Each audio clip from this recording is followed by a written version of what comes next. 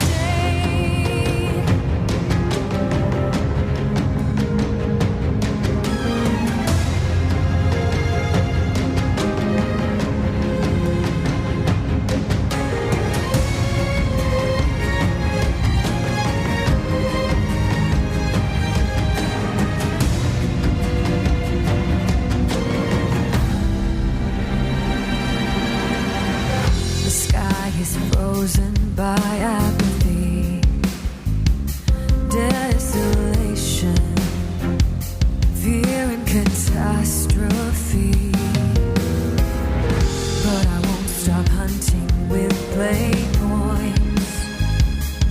This pain, a fire consuming me. So I search for you where souls go to die, keeping hope as life goes passing by. The flames of fate turn my love for you into ash.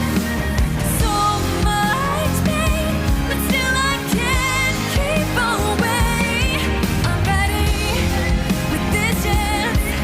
I know we'll meet again someday.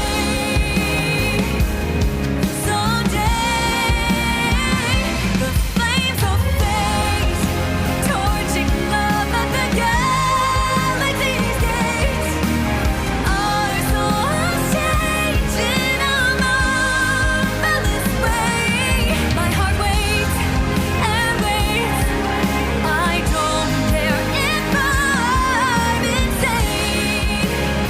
We'll meet in NARAKA someday.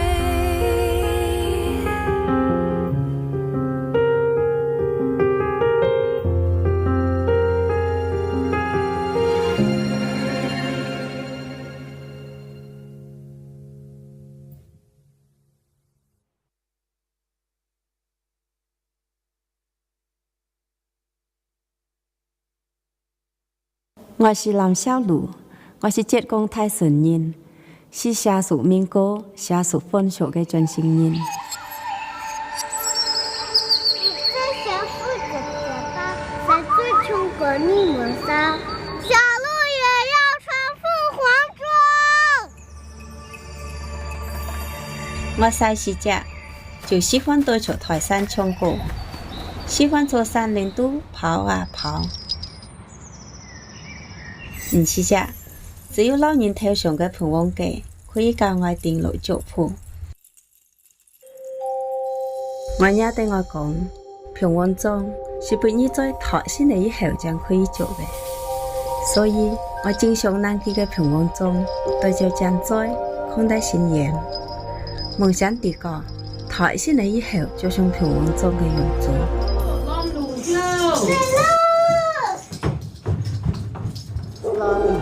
每一次一趕上早前，我都好衝着去攔路，就為了多睇幾人信仰頭上生蠔嘅法子。当时懵里懵懂的，本人出上嚟好事情嘅活大會，更是台人偉大老都唱對過，其實都是平王包容嘅人唱台，祝福嘅人自由嘅象徵。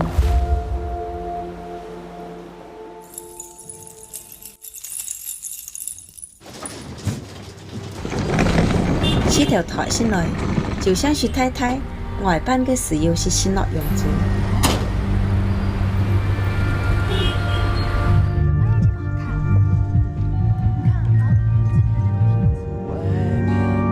天人生活也好，網絡也好，出台小時都當然唔同嘅生活，學了好多地方。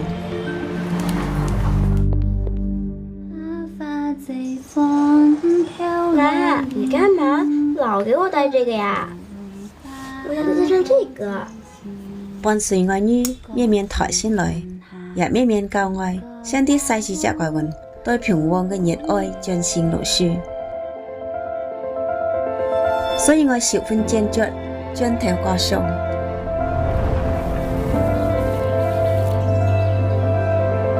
我啲怪一次當作出發。我想對啲個嘅體會當作有平旺中。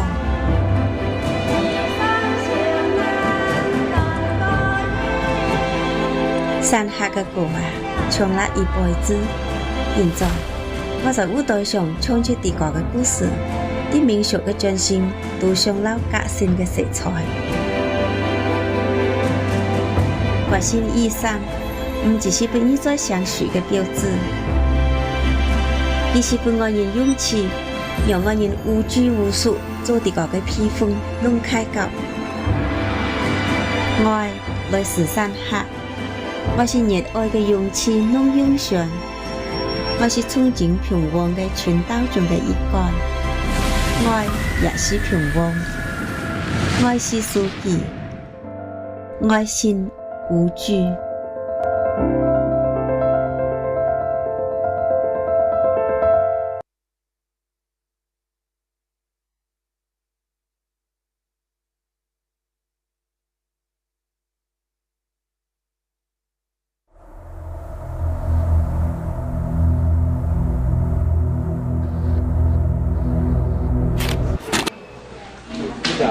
歌之前的啊，所以呢，然后呢？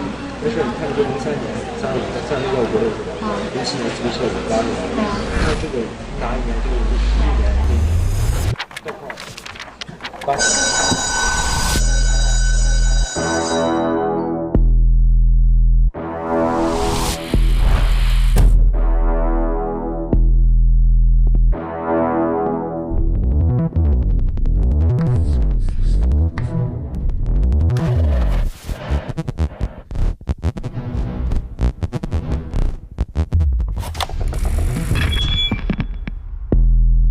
Fate. What is fate? It's about shattering the cycle, altering the rules of the game.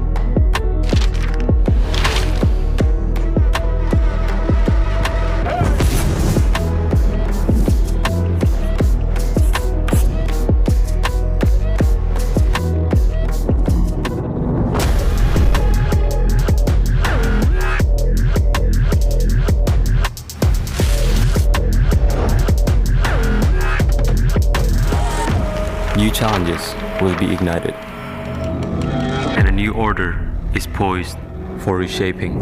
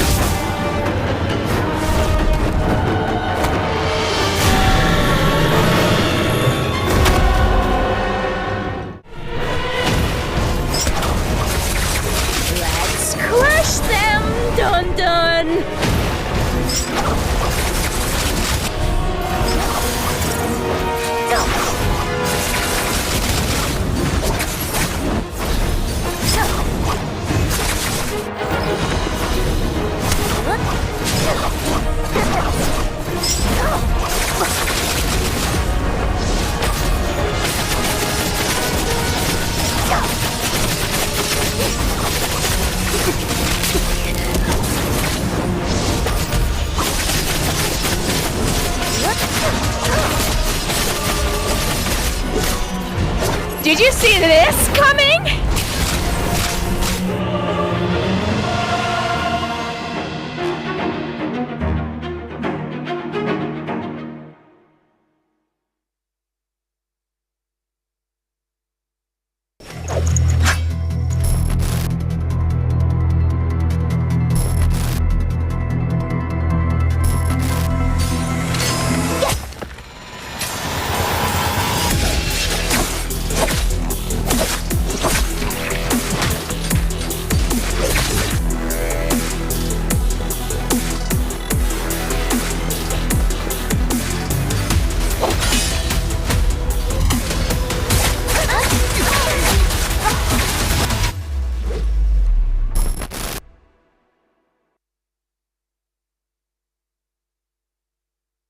我是蓝小璐，我是浙江泰顺人，是下属民歌、下属分享的专心人。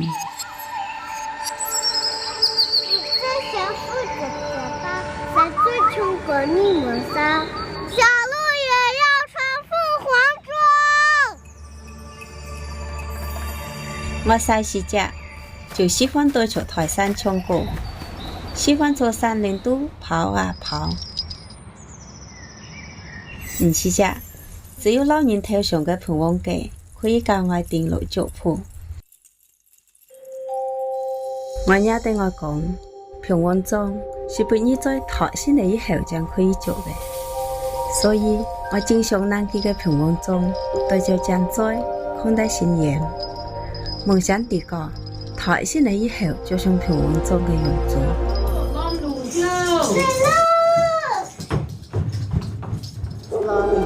每一次一趕上早前，我都好衝着去攔路，就為了多睇幾人信仰頭上生好嘅法子。當時懵裡懵懂的，本人出上嚟好事情嘅活大會，更是台人為得老都唱對歌，其實都是平安包容我人唱台，就符我人需要嘅象徵。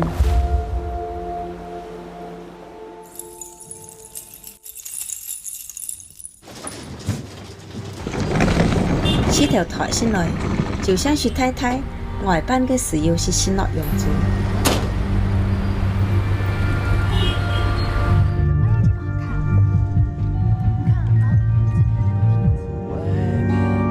體驗生活也好，網絡也好，出台小時都當然唔同嘅生活，去了好多地方。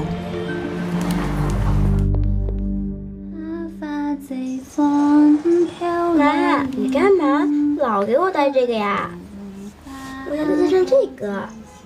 伴隨我女面面台先來，也面面教我，像啲細時隻個人對平安嘅熱愛盡心落去。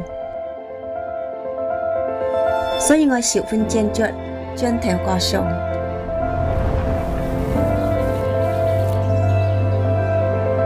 我啲過一次當作出發。我想對啲個嘅體會當作用平安裝。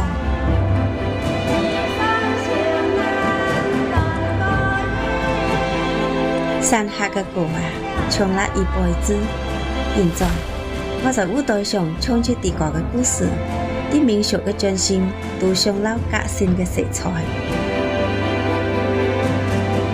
革新衣裳唔只是俾你在相處嘅標誌。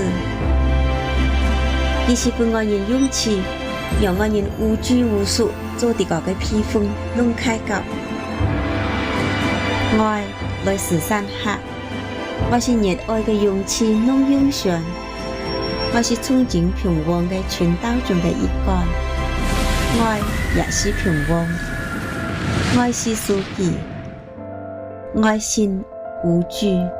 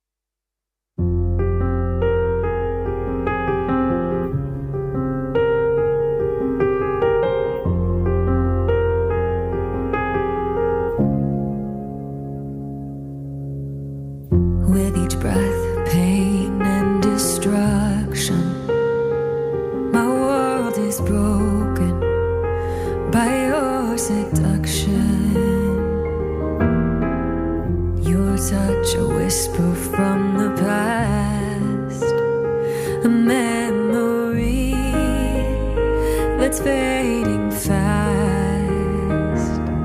So I search for you where souls go to die, keeping hope as life goes passing by. The flames of fate turn my love for you into ash. So much pain, but still I can't keep away. I'm ready with this chance. I hope we meet again someday. Someday, the flames of fate torching love at the galaxy's gate. All your souls change in a marvelous way. My heart waits and waits. I don't care if I'm insane. I know we'll meet again someday.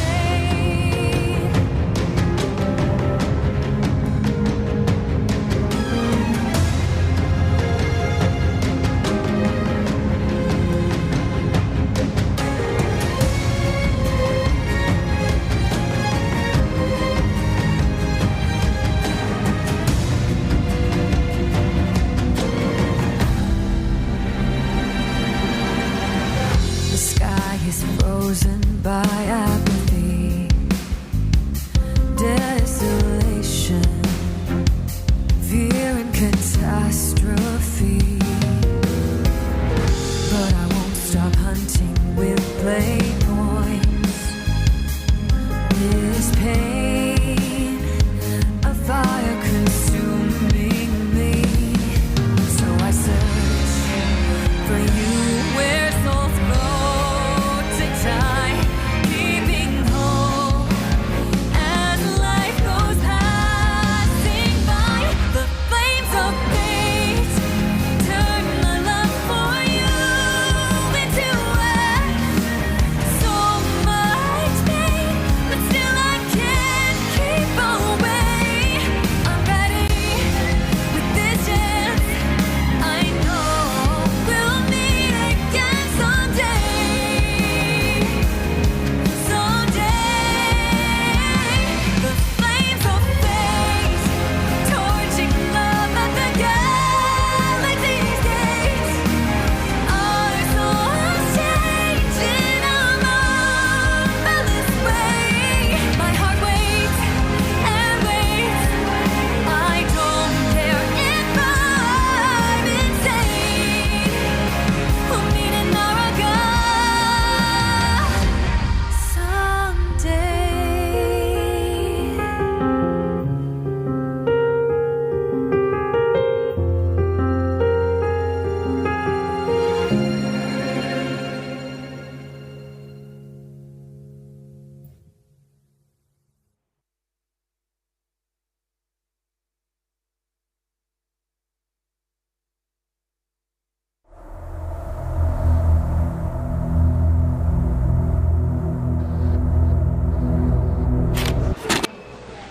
你俩任务都各自成家了，所以呢，然后呢？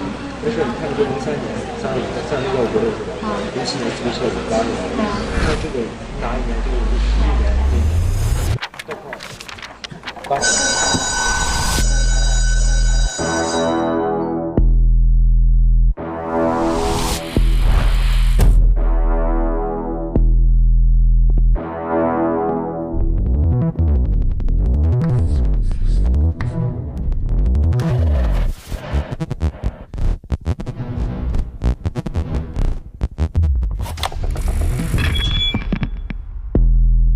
Fate. What is fate? It's about shattering the cycle, altering the rules of the game.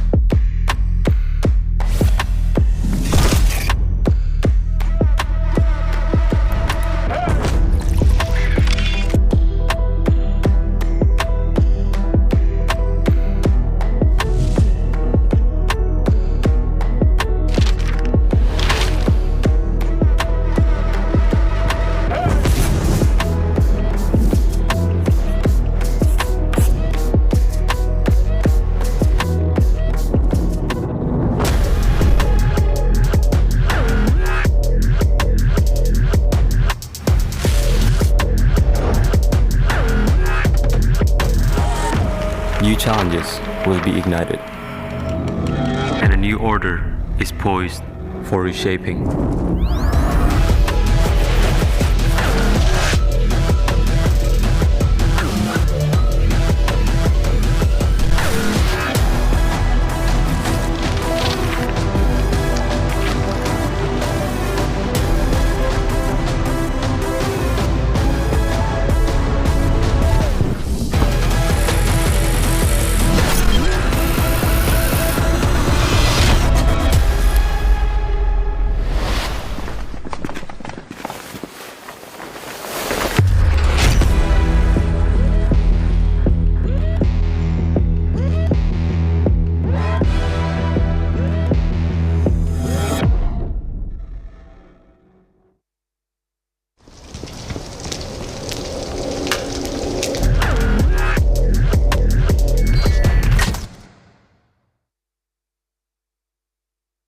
如何成为一名永劫高手？重点在于学习。我每天会花费大量的时间去研究刀法。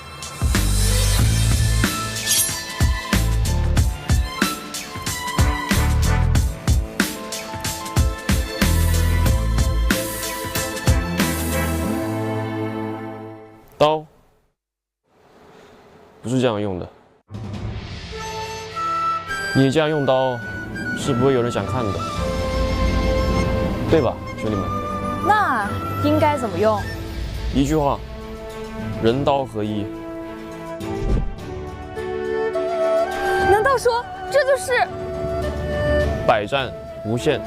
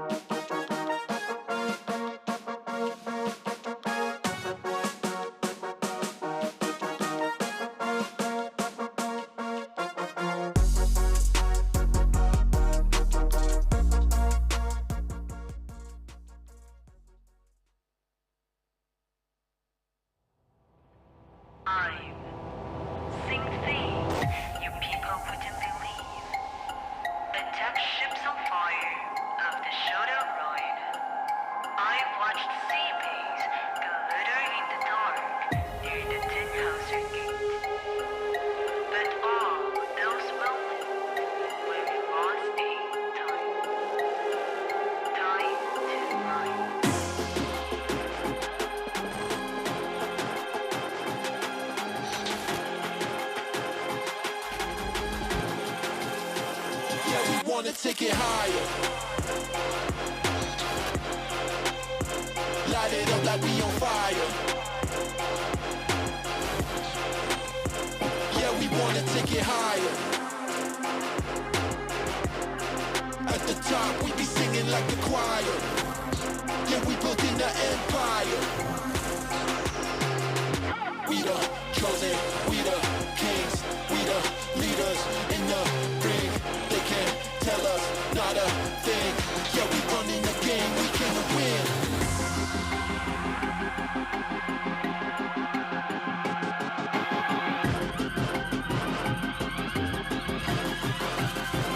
Yeah, we wanna take it higher.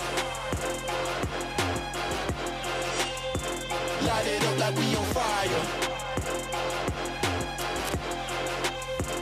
Yeah, we wanna take it higher. Yeah, we building the empire. We the chosen, we the kings, we the leaders in the ring. They can't tell us not a thing. Yeah, we running the game, we can win.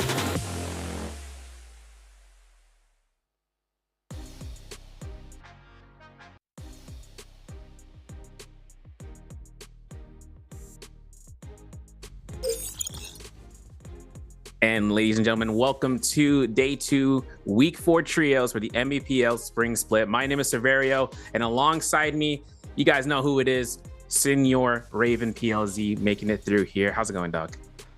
Thank you, Surf. I'm excited to be here tonight. Second day, new patch, trios, all the new compositions with the new glitch system and the money system.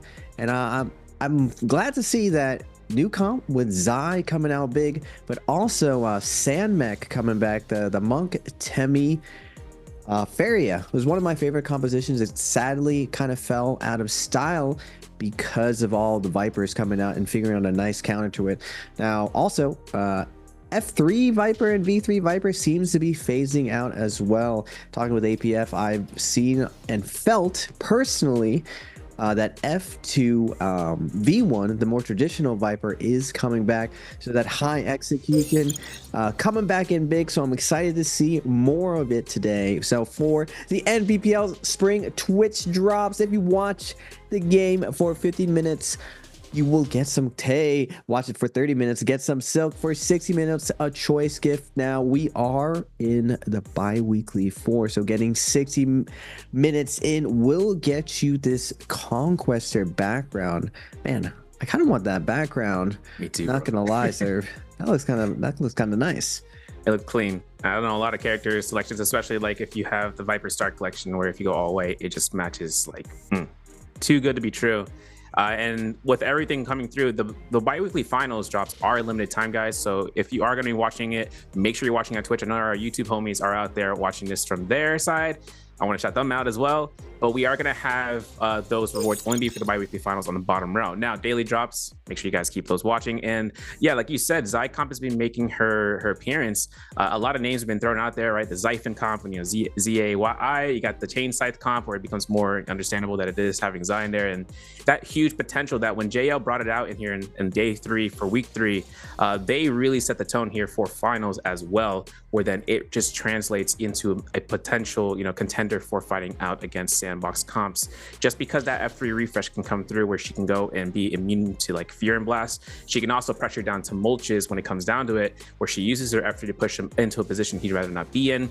Use the ultimate to come out and just rush him down if it comes down to it in part 2 Electric Boogaloo. But standings here coming from day 1 trios has us to showcase J Team didn't have that great of a chance for their day 1. They're at last place with 12 points, so or 12th place with 20 points. We have EWG into 11th, we have Bauda in 10th, BB in 9th, XCG in 7th and 6th. But we do have JDG here in 6th place, actually making it through for the top 6 so far, with Alliance's team making it into 5th, DRG making it to 4th, FPX having a great game as well for 3rd place so far, JL in 2nd, and Wolves actually being able to pick up 3 MVPs into day 1. One of those being a Transformers comp into game 5. So that should be pretty interesting how that can kind of also come to fruition with these new comps. right? There's also grants a greater synergy across if I can use this comp to counter this comp and so on and so forth. And Raven, a lot of comps come and go, and the new metas can be formatted day in, day out. Season 12 really gave an opportunity for that to come through, considering more and more players are just trying things out here and there. Yeah, and Transformers is one of those compositions that always comes back.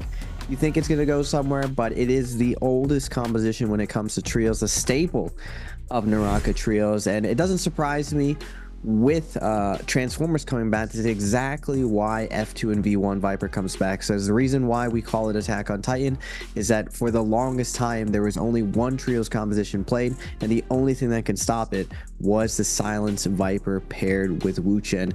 You attack these Titans as they detransform, and you manage to secure the kills, or you can find a silence on the Yushan. V3 traditionally has never been played until this current meta with Siphon running around and Cannonball running around. They were very, very vulnerable to the V3 and the bursting, but now with the new glyph system and the amount of damage reduction you're getting from going full rage with that last glyph buff, we're seeing a lot more durability and that defensive trios play coming in big. Now, we were talking about the Zai Siphon comp.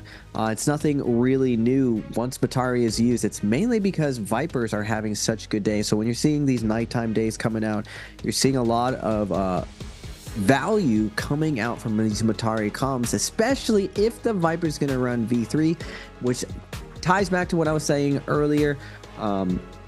V2 or F2 V1 Viper is coming back, and that very coordinated silence is going to be going on to the Yushan and Matari, because V3 is just not cutting it. You can actually reaction ultimate against the V3 Viper because the tether of that AoE silence is not instant. It does require like half a second to connect to you, and in that time, all these guys are pros, lightning fast reflexes. They're able to react to it and ult. It ends not being such a reliable way to execute someone, but we shall see. New comps are being made every single season. We have the new character around the corner, not going to be played yet, but still I'm excited to see if these guys using the new glyph systems figure something out, especially when it comes to the mixture of running rage, grapple distance, and discount. What creative things can we spot today? And I'll be spotting that energy bar, seeing just exactly how most of these pros are playing it.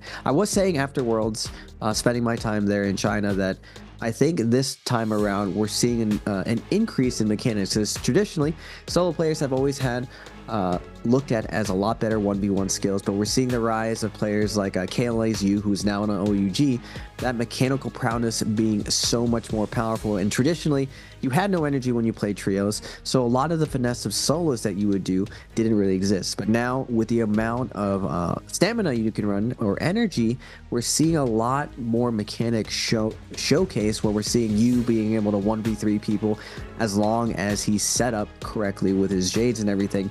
And I see that trend kind of moving forward, and teams really mastering all aspects of the game. No longer will it be a game where you can play only one mode. I really think that with the new glyph system, we're going to see a lot better fights when it comes to these trios teams.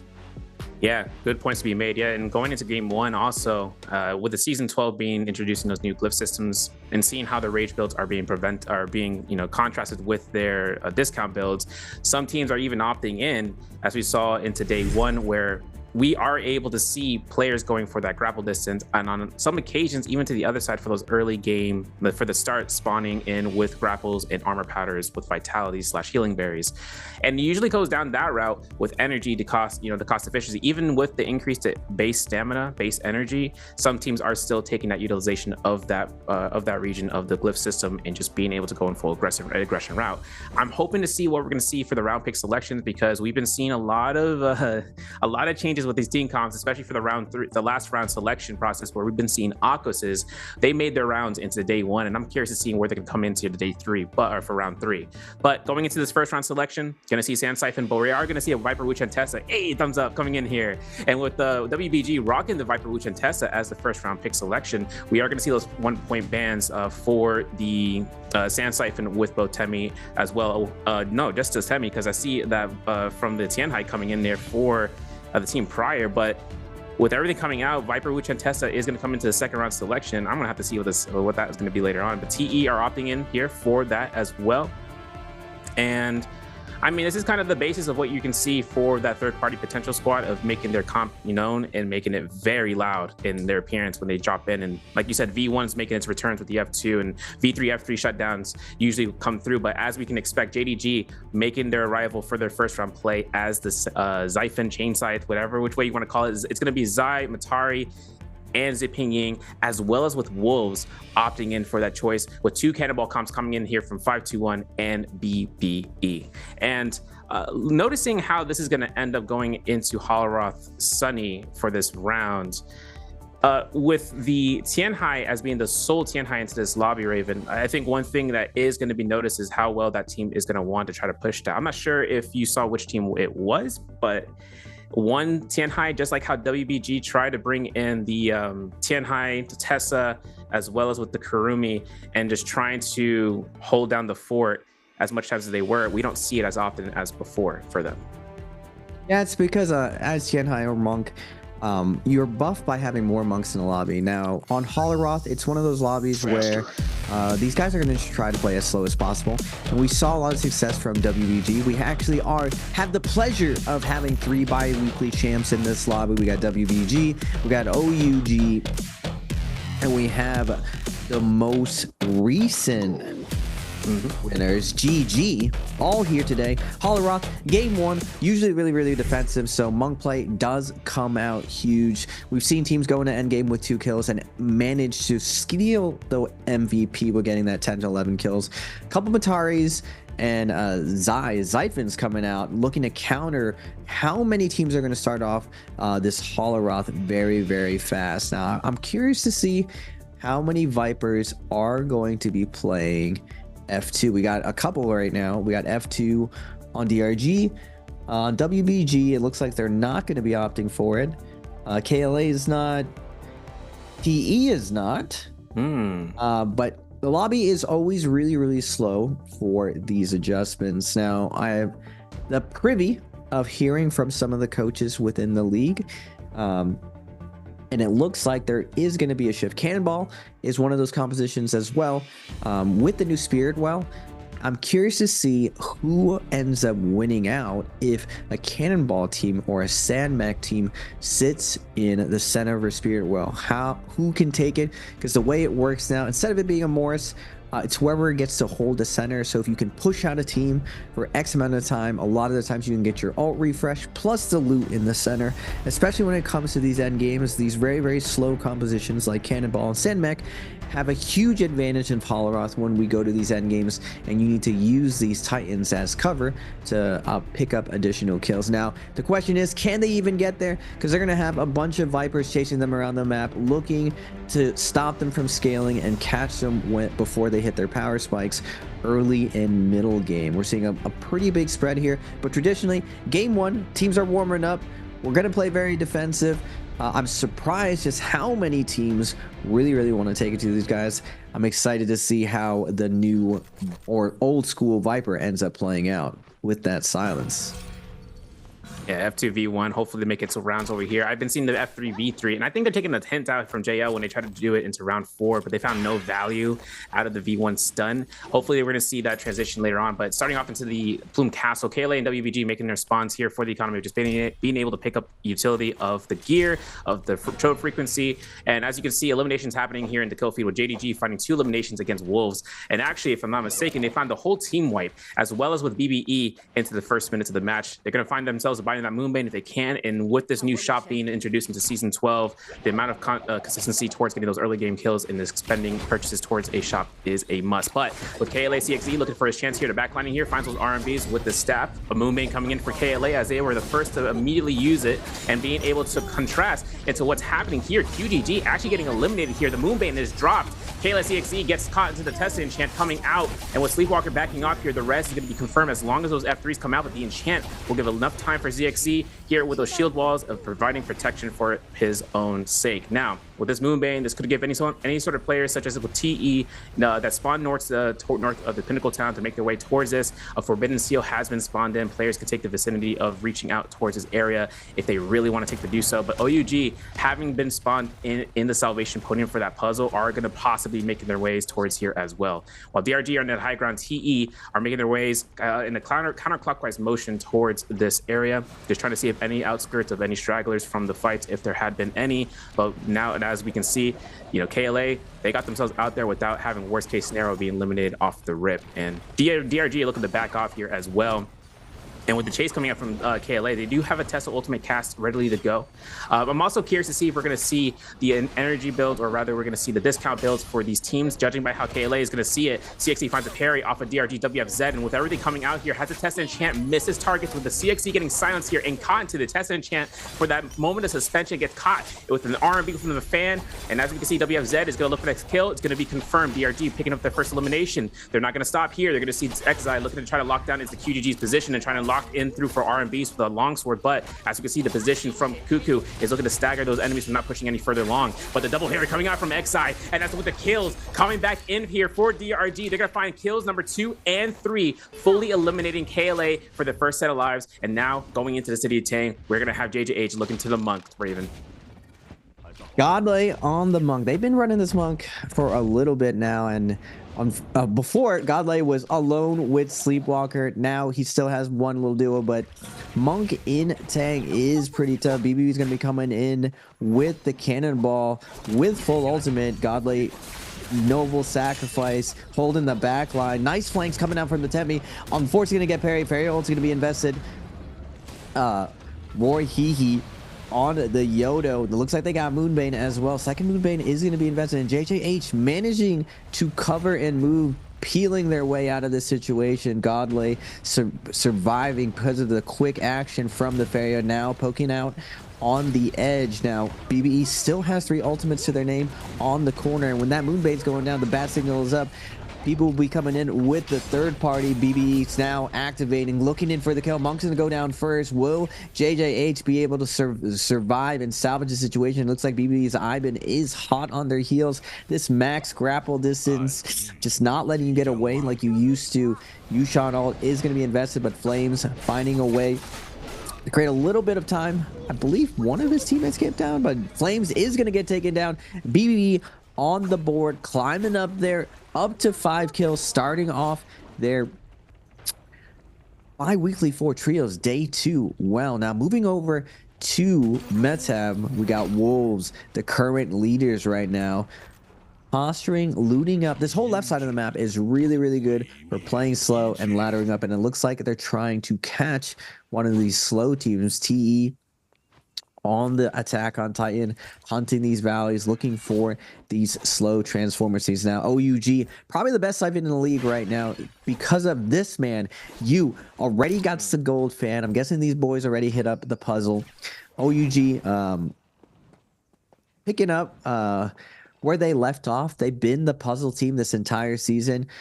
They've been contested by WBG and KLA, but if they are left to their own devices, they scale out of control just like GG. Both of these teams, just absolute macro demons. If you do not harass their loot spots, they are going to scale out of control. We got triple purple armor on GG, purple weapons on that F3 Viper. She's going to be nuking, hitting a ton.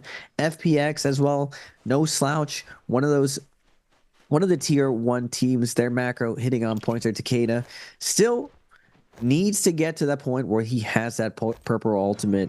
A lot of Siphon only really gets online as you buff that Takeda as the game goes on. But once that Takeda gets to that purple ult, that gold ultimate, he becomes a force to reckon with. Looks like 521's going to find a little bit to reset. I'm really excited to see this Wolves team go at it. Now, I've been not a believer of Wolves, but they've been showing a lot more consistency. Is this the season, you think, Servio, that they're going to transcend to the next level? But first, got 521 versus JDG. White armor, tough spot for 521's going to come in. It looks like JDG wants this action, wants to take this fight. See that Unique only has a white armor The Zai looking to engage onto the Yodo, looks for the F3, not able to get him, couldn't pop ultimate. Now Yodo denying all the pressure, popping her ultimate back. Nice meteor to get out of that situation. Now 5-2-1 reversing the momentum. Can they find it though? Zai's about to activate and come back in, but it looks like their four brothers. BBE is going to take advantage of this situation, seeing all the ultimates invested. Vario Mech is going to go down, trying to find a kill, but now a 3v3 unfolds. Pampy has to go into Mech, tries to ice us off. JDG doing a good job putting 5-2-1 back in the middle, and now BBE wants some blood, wants to find a kill right now. Roy Hee and the squad descending upon them, just probing for weakness, trying to find that white armor that they saw earlier, but Pampy in the Vario Mech hiding his vulnerability. Same thing with Unique on the Yushan, able to kite perfectly into the zone. The zone this early doesn't do a ton of damage. 5-2-1 making a great play here, retreating into the zone, using their white heals, and hopefully be able to break contact. It looks like JDG is going to lose their zipping, and great play from 5-2-1 to ice off that JDG pressure and use and take advantage of BBE third party. Yeah, 5-2-1 taking advantage of that terrain and just being able to use the zone to their advantage of not having any teams to want to push in was a great alternative for them instead of getting eliminated off the end, because they already lost their first set of lives. But GG's will be looking to this fight. An elimination off of FPX's Dongxing gives LXM enough chances to pick up the Soul Bloom and start building up rage consistently after he had utilized his V3 in that engagement. Now, as you can see, Dongxing is getting rezzed out here from the Kurumi, and as you can see, Zhao Hu is in the backline and trying to keep himself alive with his teammate, but Water goes down in reciprocation. 3-3-0 from GG. We're able to get caught into a third party from JJH. JJH are cleaning up shop here as Zhao Hu gets caught into that Dragon Slayer with the Neja's might and keeping everything in motion for that stone form, but it's not going to be enough when a whole team and a whole squad is ready to set up for those eliminations. JJH is finding those 3 eliminations. We do have Roman Yang brought up, and right before the Roman Yang begins, I'm hoping to see where Wolves stands, as you mentioned before, considering that they are making the season their own and having those caught out. I want to see and seeing how they perform out here for finals, because that's where that make or break is going to happen for their position, and they can introduce a lot of things. But OUG, my hero, trying to look for those micro shots of being able to hit those pistol shots and bow shots, but he's finding this R&B in midair with the F1, and a lot of action coming out from BBE. As we can see, Ivan is in a locked position inside of the semicircle where he can't shoot in or he can't shoot out, but Yu's gonna get caught out here for those cannon shots. He's not worried. He's not using his ultimate early on. He's waiting for the disengagement from the Farius Shen neck. As it gets disabled, Ivan gets to that F3 caught into the sky, and as you can see, this point of view camera coming in from you can see he's keeping eyes and ears left to right, 180 degrees perspective pretty much. And as Yu looks towards and saving this Fury Blast for in case if anything happens for his teammates, Roy Shishi is on the offensive with the Yoda Kime ult. Ivan being locked out here and being eliminated, it gives only these 2 teammates between him and Fat Milk to try to 2v3, but as you can see, Fat Milk is consolidated in a 2v1, Roy Shishi in a 1v1 against the Zai, and we're going to see, or the Zip Ping Ying, we're going to see F3 coming out from Roy Shishi as Fat Milk is caught out here and getting eliminated. Roy Shishi is the only lasting teammate for BBE into this realm. If he can catch a parry, he'll have a good chance, but the amount of pressure coming out from OUG this Roman Yang gives them a huge lead. They have already a gold fan. They're picking up another gold weapon. It's going to be a gold spear that can be converted for a staff, but considering that we've been seeing the spear having more of a prevalence inside of the trios because it's massive amount of damage, single blue focus hits in a quick 1.0 manner of fashion for that vertical, which is called the Crescent Slam. I don't know why, it's just sticking in my head. Crescent Slam can do a lot of damage for a lot of enemies, especially if you're able to confer with a Fury Blast coming in from you or Takeda in general. But we do have WBG hiding this outside of the Roman Yang. They saw OUG leave out there over by the trenches. We are going to see KLA versus JDG. 5-2-1's Pampy is by himself as CXC is looking to lock this one in, and KLA's Cuckoo is looking for those range shots. He finds out between both of his teammates. He has his angle on Ballista, gets the first set of eliminations off of Pampy, and looking to try to see if anyone is looking to backline into this position. No one's making their move so far, and as KLA are looking to get those 2 eliminations, we can see Tutty is still in soul form as the last remaining teammate. JDG's ZDI is looking to be, right behind these enemies as a whole. 5-2-1 losing one of their teammates, while ZDI is the only one left into the Zyphon comp, and they only have 3 eliminations so far. JDG's ZDI has to be making sure that once the time comes for finding out if those spirit rolls have been completed and remembering the locations to find that Reaper Charm, has to also look for buybacks for his team by that point. In the meanwhile, Wolves is making their push against KLA here. As the background comes through, BBE are in soul form outside of the Romy Yang fight, so they're looking for those engagements to cause a third party. But we can see Zem is activating the Zai ultimate here, hasn't that F3 for the reset, and with it, we're going to see QGG looking for that V3, but as you can see, the Matari is making her move. The Wu Chen is looking for the port They're going southbound, and as you can see, KLA is already in that position of being able to catch these teammates out for that third party and looking for the escape route. But BBE are close behind. A ballista shot coming in here from the back line and trying to find these teammates. F3 is initiated from Cuckoo as the Wu Chen to give some range immunity or grapples in case any sort of staggers come out from Wolves, and they are not stopping. They got White Tiger's prowess. They're looking to make sure and make it count. If they can build up that stackable buff, that would be of great value for them for the end game. And coming out from the Spirit Well is something, Raven, that, you know, like you said, with Cannonball Comp being able to take utilization of it. And I think also to the extension, one small divot is that teams who have like one remaining teammate, you know, for instances like how JDG has only one teammate, if they don't remember where that Spirit Well is, they won't be able to find that, you know, the spot, because once you complete a Spirit Well, there is no marker whatsoever left on the map. No one has vision on where that Spirit Well is. It's kind of like, hopefully, I think I remember it being here type situation, and I kind of hope if they find their opportunity, Raven, that they might remember that on the bar. I love this building for Wolves. That little spot right there, one of the first places I found to hide, but they unfortunately cannot hide from BBE. BBE wants to take this fight. They have the Yang completion, a minute 40. Roy Hee going crazy with the Dragon Slayer. Now Wolves at the mercy of this Cannonball. Matari and Zai doesn't do super well versus the Transformers. Now Wolves, Matari down to half health, but doing a great job kiting in this situation. Tough spot for the Transformers to hold someone down. Yushan doing his best to look for someone, but KLA have been on fire. Their timings have been impeccable. Their hunting paths has been wonderful. They spot out this Yang depletion situation. They're going to be able to pick out 2 of the remaining BBE members. Fat Milk is going to go down on the Yushan, and now last ditch effort. Roy Hee on the Yodo. 1 slash out, 2 slashes out, dodges the Tessa ult with the 3rd slash. Now Roy Hee, can he find that 1v3 magic in the middle of Wolves? Looks like he is just gonna be that red meat for KLA or Wolves. He chooses to feed himself over to Wolves. He is gonna go down, and now KLA has to be careful right now. Wu Chen Port is down, no Viper ult to their name. That Wolves composition is a direct counter to them. KLA backing off wisely and again scouting out, waiting, biding their time, looking for this ambush play. But Wolves spotting out their prey, spotting out their hard counter. XEM is going to activate right now, looking for the flank, finds, looking for their prio target, but it looks like Wolves is going to buy their time, seeing too many teams activating. They're going to opt out to buy a little bit, and KLA is going to go to the right, trying to get out of the middle of JJH with this third party. JJH is on the slow composition. They're not going to look for an investment here, but WBG is looking for that fight. They're going against TE. Sleepwalker is going to get taken down from Leo. Zone is pushing in, and it looks like TE is going to get the best of the second bi-weekly champs, WBG. KLA not getting away from Wolves. They are going to lose their Wu Chen and their ability to get out of the situation. And now Zai with the Meteor activating with the Zai ult, eating this attack on Titan alive. Matari still the bane of Vipers there. Yeah, no, Viper is not having a great time, especially against these Xiphon comps.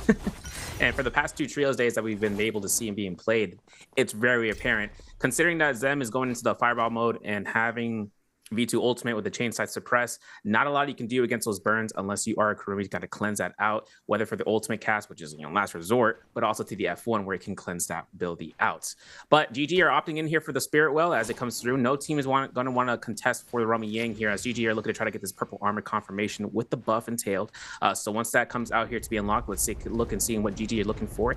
It looks like they're not wanting to accept it immediately. They want to delay it as much as possible, just to try to create some more time of value for themselves. As the Spirit Will takes time to, you know, build up, they're just waiting this one out to build up more time as it comes through. And as you can see, Romy Yang has timed out. OUG find their free victory. No one wanting to contend it. 8 eliminations for this team so far. Another gold weapon into their arsenal. And for OUG, the king, right, he's going to be able to get himself into seeing this Draco Storm as a zipping king. He's happy. Gold nunchucks are going to be picked up from this Romy Yang, as well as the Flamebringer. This is going to get Takeda super huge value for the amount of pressure that he can do, getting free burns pretty much if he switches over for that Takeda Fury and Blast, and then just being able to ensure that the enemy teammates or enemy, you know, combatants aren't ready to go for that. Now Aisha has wait, this is a V3 Wu Chen. I didn't even see this V3 Wu Chen into the build for WBG. That's I can't gonna believe be this.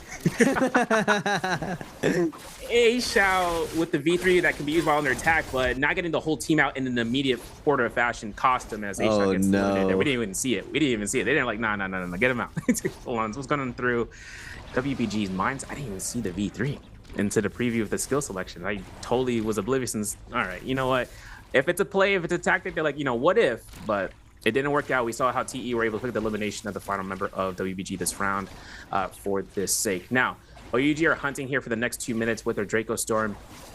TE Leo finding an elimination of a 5-1 Pompey, as with looking at OUG's U against CXZ from KLA, it looks like KLA's CXZ is the remainder of the team for themselves. Now, KLA has 3 eliminations right now. We have around approximately 7 teams to be available here for the final circle of B1 of a wild haymaker from CXZ, denying the enemy team combatants to be able to chase this one down. CXZ has 3 seconds to make this count, as the King is not the only one that's looking to try to keep this pressure on. You can see SS is ready to go ahead and launch those armies to the pole sword, and as CXZ gets eliminated, KLA, or OUG, I should say, find their 9th elimination into this round. OUG with the Draco Storm, unstoppable, just absolutely unstoppable. And again, when OUG is uncontested off spawn, they usually win this round out. Holoroth still super strong for the Takeda Siphon comp. You're just in these end games, you're able to dictate the spacing. As long as you get to that power spike and survive all of these Viper compositions. I'm surprised here that GG has been playing mainly for the loot, not for trapping. Like, we're seeing 2 different play styles work out super well. We see KLA's super heavy ambush, kill heavy play style versus GG's very slow play style on the Viper. Now, I'm curious to see how this endgame will be playing out, because all 3 phases has their super stack team. Wolves with the Zai composition, XEM having gold armor on the Zai, super buffed for this end game. Can they play it to the T just like JL does? Now, with the super durable compositions of JJH and what's their name, JJH and OUG's Siphon, I'm curious to see who comes out on top on Holoroth. We've seen JL make it work.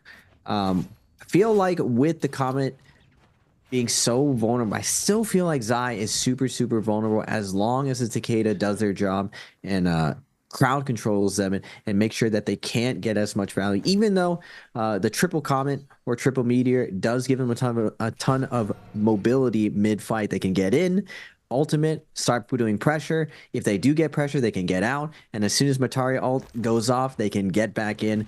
It's pretty nuts what's possible and how innovative JL has been. But it doesn't surprise me. VVV and TXJ, both part of the world champion teams. Both of them I have watched throughout my NARAKA career, because a lot of the league always looks to them to innovate and show them new things, and we're still seeing that today. Now, into this mid game, everyone's slowing down. We got that day 1. Everyone's content with how much loot they have. I really want to see this Sandmech have more success. I believe we saw them have a Holoroth MVP previously in a previous week, and we're seeing the rise of this Sandmech, the Feria, Temi, Monk, with Feria feeding their mechs to the Temi over and over. The OG cannonball strategy before TE switched that up with Yoda. Before Yoda was buff, this was the original rotation of that Feria mech, where you just build up ultimate and you just keep dumping that mech onto your teammate over and over while Feria builds her ultimate with that cannon.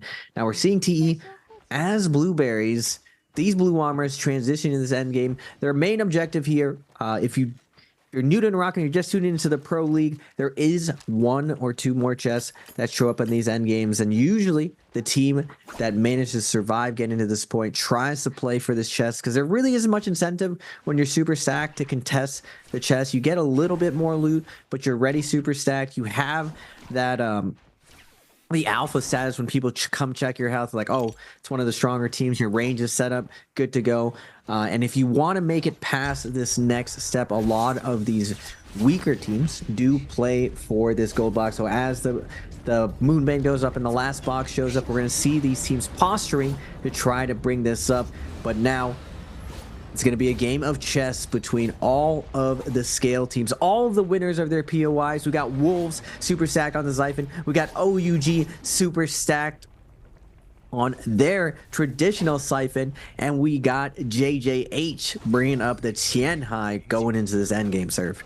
Yeah, TE actually was working their timings right. They had 40k gold on Leo, and as it came through, they waited for the timer to hit down.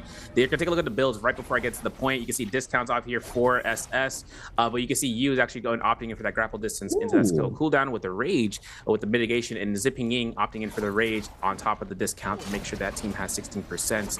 And as the point was gonna be made here, once that timer clicks down for these shops now in Season 12, we did see TE went straight towards the shop and buying out those gold armors as well as the jades that could be combined. I think I saw this from Team JJH.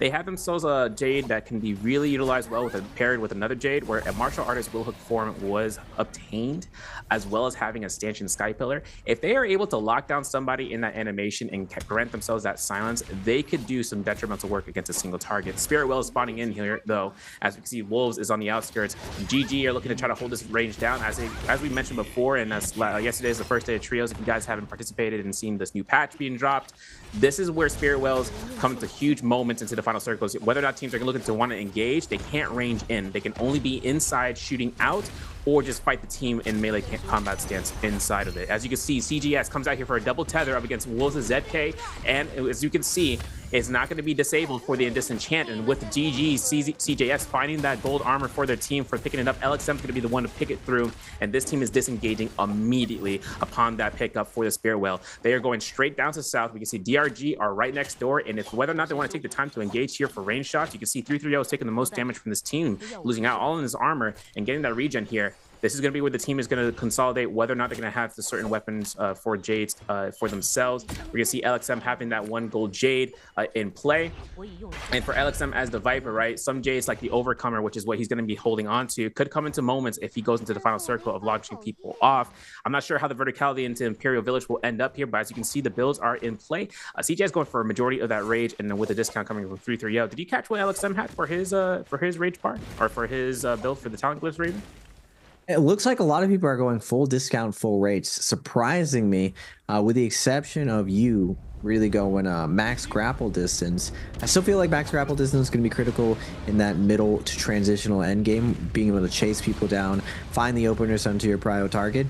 But it looks like, as I suspected, we kept this a little bit hidden on tactics, but we're seeing it right now. Everyone is going full discount. Without that discount, with how expensive everything is right now in a Mortar War, you're just not able to buy significantly anything transitioning to endgame. If you're hoping for those Jades, you're hoping for that power spike, unless your full team has max discount, it's going to be really tough times. And most of these teams, with the stamina changes, with the glyph changes, are still opting to play no stamina, go full rage, get that nice last bit of rage, 20% damage reduction on all of their ultimate. And it's still, trios is a game of ability rotations.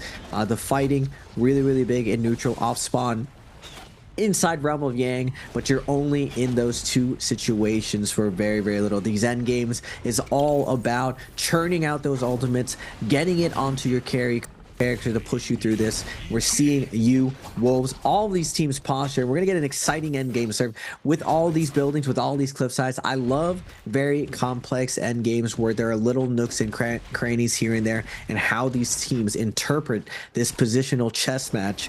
You and OUG, still one of the best to do it. I still believe the most mechanically talented team there, but Wolves has been impressing me with their challenge over there on the Spirit Well, and their ability to survive OUG's sandwich coming into play, with GG perfectly zoning them out. Wolves able to mitigate their risk and find their way into the situation. TE and with the blue armor, they managed to get Han the purple armor. They're still salvaging the situation. We'll have to see how this great Empyrean POI endgame is going to evolve, sir. I'm hoping this is not an ideal situation for Monk, but I'm going to put my bets on OUG taking this, with Takeda being very, very versatile in these endgames.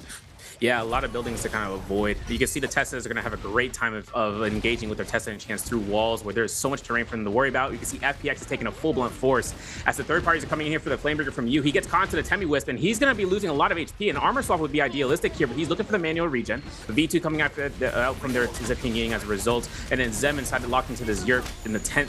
He's got to get caught into this enchant. He's got F3 available in case things get a little bit sourpuss, but no one's pushing this tent whatsoever, considering that the Zai's ultimate's active, but they're going to cannon the heck out of her.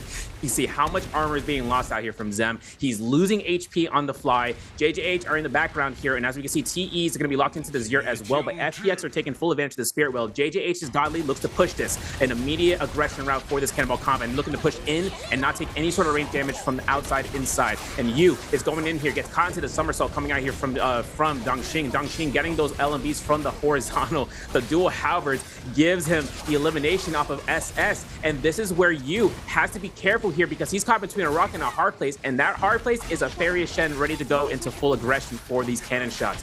Yu gets caught to the RMBs, and all these blue focuses are dealing a massive amount of damage, but he finds the opportunity moment of being able to escape here, glides over with his ability with the F1, and keeps their aggression on the moment in case anyone wants to try to push up onto that rooftop. He could just RMB with the fan, as it is not going to be, or the Hong Sword, as he lost that fan earlier from that somersault. But as Yu is looking to try to avoid these teammates, he's trying to keep himself, it's kind of weird. He's trying to hide in the plain sight as much as these players are going through, but you can see the decision making that he's making is working in his favor, keeping that type of aggression of not attacking and then finding that safe spot into that tree line. But we can see FPX is working their way into the middle of all of these tents. It's closing in. The last 2 minutes are going to be arriving. JJH's Godly having himself a cannon is going to go straight into Tian Hai. You're hoping to see where the Tian Hai happens, Raven. I'm hoping to see what Godly's got in store here. He looks for grabs, double grabs as baby. It comes out. He's looking for a lot of double grabs, and there's a whole team right here for JJH for him to look towards and making sure that his team can cause some staggers against FPX.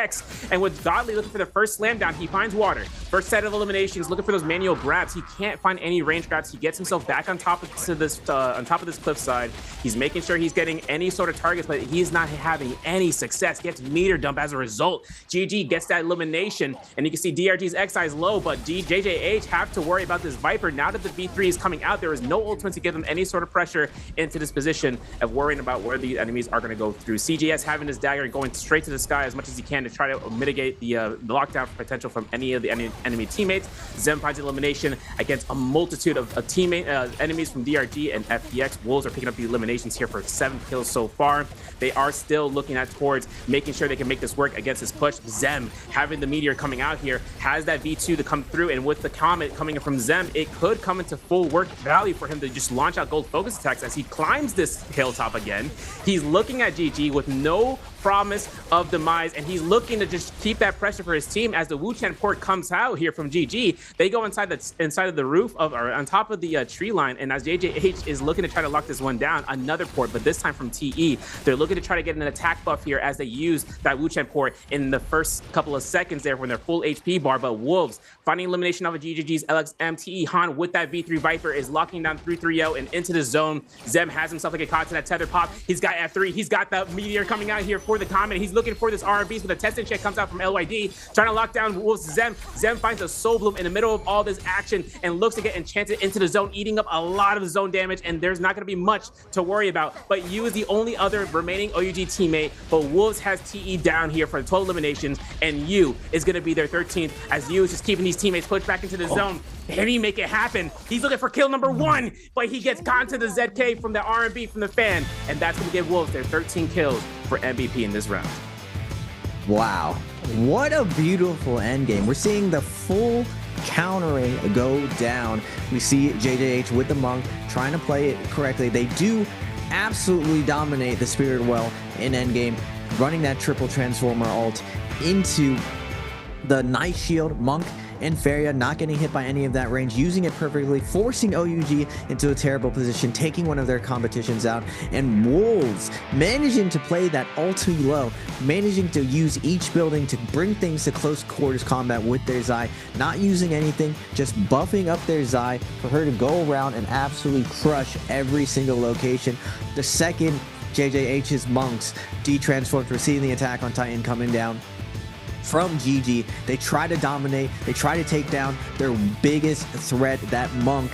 And as they do it, Wolves comes up with the countercom with Matari and Zai, forcing them off the high ground, securing the last kill. And we see a great clutch play coming out from you, being able to stall, having that max grapple distance on the Takeda. He's been super huge for OUG, clutching up those placement points with his wonderful movement, and he almost wins the 1v3 situation, forcing Wolves out over and over with his Takeda ult and that flamethrower, trying to get that last kill. But the mobility on the Zai, Wolves is able to push him out and not get clutched out in that 1v3. But beautiful stuff, everyone pushing the new meta to the absolute limits. I love seeing these complex endgame, Serve.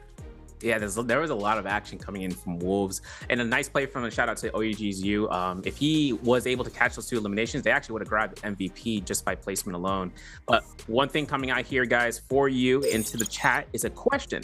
If you guys are paying attention in Twitch chat, how many kills did Team OUG get into game 1? Now, I did mention if they got those kills in the end, they would have gotten MVP, but this is for you guys to keep mention about who did they kill in the final seconds with you with that Flamebringer. Is it A8, B9, C10, or D11? Make sure you guys have your whispers open, because you are gonna get a message from the NARAKA BLADEPOINT in the Twitch chat. Like I said, I know the YouTube chat's like only the Twitch drops, but hey, you guys watching over there, I appreciate y'all.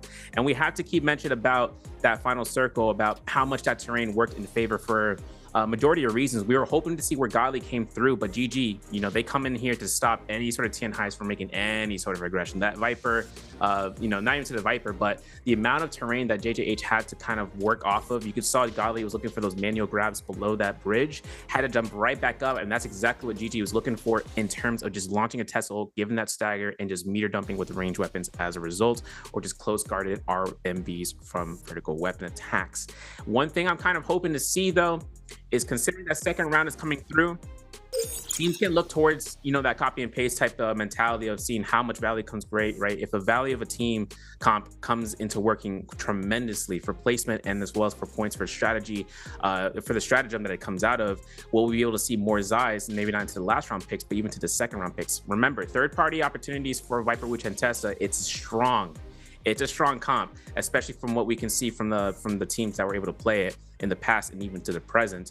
But then when you start seeing these trickled in comps to make their way through with the Xiphon into the play, I'm hoping to see, Raven, about whether or not, you know, this gives an opportunity for certain players to say, okay, but what if, you know, we were able to see about certain builds on this? Because when you see how the view was laying up the energy coming off, right? I'm curious in seeing about whether or not energy and rage comes out for discount, those beginning spawns, whether going for aggression or going for those, just going straight for those purchases for Moonbanes. But standings here for the majority of the players: Wolves catching a 22.2 game, with OUG in second place with 16.5, TE with a 12.4, and then with GG having 9.9 in fourth, we have JJH coming to 6.7. Now, interesting enough, all the teams here have points across the board. This is still some day one games for some of these teams. For instances, with WBG having this to be their day one game, and you know they had V3 Wu Chen, you know, Raven, and I'm still kind of like when I saw that from A-Shout. Oh my goodness, that was a sight to behold. And I'm not gonna lie, we've run V3 Wu Chen by accident. When you're messing around in training range, you sometimes forget, and we're seeing even the pros could make this mistake. We made this mistake during an EGL Grand Finals on our Wu Chen, and it unironically actually helped us in the realm of Yang fighting against the Transformers, just because the V1 Wu Chen doesn't give you much value. Now, I know for a fact there is no way he intentionally used that, unless there was some weird, like, flying through the portal Viper ultimate, but still, V1 almost does everything better. Now, the overall standings, WBG, the second bi-weekly winners at 2.5, but they can start off slow. You can always have one bad game. 521 at 2.7. KLA, very, very active, very aggro, finding the situations, but unfortunately not able to capitalize on that at 3.8. GG, that slow, methodical macro style, paying out for them, having a solid game one at 10 points. Now, J-Team not active on this game two, bottom of their game one, but EWG as well. Bauda not here as well. XCG not as well, but at the top six, JJH 54.2 with the Monk. Alliance is not here, but FPX is here today. Starting off a little bit slow with a 3.4. DRG 6.5. Solid game. But Wolves is really who's howling at the moon with all of their points and their Zai composition. We saw in this endgame the building play, the close quarter combat being so important. OUG trying to play that traditional height, normally height being one of the best positions, but in that Empyrean endgame, that was one of my first pro league endgames I've seen in Imperium. The buildings and the complexity of the fences end up paying off and cut off a ton of angles. Plus, with the new Spirit Well and the Monk being able to go in there, not pulling on any distractions, it looked like the key to victory in that endgame was holding a building, was denying some of the angles of this. And we're seeing Wolves with the F3 coming in flying, deleting one of their counter comps. And again, Wolves waiting for the exact time Attack on Titan goes in and activates, and Wolves just dominates this ultimate low, picking off all these weaker teams, just feeding this Zai non-stop ultimates. Now going to this last little, we see Yu's heroic play trying to clutch this out, but again, Zai with the mediator, that mobility, able to hold him down. If he doesn't get that chain off, there's a good chance that Yu is able to pick up that 3-piece. Nice play coming out from the Zai from Wolves. The meteor coming in clutch, flying in, gold F, burn damage, especially in that heal off situation where the zone is doing so much damage. That meteor is going to get massive value. XEM with almost 20k damage, a lot of that damage coming from his ultimate and his skills. 7k. Good googly mooglies. You just see how much value my man is squeezing out of that F3, that initial F3, the refresh off the ultimate and the refresh off the Matari ultimate makes Zai a bursting character. Really, really cool in 2024 NARAKA that we're seeing this type of tech come out and prevailing, and it's such like a set meta. We haven't seen much shakeup. Usually we've seen like 1 or 2 differences, but bringing out the Matari and the origins of the Siphon comp with zipping, buffing Zai instead of Takeda. Really, really cool stuff from Wolves. JL was first to do it, and now Wolves following suit, able to pull it off themselves. So it looks like this composition is here to stay, Surf. Yeah, and I think another thing to keep in mind about with that comp, right, is that we're looking at Zai, and you're looking at the stats of how that kind of streamline between the skill and the ultimate chain size. But one other thing about that is it also helps the ping, right? The skill reset off of an F1 zipping in, giving a burst heal and that damage mitigation for one of your teammates, and an immediate ultimate V3 coming in from Atari to give the zipping in another F refresh on top of that, can give someone so much sustain if they're locked in a position of being caught out, that if the Matari finds the opportunity to ulting, it could give them the salvation moment, especially for Zai, who, even though she doesn't have like a true combo breaker as her F3 comes through, she does have that invulnerability state to be giving her much value if just catching someone in. It does have its values of being a massive damage drop that happens onto the enemy when you hit it and giving them the burn. But one other thing is that you can see even in the replays, Yu had he's very attributed to seeing those eyes, and now he's just looking for those dodges, because once you miss that F3, if you don't hit the ground at an angled slope, you can just start gliding away.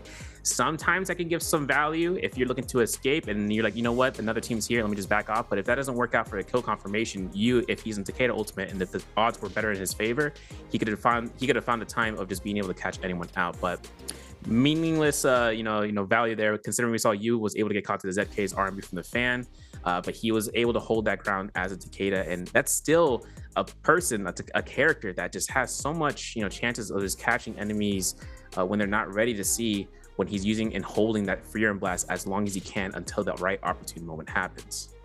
So yeah, and Yu is easily has some of the best vision when it comes to controlling on that Takeda. Putting out those Fear and Shoves over and over is basically a V2 Viper. Every single time it goes out, it's around 2 seconds that you're staggered, and it takes up such a wide area that most Takedas that you see, they think about it as like, oh, we just want to do damage, we want to shove and get our folks to attack off. While Yu, on the other hand, does his job as far as crowd controlling the other Takeda, and crowd controls the entire other team, usually doing 2 fights at the same time. He's fighting for his teammates, and he's winning the Takeda mirror matchup, absolutely destroying the mirror matchup, just creating so much value for his team. And even when his team loses his 10-minute, he still manages to survive all the different houses, all the different trios, and maneuver using his great movement. And that I discovered you way back when he was playing KLA. KLA had the best Viper composition, and it was really on the back of the fact of how dynamic you was. Now, traditionally, people think of Wu Chen as a support character, but actually in Attack on Titan, he's part of the front line, and he plays one of the hardest roles because he can never get silenced, and he has to use his gold offensively to create the angles for his teams.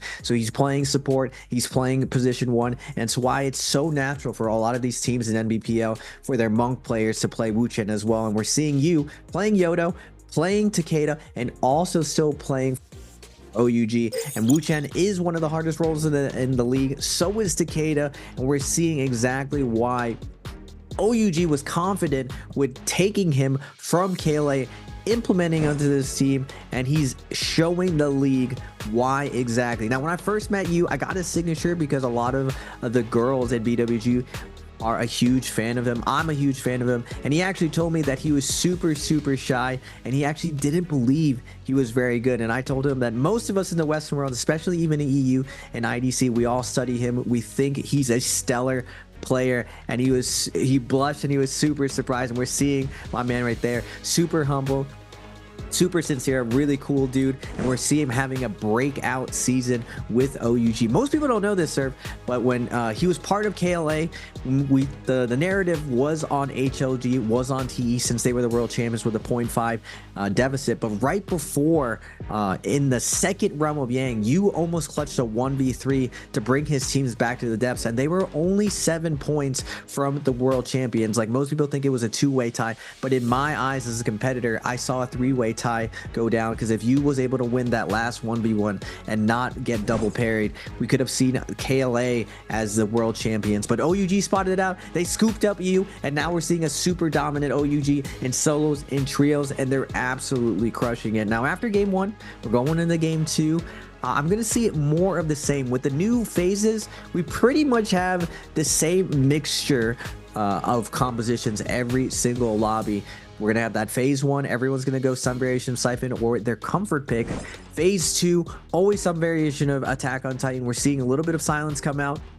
Not seeing as much, only one team running it this time around. And then that third group, the Cannonball coming up, that slow composition, that slow macro style coming up.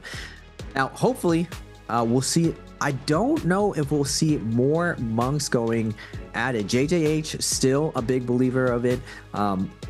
The great thing about playing monk composition, as we saw, JJH is able to sit on the outside and play for this Spirit Worlds, but something that most people don't consider is how powerful Viper is at challenging those situations, because technically, if the team gets there and you all in that situation, they still have a get out of free card with that Wu Chen port, and you still have to try to get close to them and close the distance. With the shield denying all range attacks, they can get a little bit of advantage, and V3 deny your ultimates and possibly still get it. So GG doing some interesting stuff, playing the Viper composition, but not playing it fast, not playing for those mid-game assassination plays for the Yang depletion, but instead playing that slow methodical play that GG is known for, and it's why they are still a staple in the league. You cannot stop them from looting. You will always see them in these end games, and they are one of the best teams at positioning in these end games. Yeah, fantastic points all around. I mean, GG, like last week's champions for the week 3 finals, and just being able to catch it through. We saw how well they were able to, garnish the economy throughout their play style for that round. But they're now under round 1 selection process. Obviously, we've been seeing the Siphon comp between the Sandbox and whatnot, between Kurumi or to the Zipping Ying to make its rounds here. If GG's going to opt in for that route, I'm hoping to see where it stands. I'm hyping to see whether or not 330 is going to be doing some shenanigans off that end, or as well as with CJS. But we do have to see what these round selections are going to be met out for. I'm curious to see if OUG is going to bring Shayo back. They tried to do it once. It didn't have rare. They brought it once. They brought it twice. Not great opportunities for it to shine. But like you said, like they can be really great. Like they can take the mantle, like how TE and JL are innovators. And this is the DRG comp that I was trying to make mention before, but they're rocking this as a first round selection into the Akos, Justina, Weishan picks. DRG are utilizing this again. They did this yesterday for day 1, and they're bringing it through here for this round. Did they do well on day 1? They got second place, 17.9 points into round 3 in Hall Rock. So they rocked that comp. They're rocking it here as a first round selection. And you can see the Siphon comps between KLA, TE, and whatnot. But BBE opting in for the Siphon with Kurumi. We can see JDG locking in what seems to be the Viper Witch and Tessa as it comes through as well with the 5-2-1. I'm looking at it. But Wolves is still holding their ground. I'm thinking, I'm contemplating, I'm going to make a thesis about it. Wolves is still trying to think about whether or not they're going to be picking out here for a Siphon. But no, they're going for the traditional Transformer comp as it is in Holoroth for today.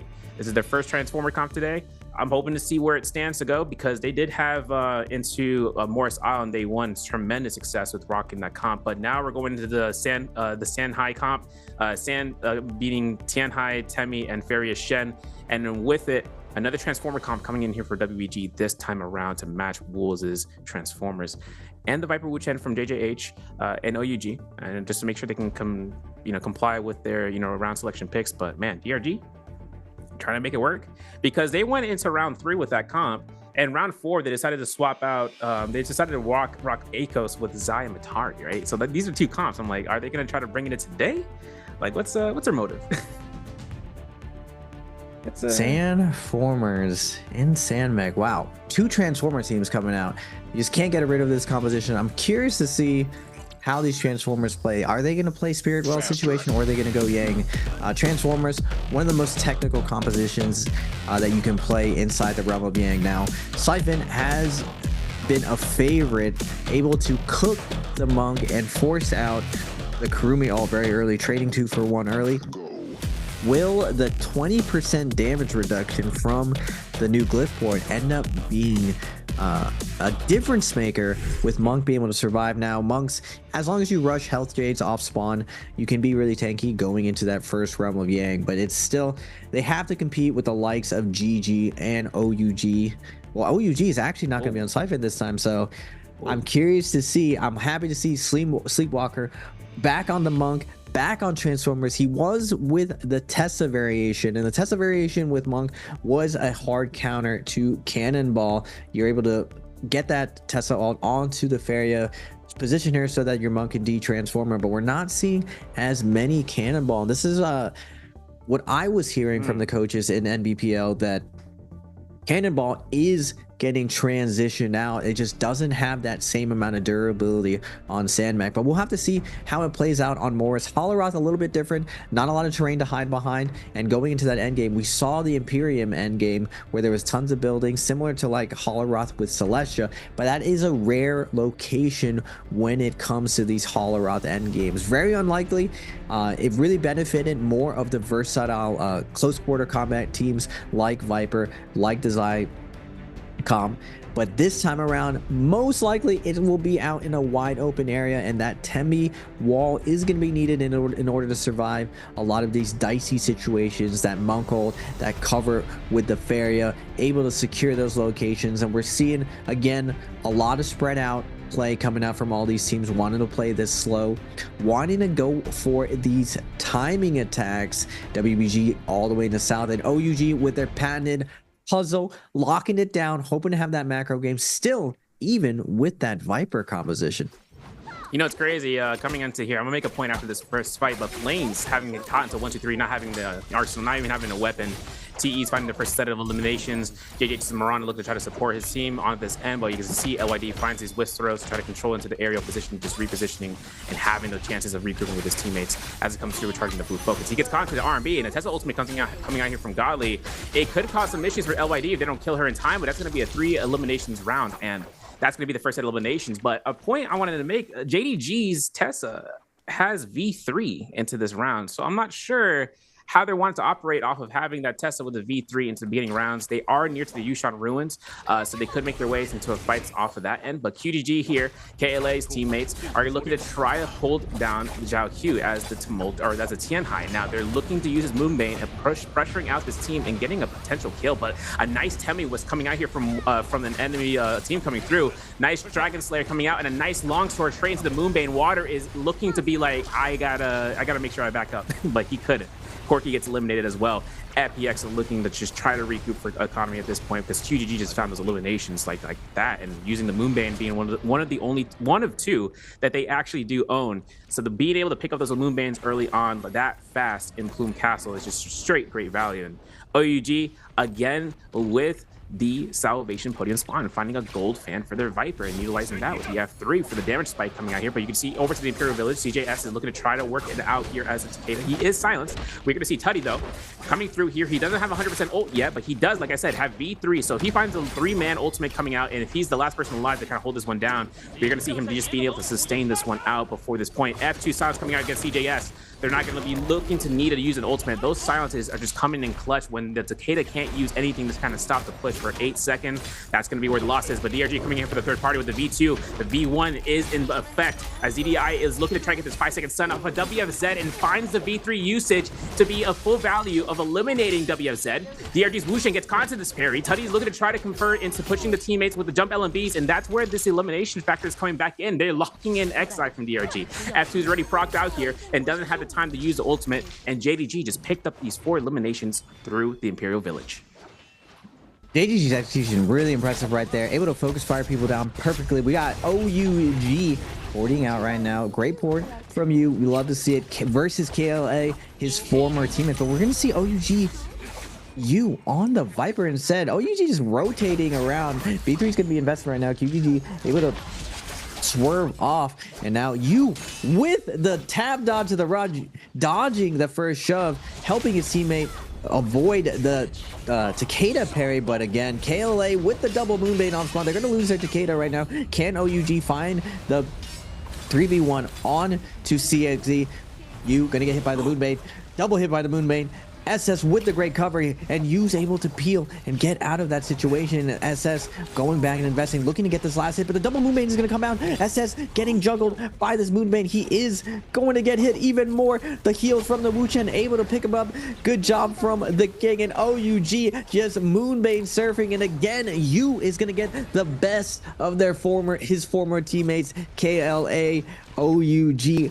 Oh my goodness, I can't believe every single time I look at these guys, they're rotating around their positions all the time, trying to find the best position for you.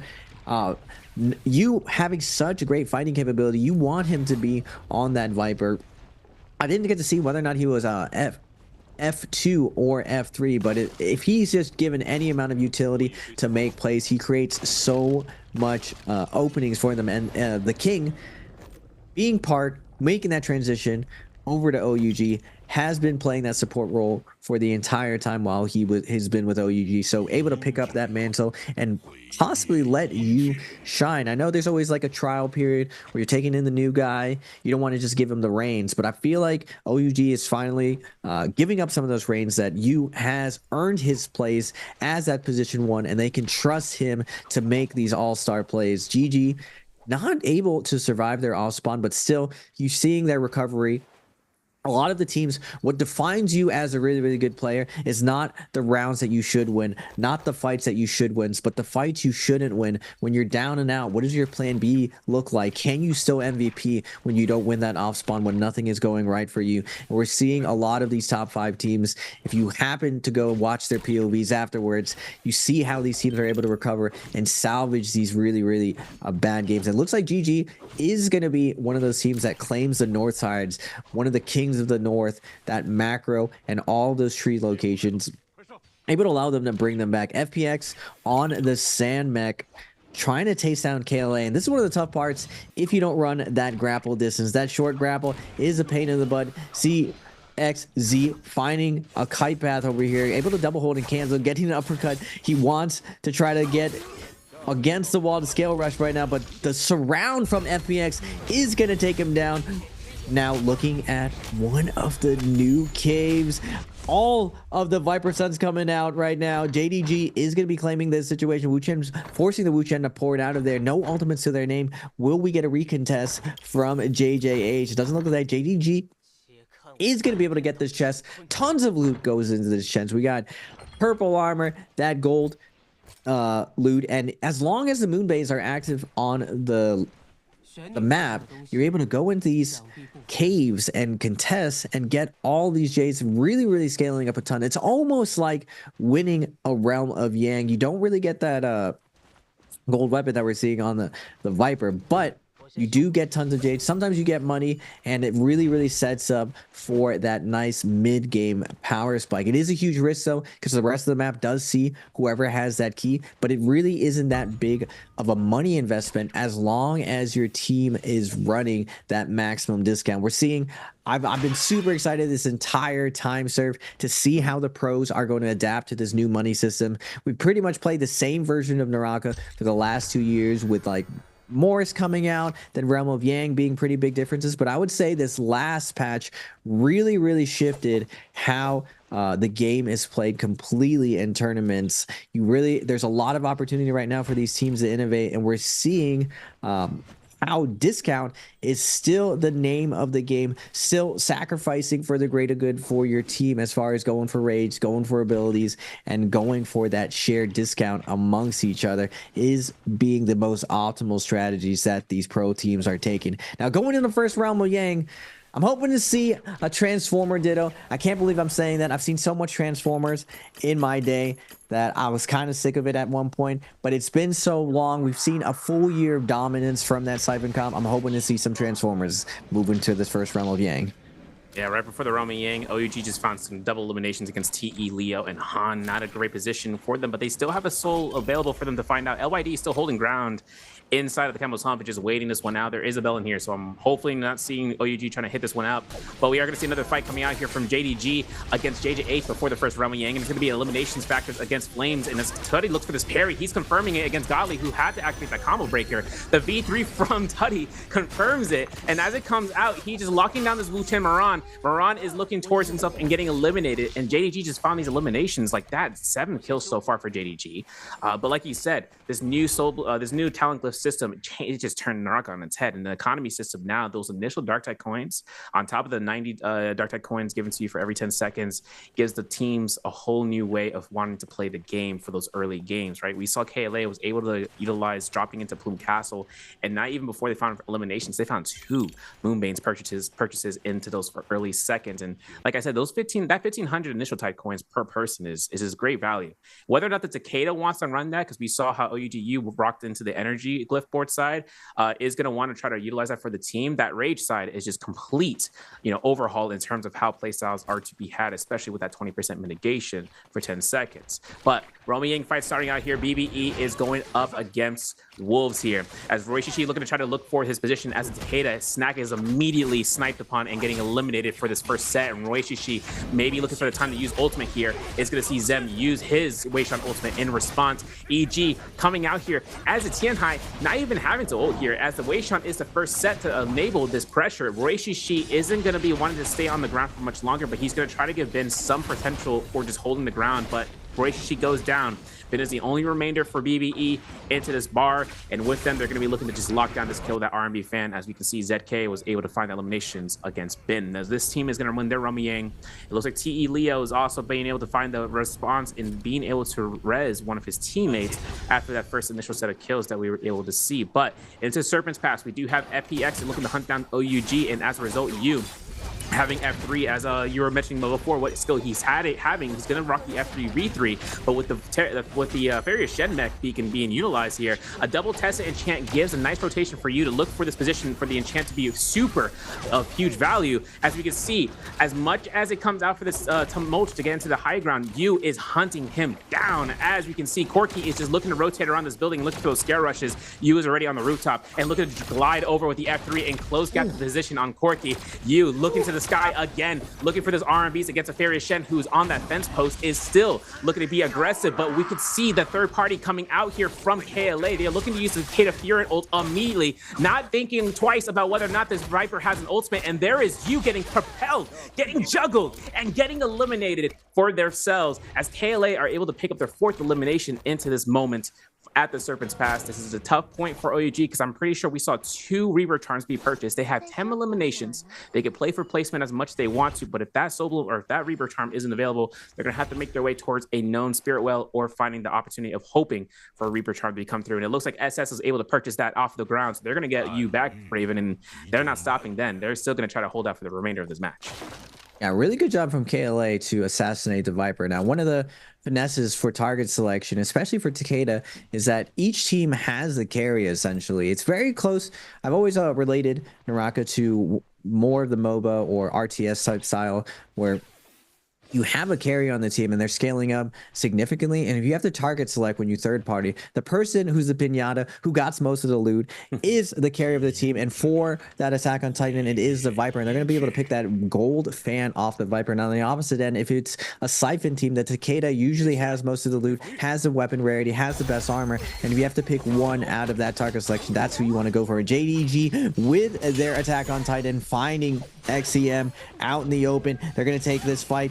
ZDI with the silence, denying any type of counterplay. Great silence coming out, and the Monk going down as well. Transformers, a victim to the Attack on Titan. It's still happening to this day. 2 years later, Vipers are still finding those kicks, finding those silences, denying any of those transformations from coming out. Now we got WBG versus 521. Sleepwalker on the Monk, one of the GOAT monks of the league. Can he make this happen? They do have res after this. Tesla ult's gonna come out. Sleepwalker able to pop his ultimate in order to iframe it. Is the double grass coming out? Windwall coming out from 521. Good job from them, but Monk coming in hot with the new slam, trying to find the hit. Grumio is gonna be invested. We're all in, baby. Can we find a double grab right now? Pampy is going to get grabbed down to 1 HP. Wuchen port is going to come out. Great port coming out from their Wuchen, going into zone, but Sleepwalker hot on their heels. WBG has the momentum right now. Are they going to take this fight?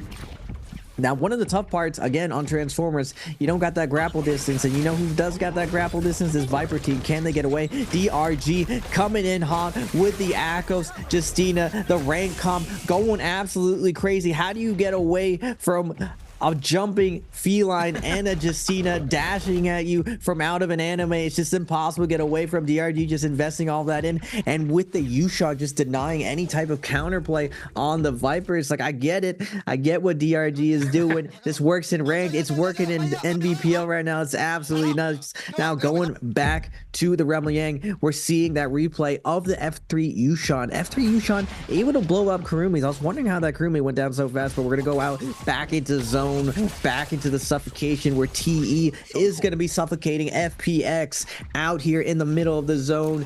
Yeah, zone corruption is popping off right now. We're going to get to max right now. Han has to be careful. TE has to be careful, but Kurumi, one of the best zone fighting characters in the game, especially with the tether chains on the F3 healing both out. Looks like FPX is going to find the rest. Water going back, picking up the Temi to continue on to fight another day. He is going to be going down right now, and the leapfrog of rezzing your teammates back and forth, going back to the zone. 25 people alive serve going into this second realm of Yang. And now with the Soul Bloom changes, we're now finally, the patch is updated. No one can have this insurance plan where they can find a kill off on the edge, keep that Soul Bloom ready just in case you lose Realm of Yang. Now you're all in, baby. All the teams who go into Realm of Yang, they believe they are the better team. They believe fortune favors the bold. And now with risk, or with the reward of Yang, there comes great risk now. So we're seeing a lot of the strongest teams really establish themselves that, yeah, we were going Yang before, we're still going to be going. And a lot of the other teams who were just going to Yang, if they had a good off spawn, are now deciding to back off. We're seeing more teams skip that second Realm of Yang, and teams getting this freebie. Wolves getting a nice freebie inside the Realm of Yang on their Transformers. They're gonna be able to scale up significantly, and everyone on these Transformer teams, you get a gold weapon in the Yushan's hands, you get a gold weapon in the Monk's hands, they're gonna be doing the damage. When you do damage, that's how you get kills served, that's how you take these games down. And it doesn't surprise me that Wolves is doing super well considering how much damage they're doing. Wolves is doing some good work in getting that Realm Yang for free, but FPX is making the decision making of being almost a whole kilometer away from the zone, of going for these back-to-back reses. Weakness escalations kicking in. There's 500 meters before Corki can make it to the zone. I say it's for the next zone, but Zhao Q has been rotating, Water's been rotating for these reses, and it's just back-to-back of just holding on to position. They can make endgame work, that'd be great. But look at this. Everybody's in the vicinity of this area by this point, that if Corki wants to get engaging, he's not going to want it, and they are not going to let it happen. The moment that he was spotted, OUG find their elimination for number 11. Now, coming off of this end, FPX is working through this position. You mentioned 27 people or 20 players plus alive. 27 are now left into this lobby, into after post Realm of Yang 2. Spirit Well might be still on the board for some teams if they had the opportunity of picking it up, but we know that we see Wolves here with that Mystic Might buff. We're going to see that hunt down comp coming into fruition. But DRG against JDG. Akko's Wei Shan Feria Shen versus JDG's option of using the F2 V1 for Viper and the F1 V3 for the Tessa. This is a very interesting setup between both of these enemies. Of course, we know that we could see 10 kills eliminations for JDG. DRG were able to utilize it. You said you saw the vision, right, when it came through the Akos with the Justina of how well vision. I see a vision. It's working. It's working. The V2 pounce or the V2 for Akos for free freeze, optimal. And of course, WFZ has this gold Hong sword, so the amount of healing and damage he's going to get done, especially for that one single jump, gets purple focus. Second jump, gold focus. That type of pressure can also, funnily enough, if they go up against a Takeda comp, right? F1 comes up from Takeda, the purple focus can stagger Takeda with the, if Takeda's looking to hold blue focuses, that's where Akos can really shine. You can see WZ dropping in here, as we can see the Wushin is actually caught into that Tessa enchant with a V3 from the Tutty, but we can see a V3 coming in from the back line, and with a third party coming out here from 521, trying to locate a target to hold on to. WFZ is just rocking around the Christmas tree, and XI is looking to try to be in a position to use the Destino ult and get the double freeze, and is able to regroup with his team. But looking at how much HP he's looking to use and picking up finding an armor, ZDI is looking at just trying to lock this one down. ZDI gets the eliminations. XI is down. JDG having to go ahead and find the soul for the Tessa for this next fight, but we can see KLA finding eliminations for 2 rounders of TEs, Han, and Leo, and we're still looking towards attempting to LYT is inside the bush, but it looks like Cuckoo is not letting this one up and finds him as they are hunting down for the remaining teammate. The F1's available for LYD, but the F1, the zone, is not going to be enough to keep himself alive, and with that, KLA find themselves at 7 eliminations for this round so far. And with them going back into the zone, this is where the zone corruption starts to kick in a little bit more often. They're over by the Ice Shard Lake, but a majority of the fights are happening to the west side of Plume Castle and into the eastern side. So for them to get into the northern side and rushing down from the quarry, it could be a great opportunity for them to hit the shop. They have an immense amount of gold here for the shop, and just being able to pick up any gold weapons or any gold jades, as well as the armor for themselves once the timer reaches that point. But their jades right now are a purple rarity. They're still rocking this through. They have a Juggernaut on CXZ, so as it kind of stands, if he's able to catch, eliminations on the board, he's just able to deal out the damage with those dual blades that he's got on standby with the V2 Raven. And I mean, KLA is having 7 eliminations so far. We still have around 20 plus players still left on the board. A replay coming out here from KLA as they are in the zone against TE. This is how we saw TE got eliminated into those first fights.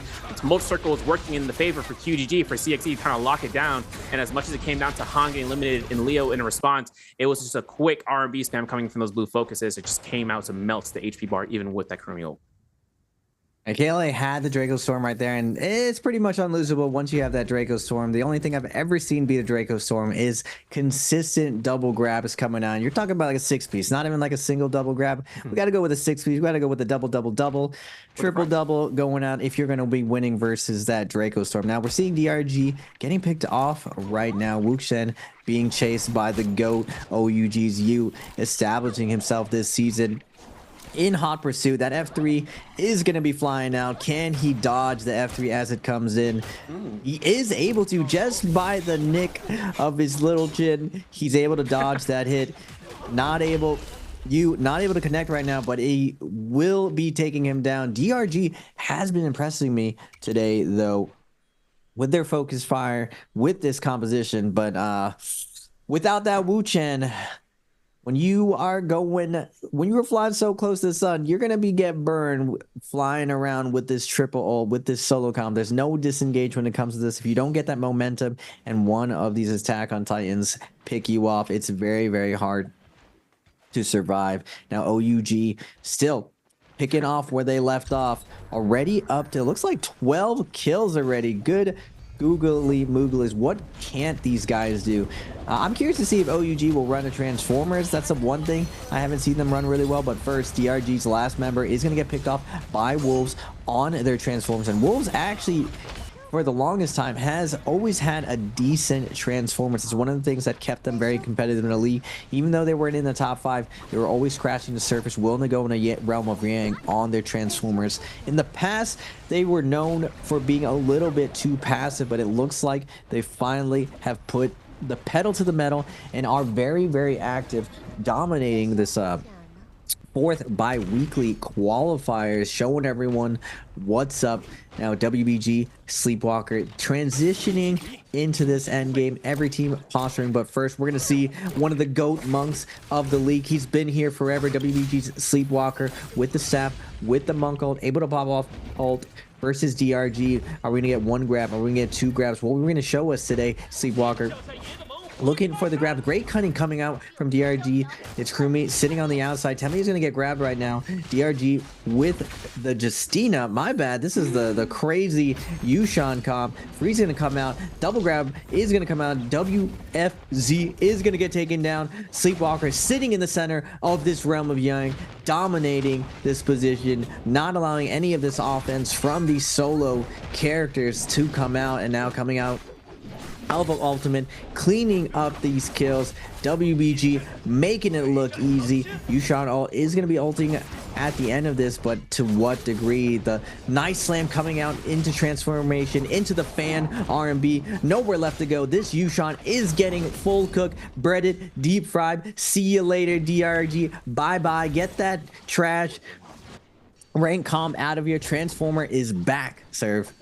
He's like, let me get a 799 combo with that 3-piece right there. Sleepwalker really made it work through. I mean, even picking out the Zai, picking out the Justina, I should say, and then picking up Akko's twice-fold in that position was not what DRG was looking for in that first Roman Yang, or to that Roman Yang in general. JDG, though, losing out Kiki. CDI is still the only person here this storm with the ice storm. If no one pick up the fire, that's not going to be a fun time because their rage is going to go down slowly. But we can see EG, especially with Wolves, finding that gold armor into the board, and we can see that ZK is out here with 2 gold jades, just being able to lock this one out here. He has a longsword or a Phoenix Blast actually being available for him into this build as a Kurumi, and that right there is like, that's one part, right? You're like, oh, that's it? All right, bet. No, they also have an Octa/Blade, so he goes into dual blades, she can lock down players, and then with it, the Tianhai can just go ahead and just clean sweep this, as well as with Weishan keeping the pressure while that whole gold focus is being released. We're gonna see GG's team looking for their gear here, and with them having a good selection of the purple jades across the board and with the gold jade for themselves, they are going to be just holding down to this area and to the corner. KLA having themselves at full capacity for them for their position with the gold fan are going to be looking towards and just trying to look for those cannon shots back and forth. If I'm not mistaken, that's an explosive armor for QGG to have on standby for the Takeda, and that's massive, right? QGG bleeding the Takeda, being able to have a free knockback in the air for any opponents that want to try to push this gives them a whole opportunity field for themselves. And on top of that, they also have a stanchion sky pillar for them, so we could see that being utilized out here. The Moonbane's being dropped into the Imperial Village, and this snowstorm is not helping anybody in the slightest. If no one was able to find that campfire, like I mentioned, if you guys see those campfires over by the Imperial Village in the northeastern side of Hollow Rock, this is the reason why you would want to pick those, find those campfires, the little flame symbol when these storms start happening. If you don't, the frost accumulation can happen, and you start losing rage faster than you can regain it when you're dealing damage to enemies. So this is where a lot of teams have to be very careful in their forefront. If you're trying to push enemies into a zone that they don't have that fire buff in effect, they're not gonna have a fun time. OUG's SS here for those range shots here, playing the Tessa, right? And with ZDI still being one of the 2 remaining teams for JDG, they have 11 eliminations right now. OUG has 13 so far. KLA are rocking into 8 kills into being into the 3rd place position, but we still have a lot of terrain that's gonna give monks from WBG, for instance, a bit of trouble. I mean, this is like a deja vu moment. You know, we've seen the monks in the position where there's a lot of terrain issues, but if they can make it happen, if they can make this work in their favor of catching those third parties, Wu Chen F3s are down, Tessas are in the vicinity of being caught out, that would give so much value for the Tianhai in here. It's not even kidding. They could pick up 10 eliminations here in a span of like 30 seconds, and just being able to catch everyone out there. Raven, I know we're kind of hoping to see where Tumulch is, or not Tumulch is, but with Weishan's as well as the Transformer comp, and seeing their works out here. Yeah, going to this endgame, we're getting that. I've never seen this endgame, and now we're getting back-to-back another unique situation with the snow burning down everyone's ultimate. Not everyone's going to be able to get that ultimate the second the buff coming out. OUG claiming this house right now. Everyone's trying to pile in right now. GG wants to claim this location, but GG Takeda coming in, forcing OUG out, evicting them from their house. OUG's like, all right, we're just renting. It's an Airbnb. We're getting back out of here. OUG's taking up the top. GG does take the center, able to push them out. You with the white armor, with the cannon, able to survive though with their lives. No ultimate now on the Takeda. GG using the tempo of the Takeda was able to snowball these situations. But like you were saying, sir, Tianhai, Monk having a tough time with all of this terrain, just so much to hide from. Unfortunately, not the best situation for these Transformers. Now the second spirit, well, the last spirit rail coming in for the last contestants. OUG wants to force this out.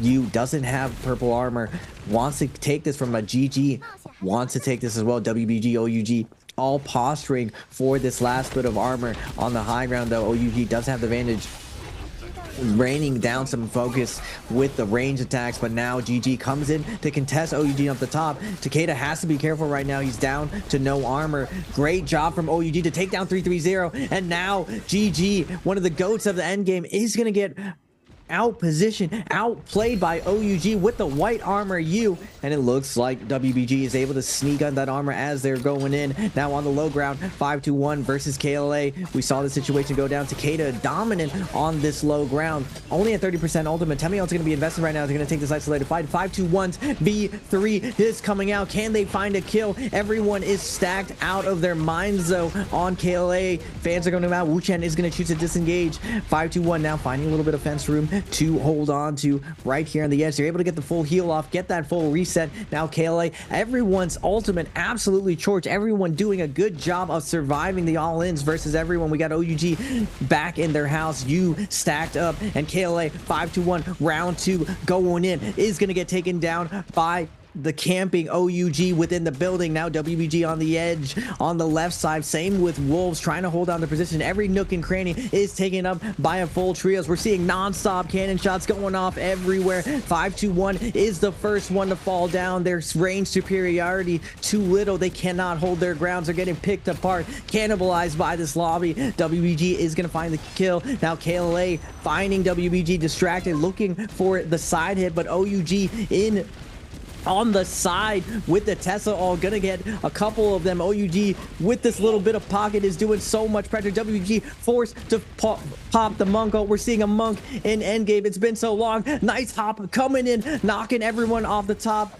KLA now in a little bit of pocket. CXZ is gonna get grabbed by Sleepover. Double grab comes out, baby. WBG is back on the dominance on the high ground, looking to get some more scoops through there. Everyone's trying to run away from Sleepwalkers. Double grabs. Wolves inside their building on vacation, waiting, biding their times, holding on to their ultimates to the last second. OUG as well, hugging this little left corner. Focus attacks coming out, looking to prop in, hopefully steal this away from everyone with a massive amount of kills. They just need to get the second multiplier now. You activating, popping up the V3, looking for the jabbing, hitting people in the back. You taking this high ground, but WBG still has their Yushan ultimate. Now you take to the skies. All they need is placement right now. Wolves activates. They've been holding all their ultimates. Tianhai pops up, looking for the double grabs, looking for the scoops. Everyone's jumping up. Temi ult in there. Chaos is breaking out. 9 people still alive. Wolves with the double grab. EG trying to find more kills. He got his armor circle. It's not going to help him out, but OUG is able to stall this out. Wolves, though, with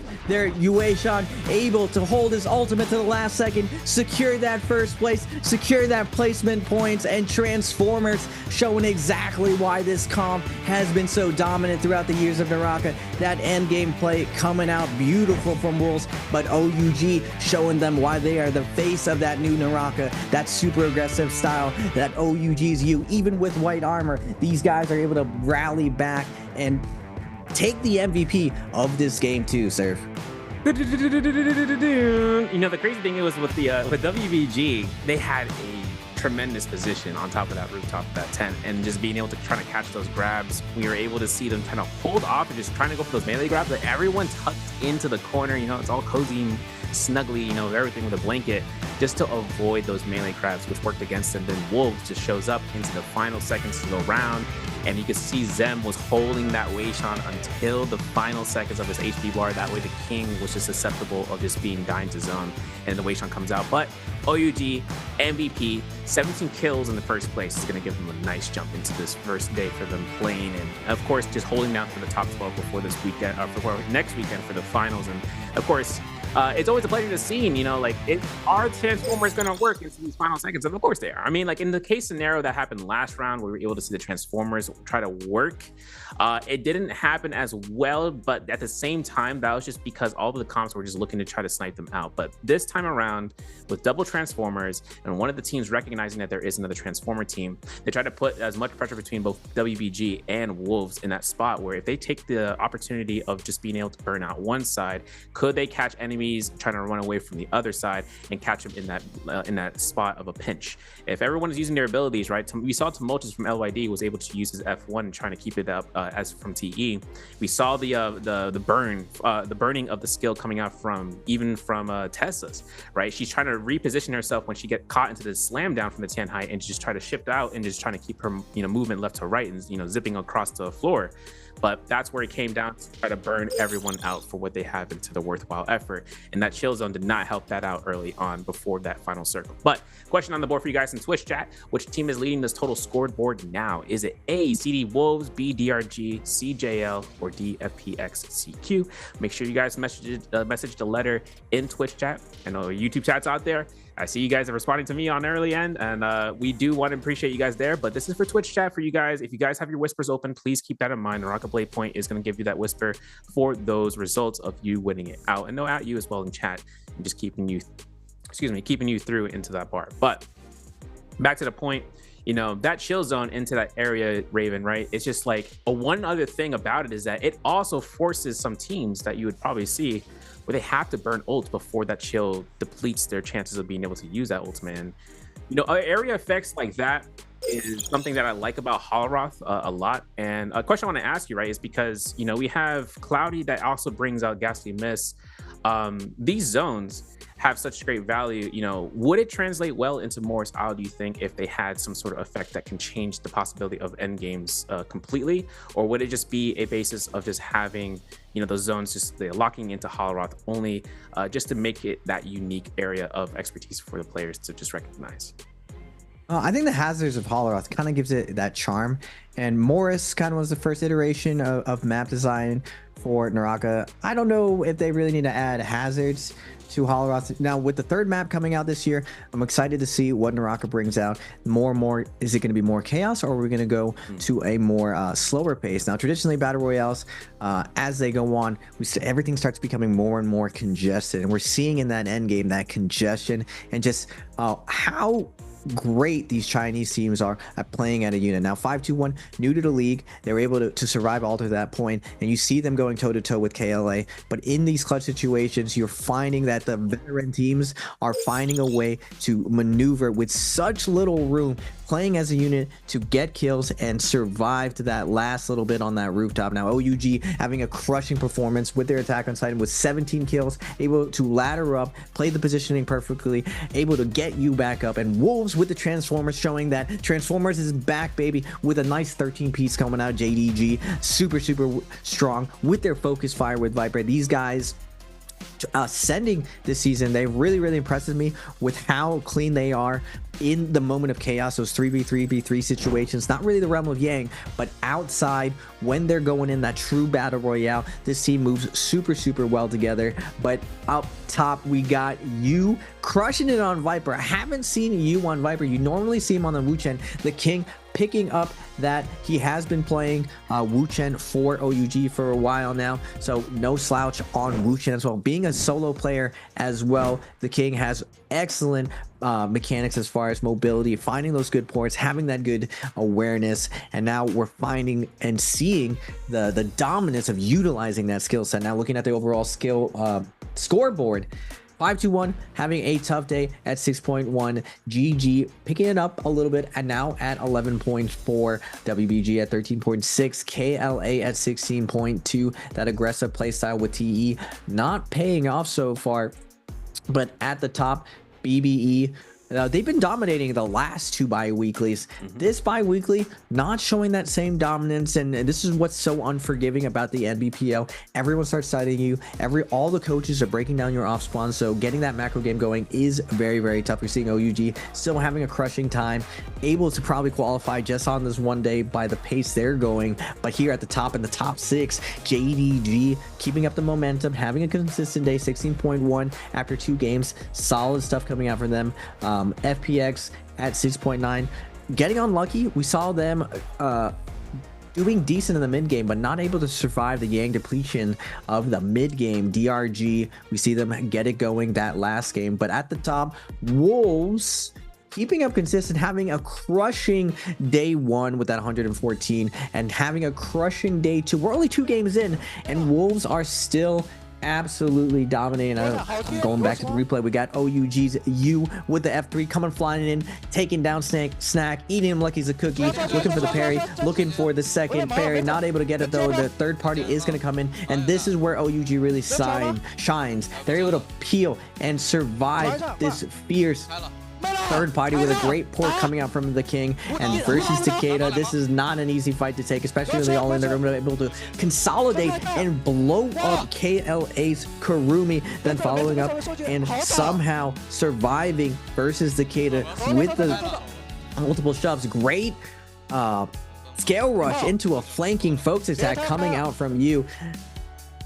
Excellent play. And this is what really impresses me from you. He's not a solo player like the King. He has strictly been a trios player, and his ability to use scale rushes, his ability to find these flanking angles over and over and execute everything perfectly is something to behold. You would think by how fast my man plays that he comes from solos, but he in fact is a trios player, and you and OUG able to clutch it out, play that placement perfectly, able to grapple stall, even with the Monk and Temi ults coming out on the high ground. OUG is able to clutch out, get that fatty multiplier, and take that game to MVP. Yeah, big chances from you there. And, you know, I like the micro he does, the micro gameplay that he does is phenomenal. Just switching out and just being as concise as he can with those shots. But our MVP this round for OUG is going to be the 6th time for OUG's SS. He came out here for 16k, nearing 17k damage total, but with over 10k damage off of the fan alone, right? Having a siphon technique on standby if he's looking to kind of go for those quick heals. He did utilize that ballista into those fights, but also with a bow, and, you know, trying to utilize those bows with scatter shot, the fire arrows, the target lock, just building up that Jade. And then being able to just utilize it as a whole. But that short handle sap and Assassin's Lunge, now he didn't utilize Assassin's Lunge, right? We don't see the dagger as one of his top damaging weapons, but if he finds that parry, that short handle sap allows for him to just close gap the distance from the opponent that he parries, does an AoE attack for the vicinity of any enemies, and he gets that siphon coming back from the effect from the saps. And it's just a strong Jade that kind of comes out to play for multiple weapons, right? You know, the heavy sword sap is just a large circle of just mayhem, of just swinging out against anybody that's in the vicinity for you to just strike. And on to the point that we're going into Hollow round 3, we are going to be able to see this to be whether or not it follows the same rotation that we saw last day for day 1, whether or not these picks are kind of coming through for different type of team comps. Now DRG, they rocked their 2nd time of utilizing their Akos into the first time Akos did today. Will they be able to bring Akos into the forward into the next rounds? We'll see later on, because we are going to enter a short break. Make sure you guys go to the bathroom, get some water, get some snacks. We're going to be right back after this break and going into round 3 for this week.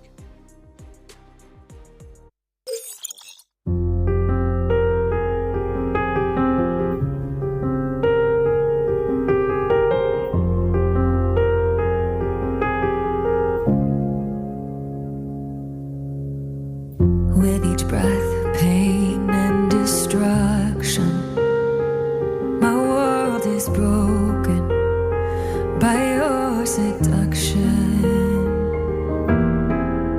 Your touch, a whisper from the past, a memory that's fading fast. So I search for you where souls go to die, keeping hope as life goes passing by. The flames of fate turn my love for you into ash. So much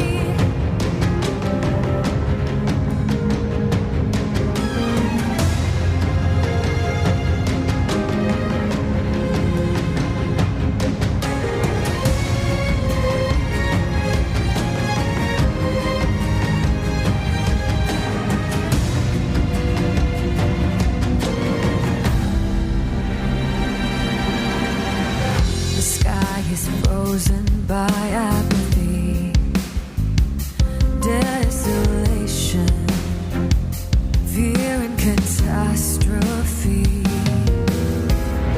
But I won't stop hunting with BLADEPOINTs. This pain, a fire consuming me. So I search for you where souls go to die, keeping hope as life goes passing by. The flames of fate turn my love for you into ash. So much pain, but still I can't keep away. I'm ready with this chance. I know we'll meet again someday.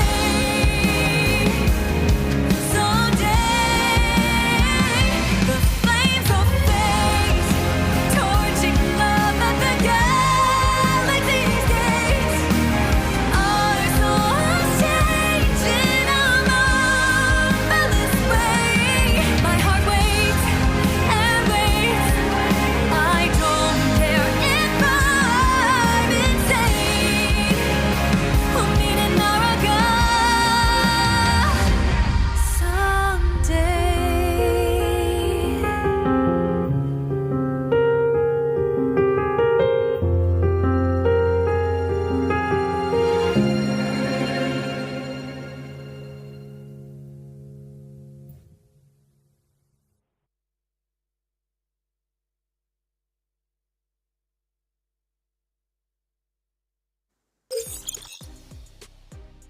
And we are back, ladies and gentlemen, for some NARAKA Pro League trios. I am joined by the great Sir Rayo for some NARAKA trios. It's been an exciting day. We've seen Transformers coming back. We've seen the Xiphon coming out. Zai coming in with the Meteor, doing some big plays. And we've seen back-to-back Imperium endgames. And I'm not going to lie, Sir, I've seen a lot of endgames in my day. I've watched most of the VODs out there. And it's very rare that we get that situation. And it's crazy to me that we got it back-to-back. And the reason why I love that scenario is you see such excellent play coming out from these teams. You're seeing every single composition go to the absolute limit. Monks being on the high ground, still getting value out of these 10 situations. Tessa's with the crazy ults through the 10s, with Takeda's going out non-stop, trying to shove her team, trying to get the momentum going. Temmie's cutting it up, and we're still seeing that anyone can win in this situation. It's not necessarily the composition, it's the players behind it. Seeing you on that Viper instead of a traditional Wu Chen role. Now, I've always thought of him as one of the best in the game to do it, but looking at this last game and going in the game 3, everyone's heating up. Serve, what are you excited to see moving forward for the rest of today? Yeah, I mean, one thing I'm excited to see, hoping to see, is that kind of conversion towards the comps. I know JL brought it into the play for day 1 at least, where they're able to bring some surprises like how DRG were able to incorporate Akos into these matches with Justina, and seeing how it works well with the Wei Shan. I'm hoping to see if whether or not someone's going to want to bring up the Akos Feria Wei Shan. That comp being brought up from JL for day 1. That comp did significantly well into round 5 yesterday for day 1, where they had a 16.6 game for second place. And that, I like to call it the Icurian comp, because in the lore, if you guys understand, Feria Shen, Akos, and Wei Shan, they were all part of the Icurian Empire and just holding down the forts as the battalion commanders. And it's kind of interesting to see it work coincidentally for these days, Raven, and for these comps to make their rounds, or just being able to switch this up. I'm hoping to see if that really will make its difference. I can't believe you just hit me with the lore. And all of the lore, very, really fascinating. I love the art style on all the lore, especially as new characters kind of come out. We're rounding out at 20 characters now, going into game 3, Holoroth. And one of the things going into game 3, we're nearing that halfway point, and we're still Holoroth. We start out the days, 3 daytime Holoroths, no Fireflies. Started out nice and easy. All the teams get to warm up on their defensive comp. There's wide areas, and I like to see these stacked endgames personally. But moving forward, we're going to see, this is usually when I see a lot of the league really, really pick up. These teams, the jitters are out, the nerves are there, the strats are flowing. Now we're going back to our instincts. Now we're trying to execute and try to do the best with what we prepared this week. And we're seeing big adjustments coming out today, Serve. Now, what do you think as far as adjustments these teams should be making as they're going forward, just with the new composition? I know you got to see the Yuation DRG going crazy, seeing this new stuff going down. What adjustments do you see these teams making as they move forward today? I think we've been seeing a lot of it, Raven, with the V1s from Vipers, because that mitigation change from her baseline of 50% up to 70% gives her full priority for those armors for selection for herself. But on top of that, right, she is able to rock the full rage side for that defense buff at the end. She can become an unstoppable force for that CC control. It all really depends that we saw, right, how we saw JDG try to utilize V3 into the comp, because when it came down towards it, if you can keep the suspension for anyone in the vicinity of his locking them through, this is just kind of that basis of how well you can kind of lock a team down for X amount of seconds and how much you can kind of utilize that for your third teammate, in this case, instance of the Wuchen, where he's able to catch those quick blue focuses and just locking anyone down for anything. And if a third party comes out, right, you've seen the F3 come out here. If he's rocking, if by miracle, if he's not going for discount and he decides to go into full energy, we've been seeing full discount for these teams. But let's say he wants to go to the skill cooldown, that would give him more reason to kind of keep the team sustained, Raven, where, you know, this is where that glyph board works wonders. It changes how these players kind of want to utilize certain skills and ultimates on the board. Yeah, the new glyph board system, I'm loving what the pros are coming out with, the innovation coming out from these coaches. Like, starting out with NARAKA year one, it was pretty rough around the edges. Everyone played really, really defensive. We have these super 36-man stacked end games with the Monk. And as the game has progressed, we're seeing a lot more of the ceiling getting closer to being reached. These timing attacks coming out with the Viper composition, with the Takeda compositions, with a lot more high execution plays. And we're seeing V3 showing up with F3 and the phasing in of this like flying Viper with this umbrella silence coming out. Still new stuff coming out. We're seeing the Meteor coming out with the Xiphon comp going into these end games, and we're seeing 3 different S tier locations showing down, like GG controlling the snow air, Kings of the North. We're seeing OUG on the puzzle, claiming all of that loot, and then on the side, JJH doing a great job scooping up the loot, the bottom left. Metab 521 trying to contest the CN teams, not able to get in. And it turns out like a lot of the Viper teams traditionally in the league, a lot of the Monk teams, a lot of the slower Xiphon teams would go on that left side of the map because it wasn't as contested and wasn't really known that how much loot was back there. And we're seeing a lot of the Viper compositions going out there hunting on that left side, trying to sniff people out, but unfortunately they're not finding those kills that they used to. Now today, with the Spirit Well being implemented, what do you think, sir? What do you like more, the Morris or the Spirit Well from a viewer standpoint? I feel like the Spirit Well, my vote goes definitely Spirit Well. I think it's really exciting to see teams duke it out in there and the posturing that goes on. I'm double downing on the Sparrow for sure. And the reason if I say that is because of this, right? Before, right, you would see Tumulches work outside of the Romy Yang into making sure they're confirming those Morris blessings, right? Ult for box. If it's a Mystic Might, if it's a Vermilion Burst Might, that gives them their ults back into the play. And if not, Draco Storm, right? And they don't regen any rage because of that. But Spirit Wells, especially because this doesn't negate anybody's chance of just trying to go in there and snagging anything of the value. One big aspect of it as well is that the Spirit Well does give range immunity from anyone shooting outside in. So for anyone inside, this gives them full value towards it. I'm seeing 5-2-1 locking Matari with Wuchen. I'm befuddled. Excuse me. Wait a second. Wuchen with the Viper Raven. What do you think? What do you think about that? I love the melee distance, and in trios you really saw range being pushed in the meta way further. Later solos with pistol shots coming out where range really pushed in the NARAKA meta, but it gets a little bit stale from a viewer standpoint when a lot of these teams are sitting playing this chess match, and it makes sense to be optimal to poke everyone down with these cannon shots. But we play NARAKA. We want to see the nitty gritty. We want you get in there mono, looking for those pairs, looking for those quick dodges, getting in there, looking for those flank focus, like the triple charge coming in hot with the pulse sword. That's what we're like. We want blood. We want to see the white in your eyes as we take the life from you with those points. That's what we want to see as spectators. And I think with the Spirit Well, we get a lot more of those actions, and since it's very new, we get a nice fresh take on how competitive NARAKA should be played, what little nuances you can find, and we're seeing because of the new phase system, 3 different compositions. This is what everyone wanted to see, and you're seeing it right now, ladies and gentlemen. These pros taking it to the absolute limit with these new compositions. The Xiphon coming out, more of the league taking up this composition. At first it was JL, no one could believe it. I couldn't believe it. I saw it day one, I was like, oh my goodness, what is this Zai composition coming out? I touched on this a little bit, the ulti low dominance going into these end games, especially on Holoroth. It's where you get a ton of value. It's where people kind of fall into your arms. But DRG with the act, you were talking about the glyph boards and everything. Now we're seeing DRG running a different variation of Akos serve. What do you think about this Matario Akos Zai? What are we doing? Now, I think that that was a game that they actually played into round 4 into day 1. So for them, it didn't perform that well. 5th place, 10.6 points. That is good. I don't know if you. I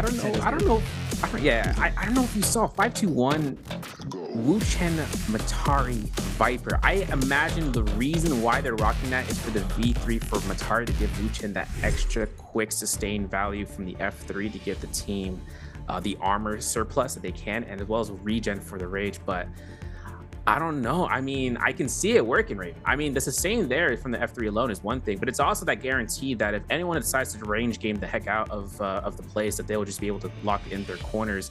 Wolves actually, like you said, they're walking the F2V1 for the Viper, so for them to look for that shutdown, that's going to be their play. The Akos, though, with the Zai and the Matari, I can see the vision, right? V2 from the Akos locks down somebody, Matari backstabs, and if not, Wu Shen 98 can meteor himself towards there with this Comet skill with the F3, and it works out for himself to do it that way. But I don't know. I'm kind of contesting and seeing. I'm on the edge for that one, especially for that type of comp to be built, right? I kind of see the vision too. They were running Yueshan, so Matari just being a nice addition to it, and with Zai, Matari having such good synergy, I see them attacking a lot of Vipers, especially with Viper V3 being so prevalent. One of the big counters to V3 is if you're some type of transformer, if you're some type of character that it doesn't matter once you're silent. So if you're Zai, as long as you hit that ult button, as long as you're Akos, as long as you hit that ult button, the second the V3 comes out, you're going to be able to deny a lot of that pressure, being able to pounce around on Akos and be able to chain and slap people away with your chains as Zai. And with Matari being that failsafe, I just don't really see how a Viper composition can really get in there, even with a hit and run to try to extend the cooldown rotations, disengaging and re-engaging. I just don't see it going down. But go off spawn, yeah. 5-2-1 versus Wolves. Who do you take this for this one, sir? I'm gonna say Wolves. No bias.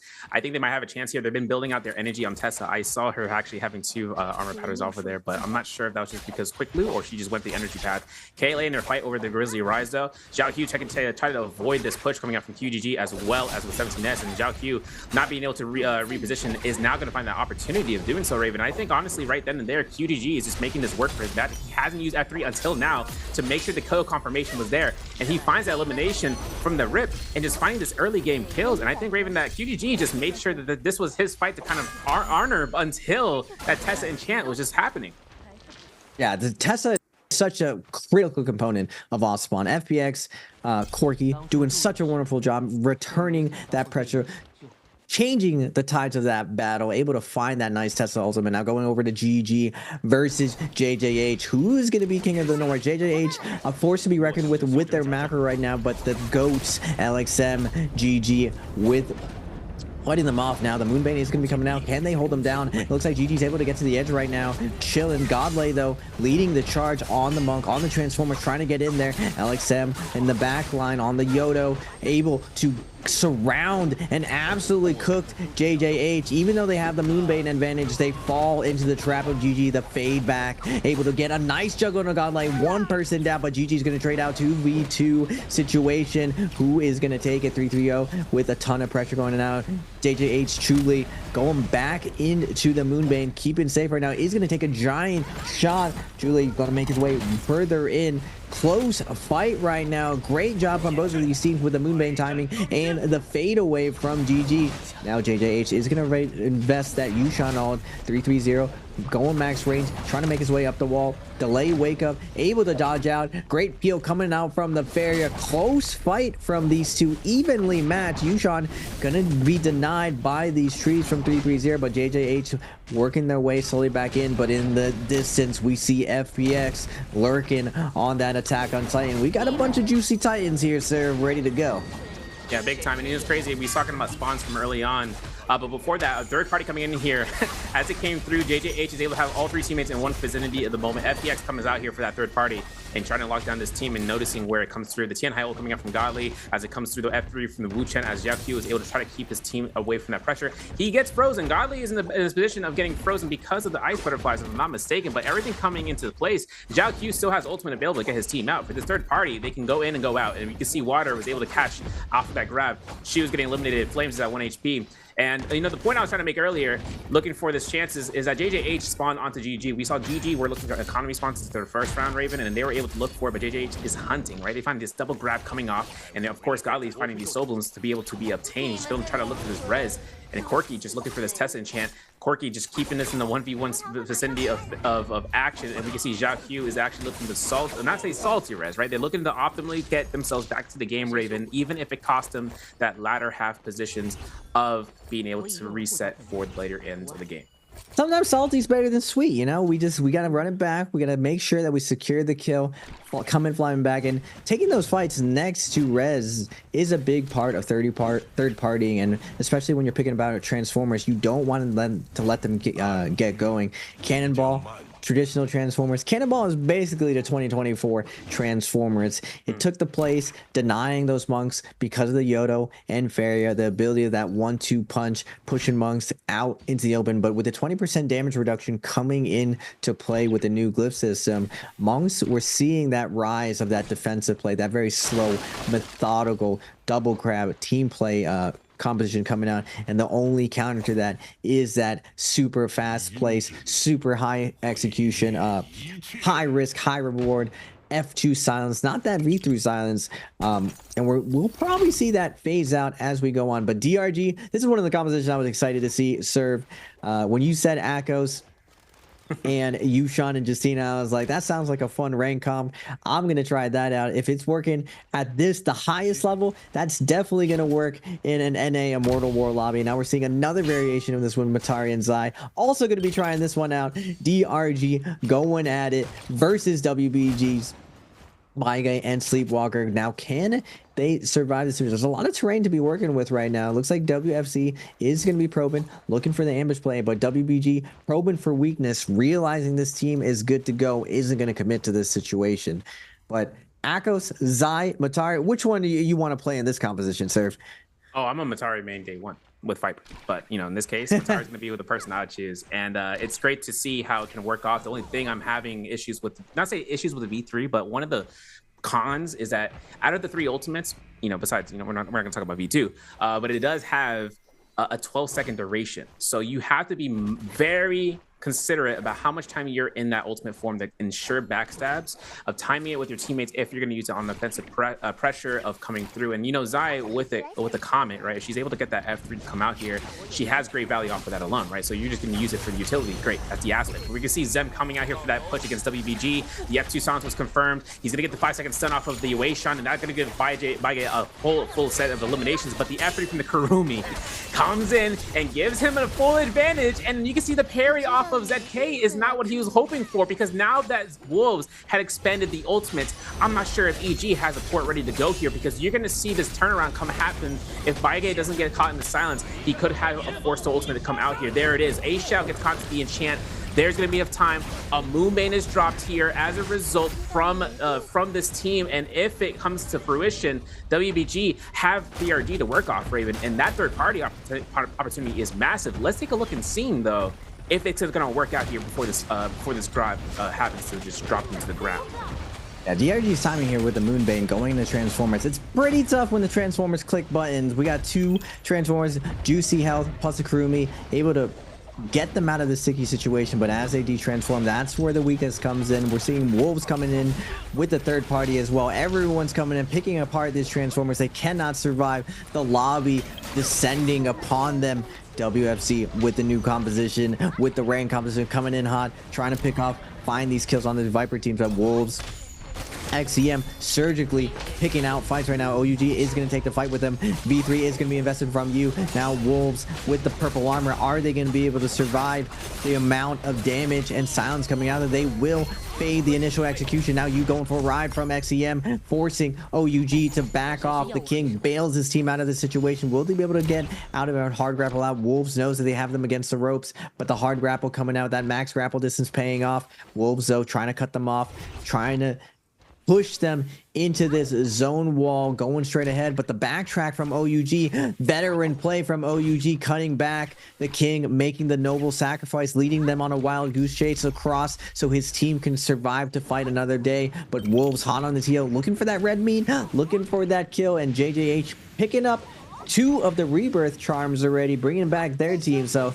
it's going to be tough if OUG is not able to survive this situation. You still split off from his team, but great job from OUG to bluff this no ult zone, letting wolves know that we are posted up, showing this alpha body language as you makes his way down to the left. Great play coming out from them, but wolves at 6, FPX at 6, DRG at 4. BBE finally having a big game. What do you think about BBE's performance so far in the league, sir? Them being with 5-1, the 2 foreign teams to join the league. What do you think their performance, and how do you think they'll be doing going into the actual finals of this first spring NBPL?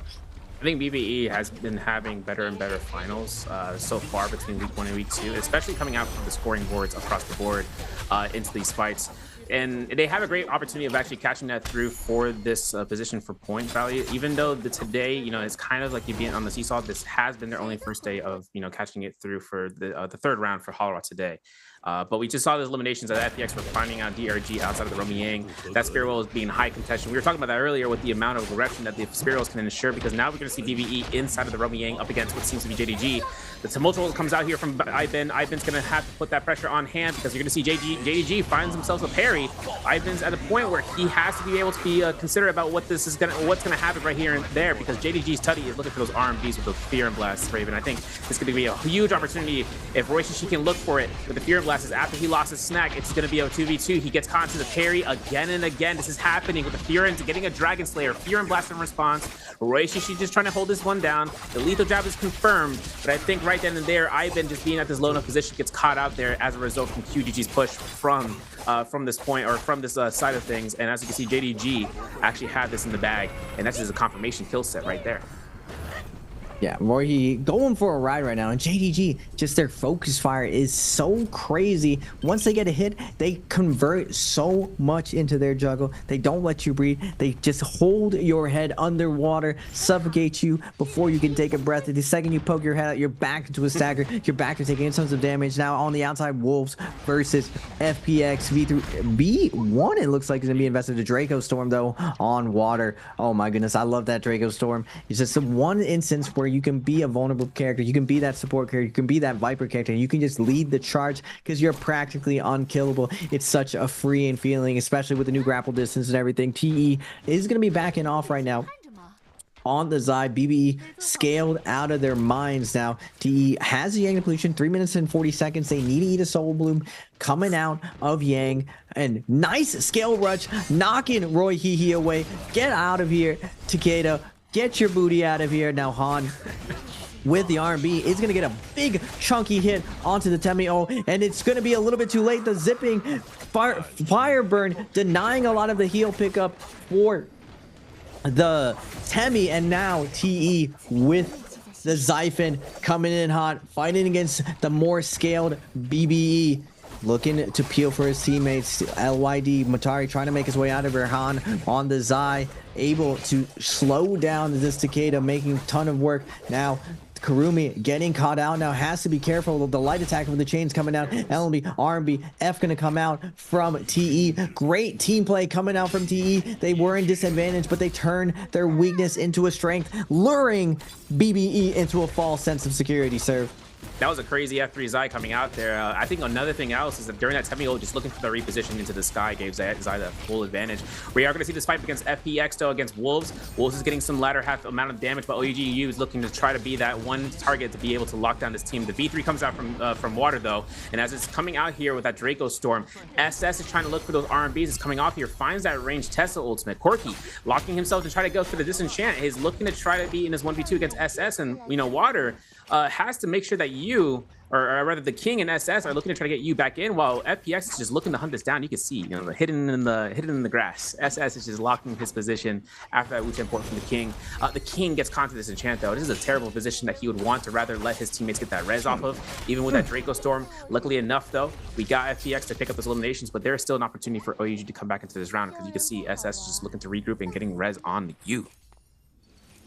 That delicious parry coming out with the Nunny parry. The one shot capability coming out from Nunny. It's not a two-hit parry, just a nice big kick to the chest. Corki coming in hot, close the distance, traps the overhold release from his opponent, able to pick it up. Now going back to see whether or not you is going to get res. As FPX, we don't want you to get picked up over here. One of the strongest players in the game. We got to make sure he stays dead. Now, KLA 5 times dead. What an interesting stat during Vermilion's buff. 5-2-1, making the way across with Yin, and seeing this Wu-Chen Matari Viper. Is that what I saw? Dude. This is a full counter, super safe. That's like we got a designated driver and a designated driver for the sleepy driver. It's just we got so much safety on that team, sir. And they're passing by I-9, I-95, and they're like, "Are we there yet?" No, you know, stay asleep.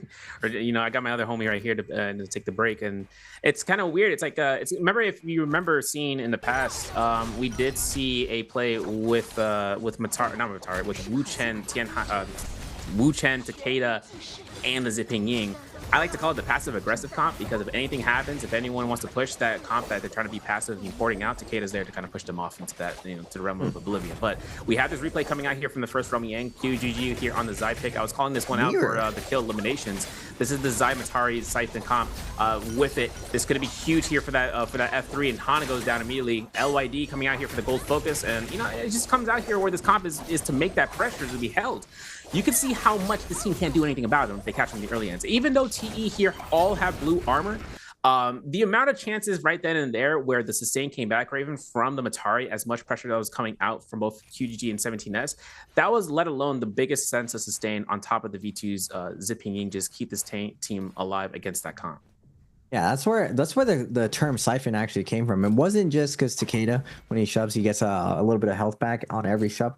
It was the fact that you combined it with Matari. It was basically a super heal. So at a point in the fight, even if you were winning the fight, all that would happen is the whole team would go invisible, Takeda would ult, and instantly he'd go back to full health. So he was basically unkillable. He was an absolute juggernaut. It just turned out that Temi ended up being a better pick. Now we're gonna get, I believe, JDG versus GGG. JDG, super impressive with their fierce, fast play style versus the rock, the unmovable objects. GG with their macro now. JDG Cicada dropping in against Cannonball. Now, Cannonball was a counter to Siphon. What are we going to show us today? GG scaled out of the mines. Oh my goodness. Gold armor. Pharaoh is going to be invested, slamming him against the wall now. Takeda tap dodging his way.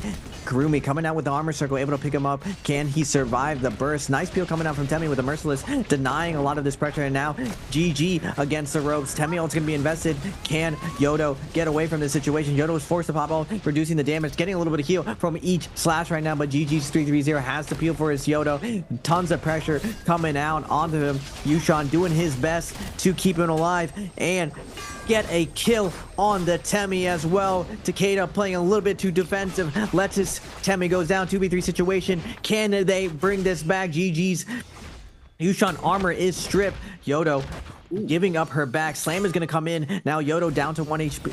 half health right now. Still a close fight with JDG, Kurumi, and Takeda doing their absolute best, but great job from GG, able to get the nice flank play onto Takeda with that scale rush. Super safe damage coming out. GG wants to close this out. Comet's coming out with these great swords, cleaving their way down, and JG is gonna fall to the cannonball of GG. Yo, Alexon did some phenomenal work there with that pull sword. I'm gonna call him the MVP with that Rumble Yang. He had a great position and regrouping with his team as much as it came down to that Takeda to try to work things out. The Cannonball comp just came out on top regardless, right? It's just like the amount of passiveness that you can play as a Takeda you can't afford to do so. You have to be very careful about what happens once the Wei Shan ults, because what happens when the Wei Shan ults? What happens with the Fairy Shen ults? A lot of things can come out if you burn your ultimates too quickly or you don't use it at all. And I just came out to the ladder for Takeda's, and it has to be very mindful about what your team comp can do without you, or rather what they can do by their own. But another fight happening here. DRG are trying to make their rounds again. This is going to be the Octos, Matari into the Zyphen, or with Zai on top of this comp. WZ looking to back align this. He's got Draco Storm for another minute or so from the Spirit World that was obtained most likely, because this is a really early timer from what's happening. But Godly looking in the opposite direction against Xi in the zone. Burning time for ultimate for Xi. Flames is trying to lock him into this corner. Finds the grab though, and Xi is just looking for a double grab. That's it. JJH just gets the double kill, and the White Tiger's prowess buff. It really just deleted a lot of the HP bar.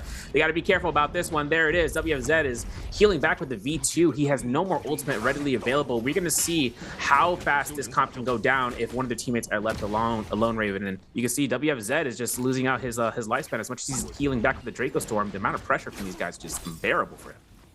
Wow, man, and this is what I was saying before. Draco Storm only can lose to Monk double grab, and we're seeing DRG go down, and the slayer of rank compositions is Transformers, and that's why rank compositions exist, because no one wants to play Transformers within rank. It's one of the harder compositions to play. It's one of the slower compositions to play. Everyone wants to play fast, but we're seeing a 1v3 situation because of this Draco Storm coming up. We have to invest in Yushan all this. Akos is going crazy. Kurumi ult's going to come out. DRG's WFC will not go quietly into the night. We're fighting our way out of there. Kitty Claws are out. The Yushan is smacking this cat down, trying to hose him down, denying this pressure. But that Draco Storm, like I was saying before, Serve, just gives you so much healing, gives you so much AoE damage, so you can just get through people's parries with the focus attacks, the overholds coming in. But WFZ, as I say, this Draco Storm is going to run out, and Godly is going to close this out with a last hit, but WFZ still wants to fight his way through it. Valiant effort from my man, almost taking that 1v3, and now dragging JJH to deep water. In that deep water, the Great Whites, the Sharks of Macro are coming out. Team GG with the third party serve. JJH is Godly looking for those grabs in the middle of all this action. Of course, you can see how much is kind of coming to value because they lost Flames. He's getting rezzed. They're allowing Shu to go for this res because they didn't really think that the Tian Hai was going to be much of a threat, but they had to back off anyways. You don't want to risk it. It's kind of a greater or equal than type situation. Godly getting caught to these bow shots. The third party coming in from 5-2-1 in the back line. I'm curious to see how that comp's going to work into this third party, because we also have JDG in the background. GG just trying to lock down this Fairy Shen beacon as 330 is looking to repair and trying to confirm it needs some time, right? I need some time, bro. It's like 3 seconds. That's all I need for repairs. JDG, though, have to see about who they want to lock down, the enemies that already use ultimates or the possibility that there is an ultimate 1 or greater for the other enemy team. And you can see how it comes out here. JJH having that small window of opportunity for the res of Flames. He's probably at 70% rage right now. If things happen, Raven, where it's not his careful position with that rage gain, it could cost the enemy team the fight, and we can see that happen right now as JDG are getting the cleanup crew, but 5-2-1 are trying to make this through for that third party into this play, Raven, with that Viper, Matari, Wu Chen comp. Yeah, and going into this 21 people alive, game 3, like I was saying, sir, everyone is moving really, really fast right now. Everyone's warming up. The fiery engages. No one is cautious anymore. We're throwing caution to the wind. We're fighting in zone. Everyone's looking for a zone hold right now. Merciless is going to come out for JDG. 5-2-1 wants to get active, wants to get their game going. 7.7 points to their name. They want to get aggressive to get these kills. They want to take their destiny to their own hands, but they got KLA lurking in the shadows again. KLA, masters of that sneak attack, sitting here looking for that great third-party timing, able to pick up a kill onto JJH, but GG as well, super scaled out of their mind. We got gold armor on the Yueishan. Interesting stuff coming out from GG to slow it down. Usually you see that the gold armor go on Faria or Yodo trading out those mechs, but it's actually going on to Yueishan. Interesting stuff coming out from GG. It makes sense to me though, Serve, because as Siphon, one of the weaknesses is going for the Yushan as EG transforms. JJH trying to survive in the situation though. Godly, last monk in. Can he show us some movement here, Server, and survive as the lobby descends upon him? It's kind of tough. He's got ultimate coming up here in 10%. Has to be careful about whether or not he's wanting to time it up there. But we see GG getting eliminations off of Godly as a result. So that lockdown with the F1s just came in the clutch. That armor swap going to CGS though, it's a good point to be brought up, right? Because Yodo Hime, she can be a ground unit, and if she does get caught out, she needs that sustain to kind of keep her on the field. That she has to utilize ult as a last second opportunity. If whether or not she's using F3 for the vulnerability, it gives her more time to kind of sustain out. But for Weishan, right, we also have to mention to this patch into season 12 that the armor increases did happen. We are going to see armor increases from a baseline of each bar of armor being 250 up to 300. So from 1250 armor for gold armor, it goes upwards to 1500 for that gold set, which gives enough opportunity for the sustain to get that ultimate off. And it depends, right? Because if the Weishan is alive for longer for the armor raven, right, it gives him an opportunity against Vipers. If we've been seeing more V1 Vipers make the rounds, and that opposites attract moment gives him enough time to get that V3 off. It could save the team potentially. That's so funny to me. Seeing JDG's Kiki inside the pot. We see that in solos, and it looks really silly, but it actually was a finesse that one of the solo players happened to fall into, and you can't really range inside of it. You also can't jump in and melee him. It gives you an ability to sit back and actually reset, and you see Kurumi use that perfectly. Now we're going to get FPX versus TE. Looks like TE has Zai activated right now with the ultimate. Corki has to be careful right now, getting right next to the Zai. The burn damage is coming out. Now Corki's going to fade away, back off. KLA lurking in the outside again. FPX doing a good job of icing out the pressure. They are scaled to the moon with the gold armor set.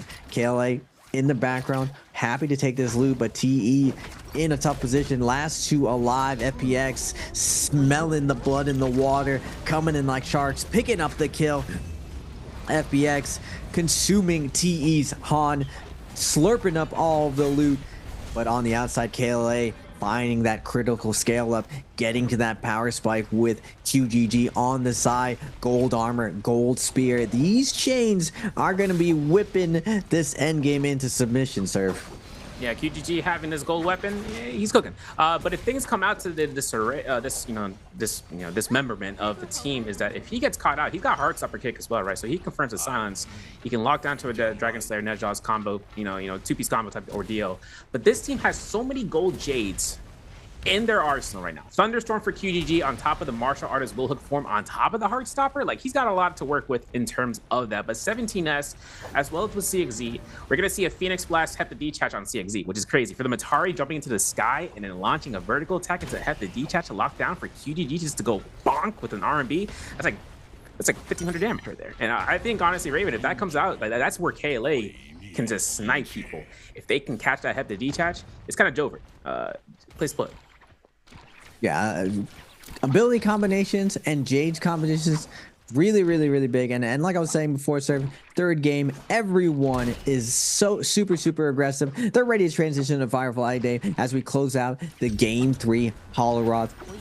All of the attacking teams just absolutely going crazy. The Xiphon getting tons of value. The Viper teams hit and run, not letting any of these Transformers get there. We're not playing a slow game anymore. We're on to the races. We're off to the speed. Merciless coming out from OUG, and still the GOATs doing super well. You on the Viper again, dominating this position, dominating this league, but they're at the 2 kills. Can they find a way to ladder up right now? We still got GG absolutely crushing it with the cannonball, with the Transformers on the high ground, swapping the gold armor to LXM. Got some gold pulsar. It's gonna be a big damage coming out from this team, but on the low ground, V3 is gonna be invested from OUG moving over to take the high ground away from FPX, but they're gonna get forced off right now down into the low ground. They having a tough time finding their footing, and a nice Dragon Slayer or Dragon Roar coming out from Corky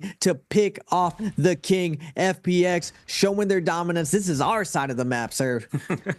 Yeah, the zip code is 18542 for themselves because they're really locking in that location for the points. Corky in the back line is going to get caught out here from 17S as it comes through, but GG330 finds that bow shot, right? That last hit off that end. But this spear well is immensely great for everybody, man, because everyone can just hunt into the spear well. They don't take range shots unless you're inside of it. Hepta detach coming out from ZXZ. Like I said, you find that Hepta detach, your team can just look to lock it down between Jaden's skill selection. QGG though just comments down here. Is that what I think it is? Is that the shooting star? Because that's exactly what QGG is playing for. He's trying to make it into a mythical event to be happening for everyone to just worry about whether or not it's happening or not. And he just has that set side for him. But you killing off water here, this is where these last minutes pushes happen, guys. This is where the ultimates come through here. And how much pressure can you do before it's where the point where you can't catch up to that enemy team? Because, you know, KLA, Raven, they're making this happen for themselves. Yeah, the Meteor is just coming in so big, transitioning and taking the fight to these teams. Zai just being just as mobile as Cicada, but just being a tad bit more oppressive in this CQC, this close combat quarters. QGG whipping, smacking everyone in the submission in this endgame right now. FPX up to 16 kills right now. Where can anyone run and hide to on the high ground? GG on the cannonball, willing to play this out, playing this slow until the end, up to 9 kills. They want to secure this win and want to keep their Yushan with his last little bit of health. They don't want to go into that ulti low, mess around with that Zai, get messed up. 521's Yin's on the Viper, able to get a nice nuke onto KLA's QGG. Now making their way up on the high ground, we got the chopping blocks, chopping wood, LXM waiting for anyone to come up here. Now FPX, Wu Chen coming flying up, trying to salvage this situation, trying to secure that second place for that juicy 1.4 multiplier. Can he do what Yu does and survive all the way to the end? He's found his way into the nook and cranny, but going on to this end game, it's looking like this is cinched up from Team GG, sir.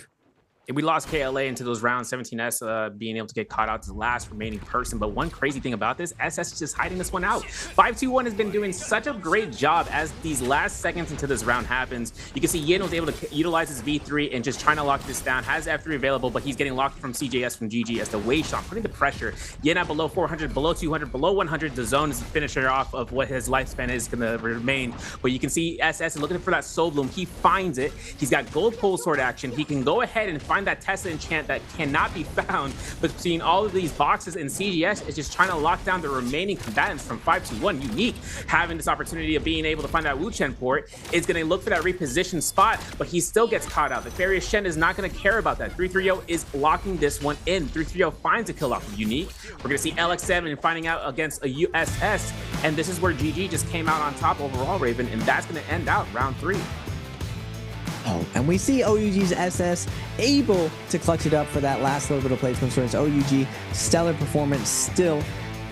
They were scuffed, and this is what makes champions serve. It's not how well you do when everything's going well, when you should be winning those fights. Is when things don't go well, are you able to damage control? Are you able to still squeeze out that value? And they're able to get that second place for that nice placement points and the 1.4 multiplier, denying it to their competitions as well. Unfortunately, they're not able to deny this round's MVP. FPX having a absolute monster of a game on the Xiphon, going crazy left and right, finding those kills. The Zai just overperforming. At first, I'm not gonna lie, sir, I didn't know if it was real. I thought maybe it's just VVV with the magic. It's not the character, it's the player behind it steering the character. But we're seeing that it might be the composition, sir. It might be the fact that when you're a meteor, you're flying in hot, that sustained pressure, that burn damage just ends up being so critical in these zone rotations going in, and these end game situations where you're able to get that nice burn damage onto players. They can get the heal, They can't really reset, and as long as Zai is able to sustain that pressure and stay on top of you, especially an invisible Zai, that just sounds like a pain in the butt to deal with at this level. Yeah, I think one thing also is that the fact that when we see ZXZ is able to kind of work, you know, the magic of positioning himself for his team, it also gives, it also comes out here, right? We said when TE's VVV, right? Let's call him the chef, right? Because he likes to cook these comps up, and it all of a sudden gets started being used. This is where KLA is that kind of, it's that kind of condition where certain teams can bring a comp in, do well with it, but then another team can utilize it even better. And it just comes out between multiple teams trying to comp out, and it just having success can solidify itself to be like a sustained comp for the remainder of the season, or even for a couple of rounds, for a day.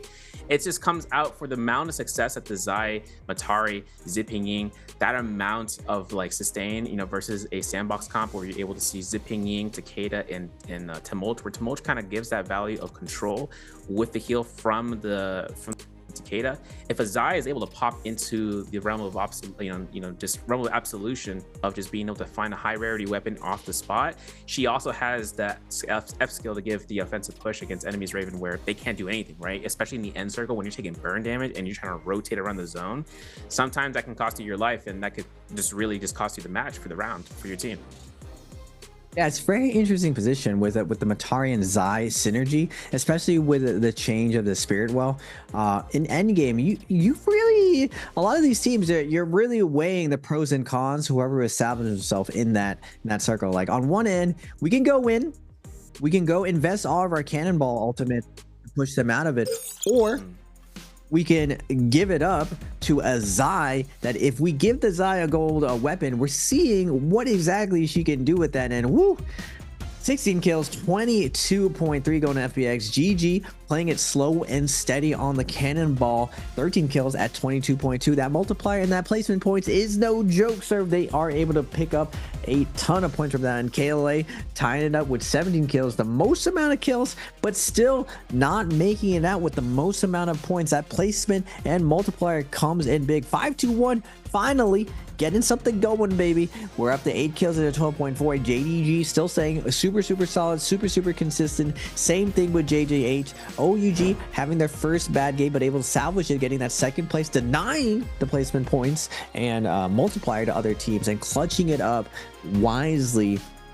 But FPX, stellar performance coming out from them with the F3 Viper just nuking their way to victory. We saw Corki over and over peeling for his teams. We saw it off spawn, able to clutch it out off spawn, and even in this end game with those stellar Tessa ultimates, able to clutch it out for his teams. Now looking at the overall standings, WBG, surprisingly, I was super happy for them when they won the second bi-weekly. They said they'd been working a year and a half to get to this point, going into the third week, falling a little bit short, and now in the fourth week, are we out of gas serve going forward into the last finals? I'm hoping that they're able to bring it back. TE, former world champions, letting everyone know that they were world champs for the reason. 2 of their original members are still there. I hope those guys are able to dial it in and kind of prove to everyone that they were 50% of why TE won there. But GG showing up already in the top 12, qualifying just off one day. 33.6. We're just passing that halfway point, sir. A lot of NARAKA to be played, and looking at this top 6, what do you think, sir, it's gonna take for one of these teams to take down Wolves' dominance here? You know, that's a 50-point difference. That's the 62-point difference or so. That's crazy, teams, right? Like for FPX to be in second place, they had a great day one. Even though JL kind of overtook them for points, this last round was is huge momentum for FPX to get you know, a plus 20-point game. And GG, though, are another team I want to take a look for, but we have highlights before we go through on the end where Thunder Robot, you know, is a sponsor of the event. So, you know, Board for Gaming is where they kind of come through and supporting for the NARAKA gamers. But FPX comes out here as Corki was able to try to lock down Wolves' Zem, and that eliminations after the first Rami Yang just gave them full position. But this early game fight where JJH was able to catch that double grab and able to finish off the job with that lunge was immense. And they found that kills against WRG or DRG. When we saw that double grab happen again, this gives WFZ a lot of issues because now he's the only teammate alive, and as the Akos, we saw that chase happen for like 3 minutes, it felt like. Corky, though, getting eliminations off of there, getting eliminated by 5-2-1, and as you can see, KLA's QGG are looking to try to force this push out here with that Zai and just pushing down you into the ground near that bush, and the QGG just coming through hot every single time he can. Find the F3, lock him in, and GG were able to find those final seconds eliminations from OUG as they were able to catch second place there. But you know, I'm just curious to see about, you know, this. I'm curious to seeing how the other teams are going to want to translate this over to Morisawa. Yeah, with Hollerath being this aggro, that is something I always notice. First game, we play slow, we warm things up. Nice end game. Second game, same thing. We just want to capitalize on our mistakes. Second end game, we were blessed today with an awesome Imperium end game. Really cool chess match between the positioning, the building play, the fence play, going all the way down to the heal off. Now third game, gloves are off. It's start balled up. We're slugging it out. No more end games. We're not playing to that last little bit now. GG.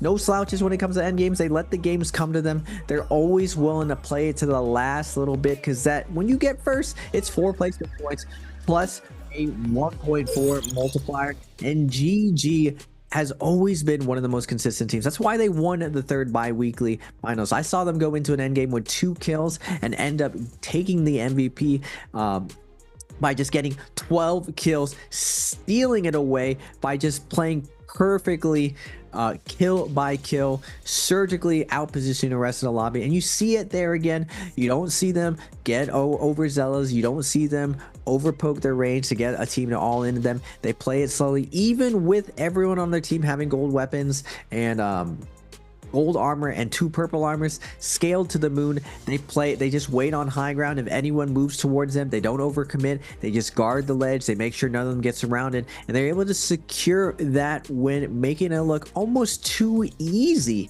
Now technically FPX takes the MVP, but we basically have a 3-way tie in that third game. KLA, FPX, and GG. But first, we will be going to an interview, ladies and gentlemen, and we will be back after this short break. Hi everyone, welcome to the post-game interview. I'm Leah. So this time we have QGG from the team KLA to our interview. So please say hello to our audience first. 有线的钱滚跟我们大家打个招呼吧。Hello， 大家好，我是 KLA 的钱滚滚。Okay, welcome. So we already finished 3 games. So how do you think about today's matchup? 那我们也是结束了上半场的3把比赛。目前打下来，感觉今天比赛如何呢？感觉还可以吧。I think it's just okay. Well, so I saw your team in Game 3 use DAY2 and Matari's combinations. So, which hero you think is the key of these combinations? 那第3把也是看到你们去使用了这个季影子平和迦南的阵容，你觉得这个阵容的核心是什么？阵容的核心就是静音的熟练度吧，然后爆发很高。Okay, so I think the key is about Zay. So you have to really like play familiar with this hero, and this hero really have a huge power. So after like JL created these combinations, and then more and more team use this one. So for your team, why you team choose these combinations? 那其实，在 JL 发明了这个阵容之后，越来越多的队伍去使用这个阵容了。你们队伍选择这个阵容的原因是什么？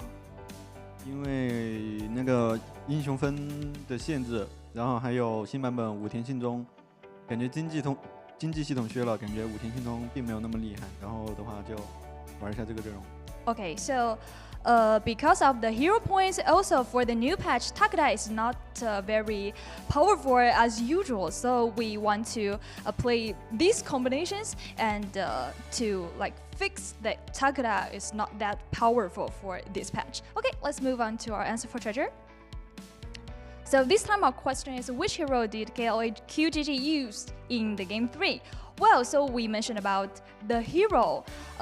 We know in these combinations they use F3, but what if we change F3 into F1? Do you think is okay?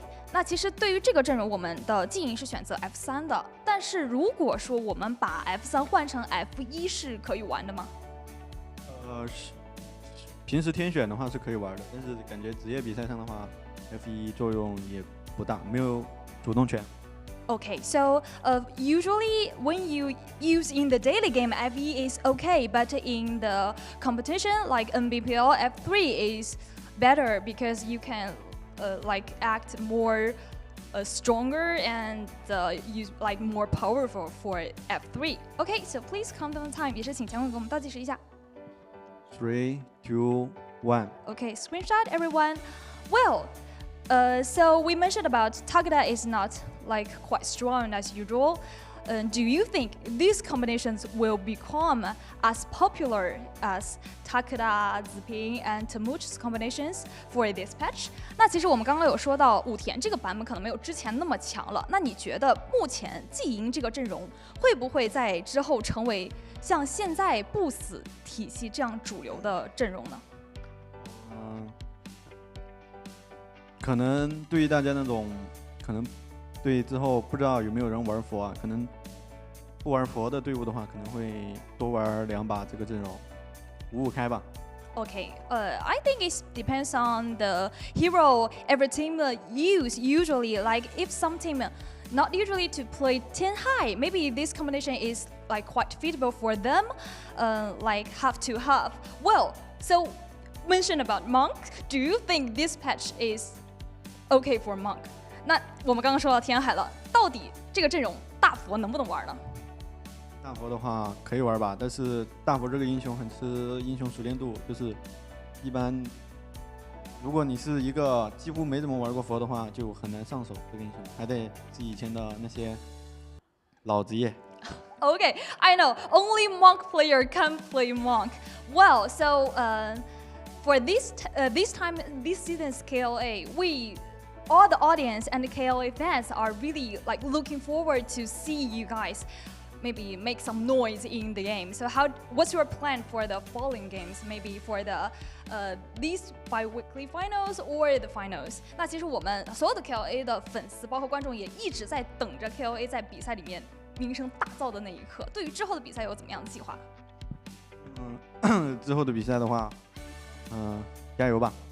Okay, so we will do better in the following games. Okay, well, thank QJJ come to our interview and thank for doing this. 也是谢谢钱滚来到我们的采访。那希望在之后的比赛可以有更加精彩的发挥。Just good luck for you. Okay, that's all for the interview. Bye bye everyone.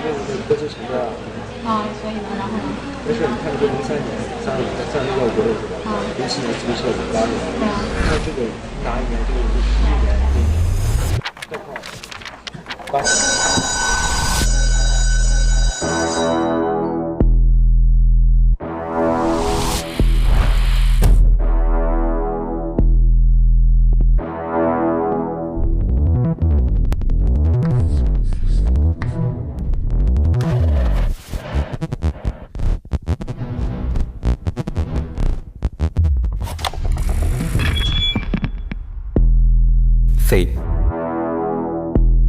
What is fate?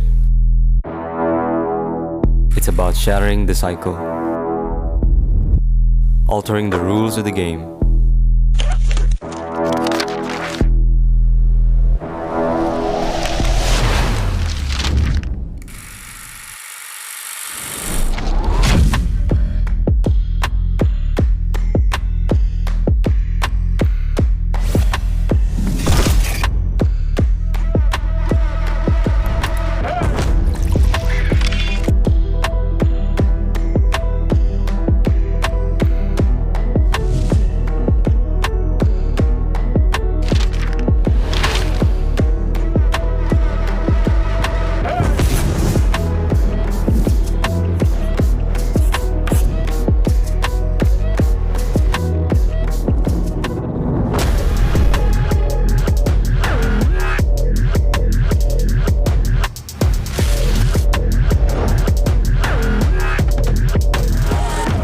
New challenges will be ignited, and a new order is poised for reshaping.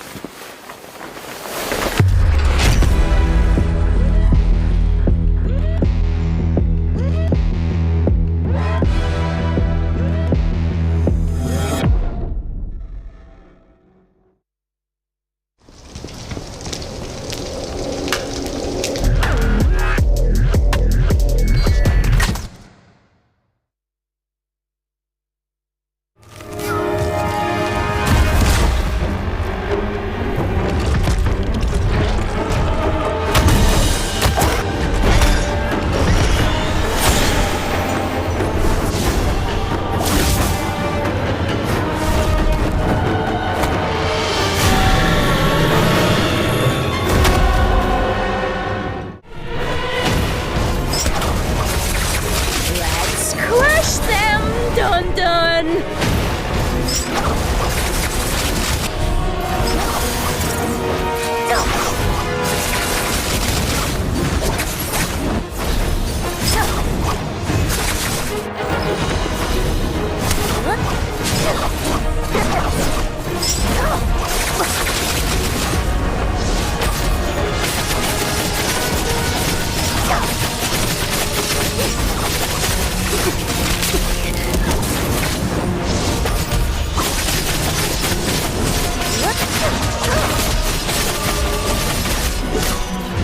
Did you see this coming?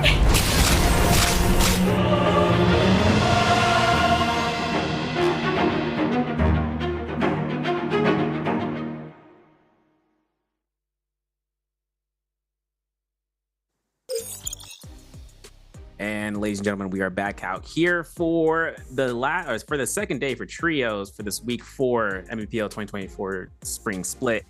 My name is Severio. We're back from the half break. I hope you guys got some drinks. I'm alongside with Raven PLZ, and we're gonna make sure that these next 3 rounds are gonna go crazy because we saw what happened last round, Raven. These Zeit comps are just making their ways back into the ring of things, and we still got 3 more rounds left to go today. Yeah, transitioning from Holoroth, daytime, no fireflies, rage cages. So it doesn't hit. It hits differently when there are fireflies on the match. Now, if you're just tuning in, there's still a lot of NARAKA to be played. We're at that halfway point. Game 3 in the bags, going into game 4. All these teams are fired up, and they're going to be armed with fireflies going in the last game. And with the rise of the Xiphon serve, the countering of these Viper compositions going around, lurking.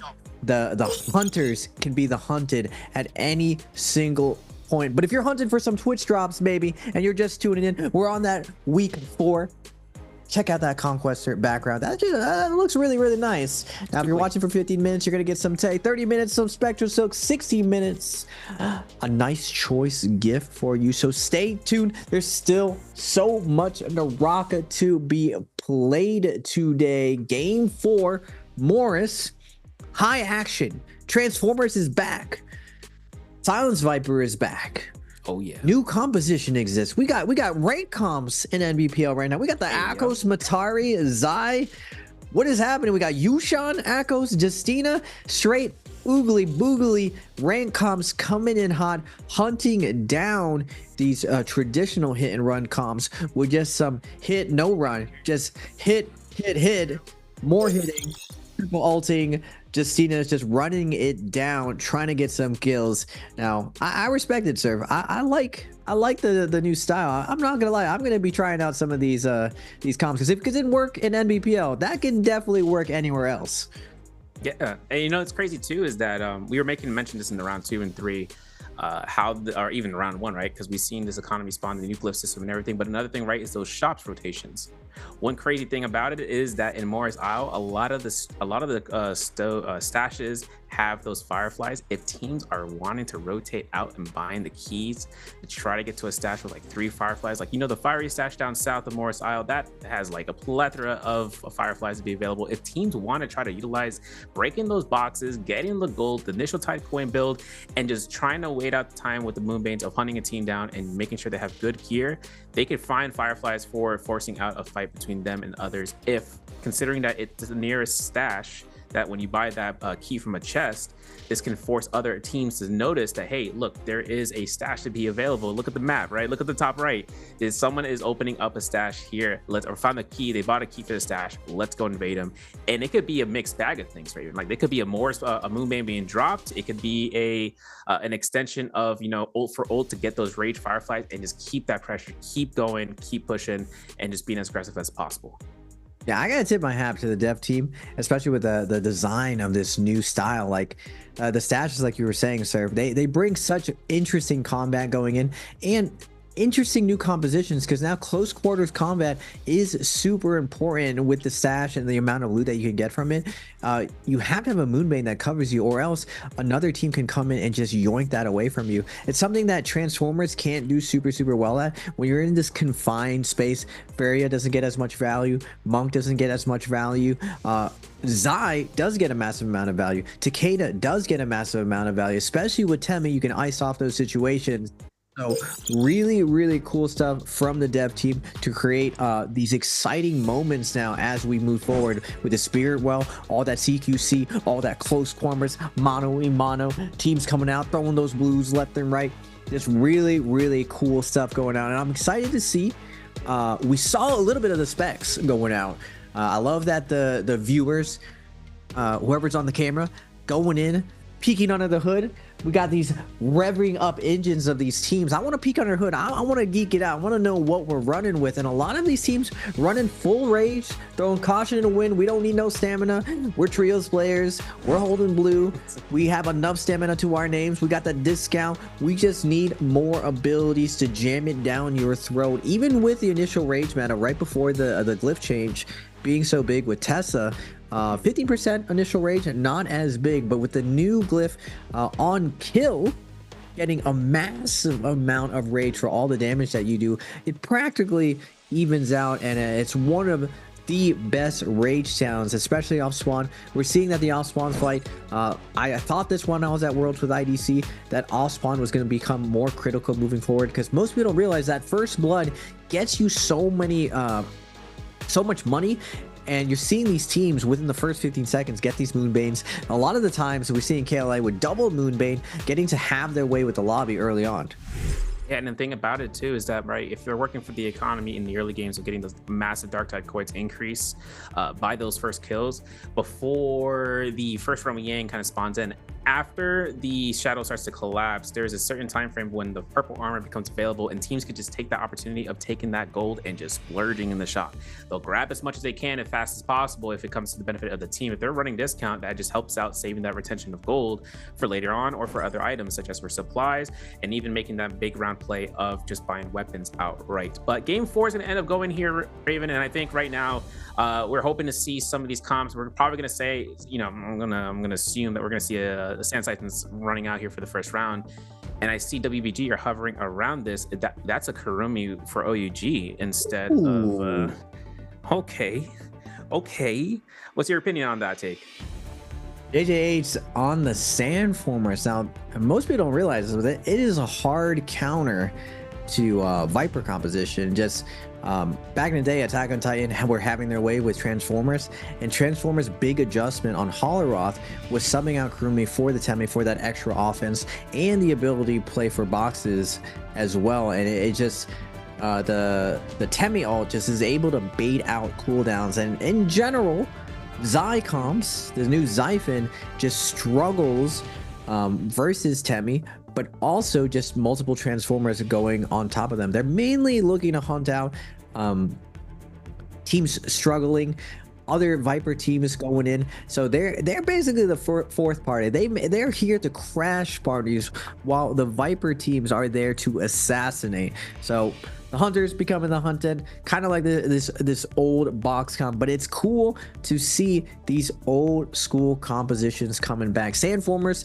was one of the biggest compositions during the second J Cup. It was everywhere on Hollow, non-stop played, and we still see it played a little bit today. I know I personally run it when I'm getting sick, a little bit of the Viper teams out there running around, being a little bit annoying. We're busting out the full hard counter with the Monk, because especially with Monks, it kind of stomps all of the jank out there. And technically, until Xiphon survives a little bit more, we're going to put that in the jank category. It still has to survive the test of time. It's only been 2 weeks since it's kind of debuted by JL, so there still needs a little bit of time of counter comping to it, going against it. And as the league goes on, I'm excited to see what people's answers are to the new composition.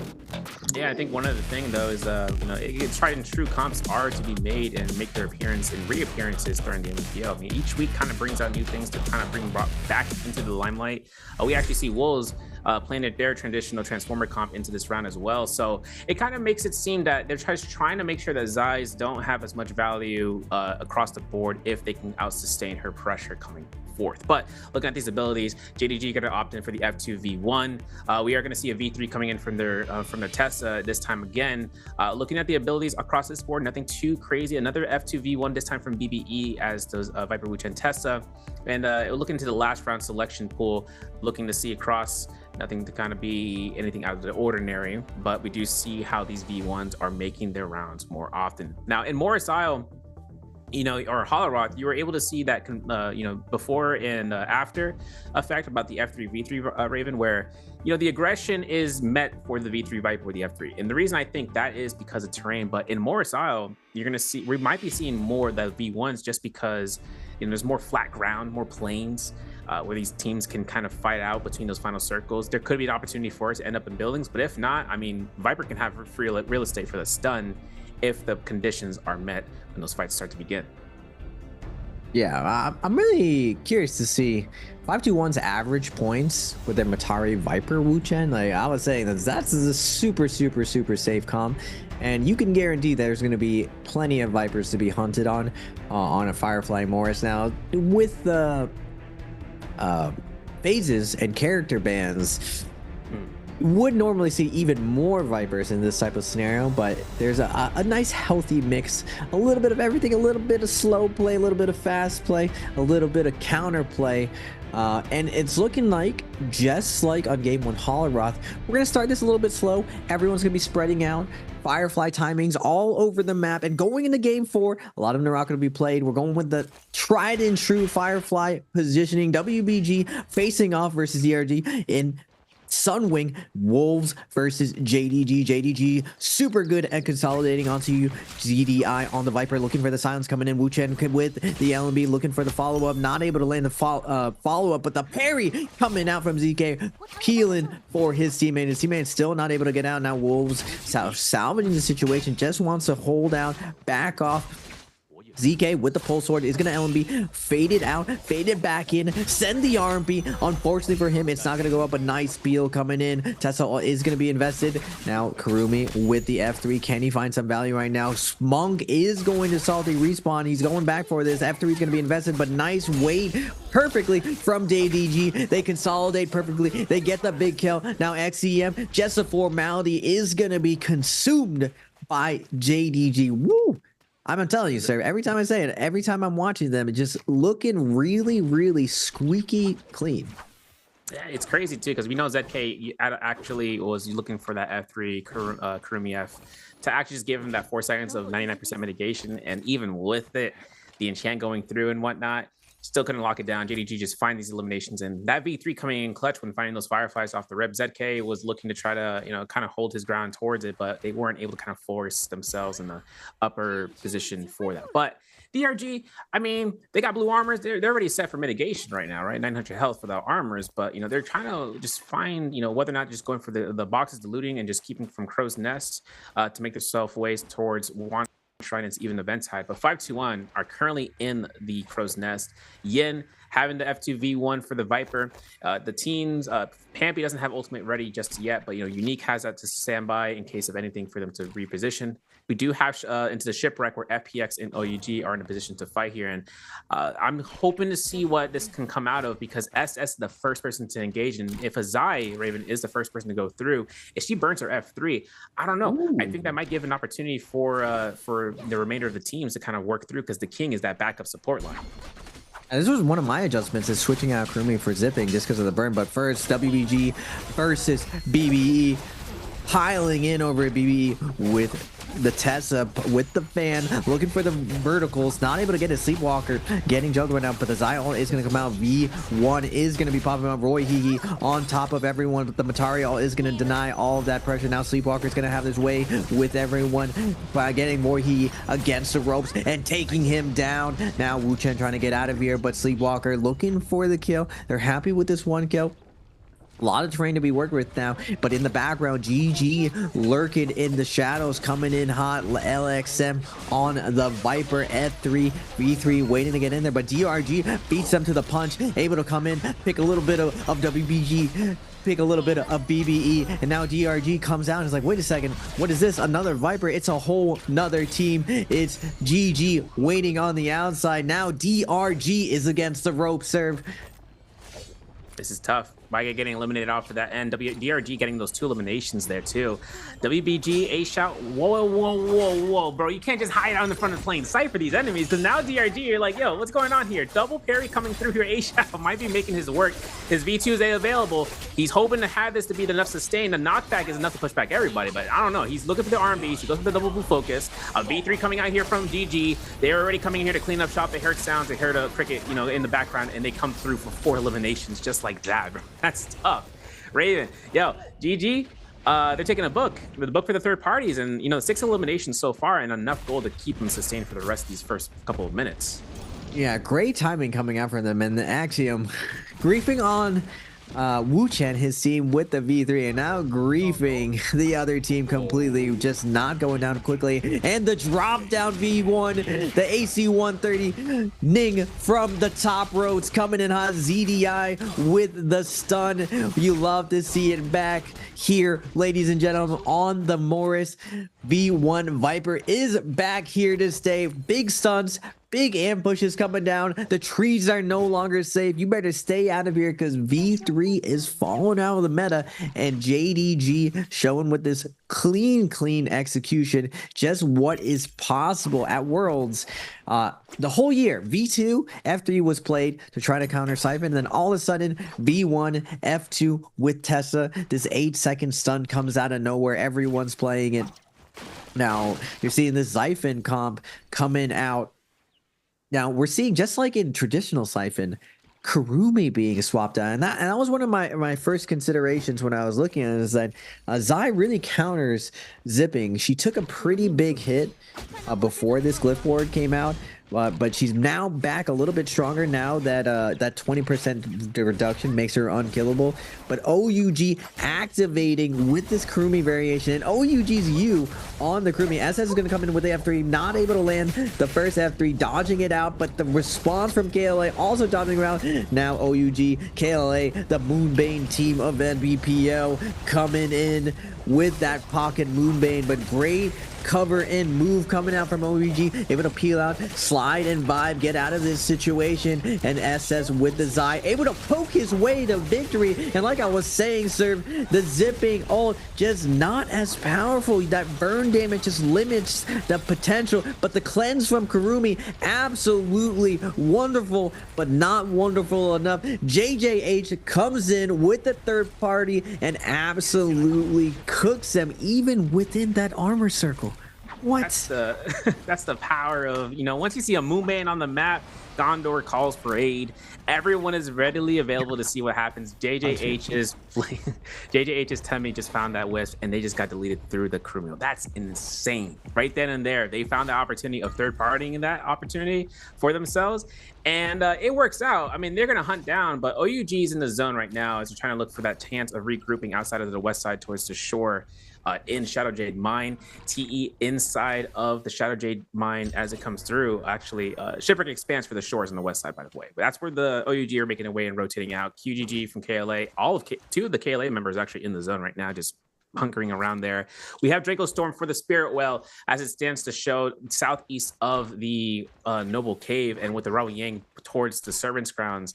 This type of positions right now, the type of positions that we're seeing right now is that BBE are right next door to that Draco Storm, or for that Spare Well. If they want to make sure that they have better opportunity, right, they would do what GG did into round one. They would delay the pickup of the buff, or they would delay the pickup of that Spare Well as long as they can, just because then they can actually just wait for the opportunity of popping that for the Romy Yang teams to win the Romy Yang, or to the extension of relocating. If a third party is there, they can finish up the job of picking up the buff and just go on an aggression route. And I think that's also, you know, it's a good ploy, Raven, where it can like turn the tables, where a team thinks you just started doing the Spirit Well, but at the end side of the point, you're already finished it on the job. Like, you just do it on the spot where they don't realize it. Yeah, it's a really, really good trap play, like you were saying. And Draco Storm with the buff, that extra duration. I've always loved Draco Storm for that regen, for that AoE damage, and just from how aggressive you can be. It was the first buff really introduced to the middle game of NARAKA, spicing it up. It ended up being a little bit too spicy and too dominant, just overtaking the blue buff and the Vermilion's res buff. There was no reason to take it, so they really had to nerf it, but they brought it back to that same duration. And we're gonna see the Draco Sword being fought for right now, 5-2-1 versus BBE, 4-on-4, both the Vietnamese teams going at it. Fire ultimate gonna be invested, but 5-2-1 has the edge in the Viper. Ditto V1 with the Invis is gonna take that. They're gonna take down their brothers BBE, but JDG coming in hot with the flank with the V3 from the Tessa, catching everyone. Unique is gonna have to port him out of the situation. Unfortunately, he does get staggered right now. They want to fight for this till the very end, and JDG actually gets forced out of the situation, but FPX with the fourth party comes in hot, taking down everyone. GG again with that slow, methodical play, just having their way with everyone. But FPX has something to say about this. Fifth party, sixth party, it's just a festival. And the drop down Ning from above, Viper stun coming in hot, Serve, everyone staggered. So much action in this Thunderdome, in this Spirit Roll. Everyone wants this Draco Storm. You know, JDG's EDI is like Batman. The planning is impeccable for these stuns that happen twice, and then one match is crazy. But we are going to see the V3 be utilized again from Tutty. We're going to see ZDI actually being at a low-no spot, being caught out here. 17S finds the elimination. QGG is in a spot right now where he has to pop ult as a Zai, has to find one target to lock down. He's gonna look at 3-3-0. He knows that Wu Chen does not have a port. That was how that team got out here in the first place. In the midst of all his action, though, how can you keep track if there's so many of the same characters to be played in the one type of fight? Unless you can utilize and see about the abilities being used by their teammates, that's when you can kind of fire that one out of the chamber. But OEGU finds a kill against TE Han. KLA are gonna reign out here victorious for this Spearwell capture. This is a Draco Storm that's really held out for the longest duration of time. So for them to get this for 3 minutes, it could buy them enough time before Romy Yang even to the spawn point. We're going to see OUG actually finding another Spearwell, if I'm not mistaken. Yeah, or out of the Romy Yang, they finally wished out their fight in the Romy Yang. And I'm curious to see that, Raven, because, you know, this team just came out here with 7 eliminations after this post Romy Yang. And the Vermilion's gold Hong Sword for his eye. Ouch. Just big ouch. Yeah, OUG with the Kurumi variation of this life, and we're already seeing New composition already, new variation of the new composition with Kurumi being adjusted, especially with you playing on the Kurumi. I was watching his Kurumi earlier, like what can my man not do? Position 1, position 3, he is just looking stellar, and his awareness, his vision for the field of battle is just exceptional. Now looking over the scoreboard, we still got Wolves 65-point lead. Now they're only going to be able to take 9% of this into the 4th bi-weekly finals, but 165, they're going for the 200 bomb. They're trying to let everyone on notice that Wolves is here to stay, and they're one of the most consistent teams. FPX at 105 on the Kurumi siphon, doing really, really well. Now at the altar, everyone's staring off, checking everyone out, just like, are we rezzing here? Are you rezzing here? Who's rezzing here?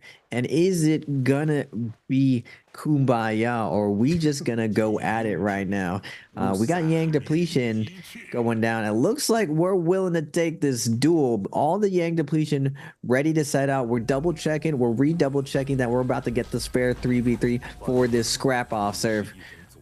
Oh man, the biggest part, I think the reason they came out here is for buying out boxes, just trying to find boxes to break for gold. But this is where it came down towards both of the decision makers between both of the teams. And JJH Godly sees that his teammate Weishan from Flames is proc. LYD will use it in response. We know that this is where things get a little bit interesting. If TE wants to lock down Godly, right now would be the way case scenario. But if they force the Tianhai ult, it's not going to be pretty, because we know this is where it's going to be forcing on the pressure. Godly, though, in response, it's going to activate it. He has a little bit of armor after this ends, but he's going to be in the zone trying to lock down TE Leo. The Justina dashes are going to be trying to get the frozen positions off of Godly. The meter dump coming in from Zhu runs out of ammo, so he has to lock down Leo with those melee attacks.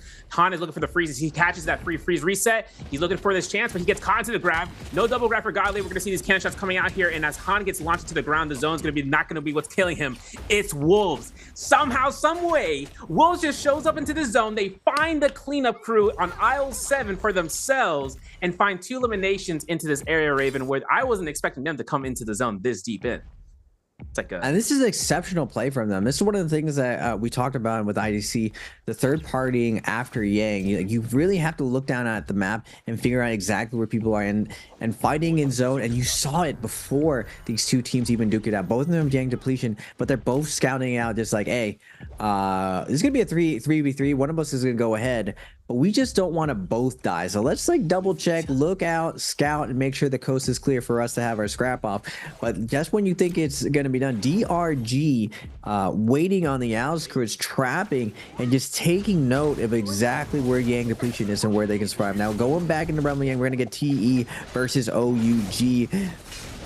TE on the ice pick with this rush town composition, trying to make something going on to the King on the Matari, getting a big burst off on there, but King able to pop at the ultimate, able to sit in the healing circle, able to survive that situation. SS getting cooked by the F1, but the healing circle coming in huge. Now Han with 1 dash to his name. Everyone's really low in the team. He needs to get maximum value out of this. Does get a double dash, but not able to get the damage that he wants to in order to complete this. Now he's gonna have you and the King in a 2v1 situation. Scale rush is coming out from the King, not giving any room for Han to breathe. Overhold's going to come out over and over. Han finally caves under the pressure, flinches, and is going to get deep fried and breaded. See ya later. Bye-bye. My man's hoping for the best here for the case scenario. SS outside the Romy Yang, just waiting this one out. And it's crazy too, because we saw TE were able to be aggressive into the middle of that fight, in the beginning into the middle, but then once that Weishan ultimate just like dissipated, there was nothing that's going to give them more position of rather than losing that extra HP increase. And you're getting caught out there is one case, but OUG, we know how they perform. They do really well across the board. A Spearwell fight though for GG against BBE. The V1 stun could be massive here, but we don't know whether or not 330 is getting the team out here. If it's necessary, they're not going to be needing to do so. A double Tesla enchantment coming up from CJS that could force out BBE's Fat Milk's ultimate for the Wu Chant, and this Spearwell is still in play, but 521 are also in the vicinity. KLA could come in here to sneaky kill everyone off in sight with their Xiphon comp, but of course it really comes through now that there's a Draco Storm Raven. I think GG has this in a way of being aggressive as fast as possible. Yeah, Draco Storm on a Viper composition is It's definitely the last thing you want to see in front of you, because not only is it impossible to kill them, it is for sure impossible to kill them with the Wu Chen. You can't even really get a double grab versus him unless the Wu Chen makes a massive mistake, just doesn't press buttons, doesn't press F, doesn't press his ultimate, just never really press button, like takes his hands off his keyboard. It's the only way that that team is ever going to die. So they get a free rundown to chase you down in this situation. I would even say that Xiphon would still have a hard time versus an F3 V3 Viper with Draco's Thorn, but on the outside we got DRG, everybody working their way in. And just like game one, Serve, 32 people alive, we're playing slow.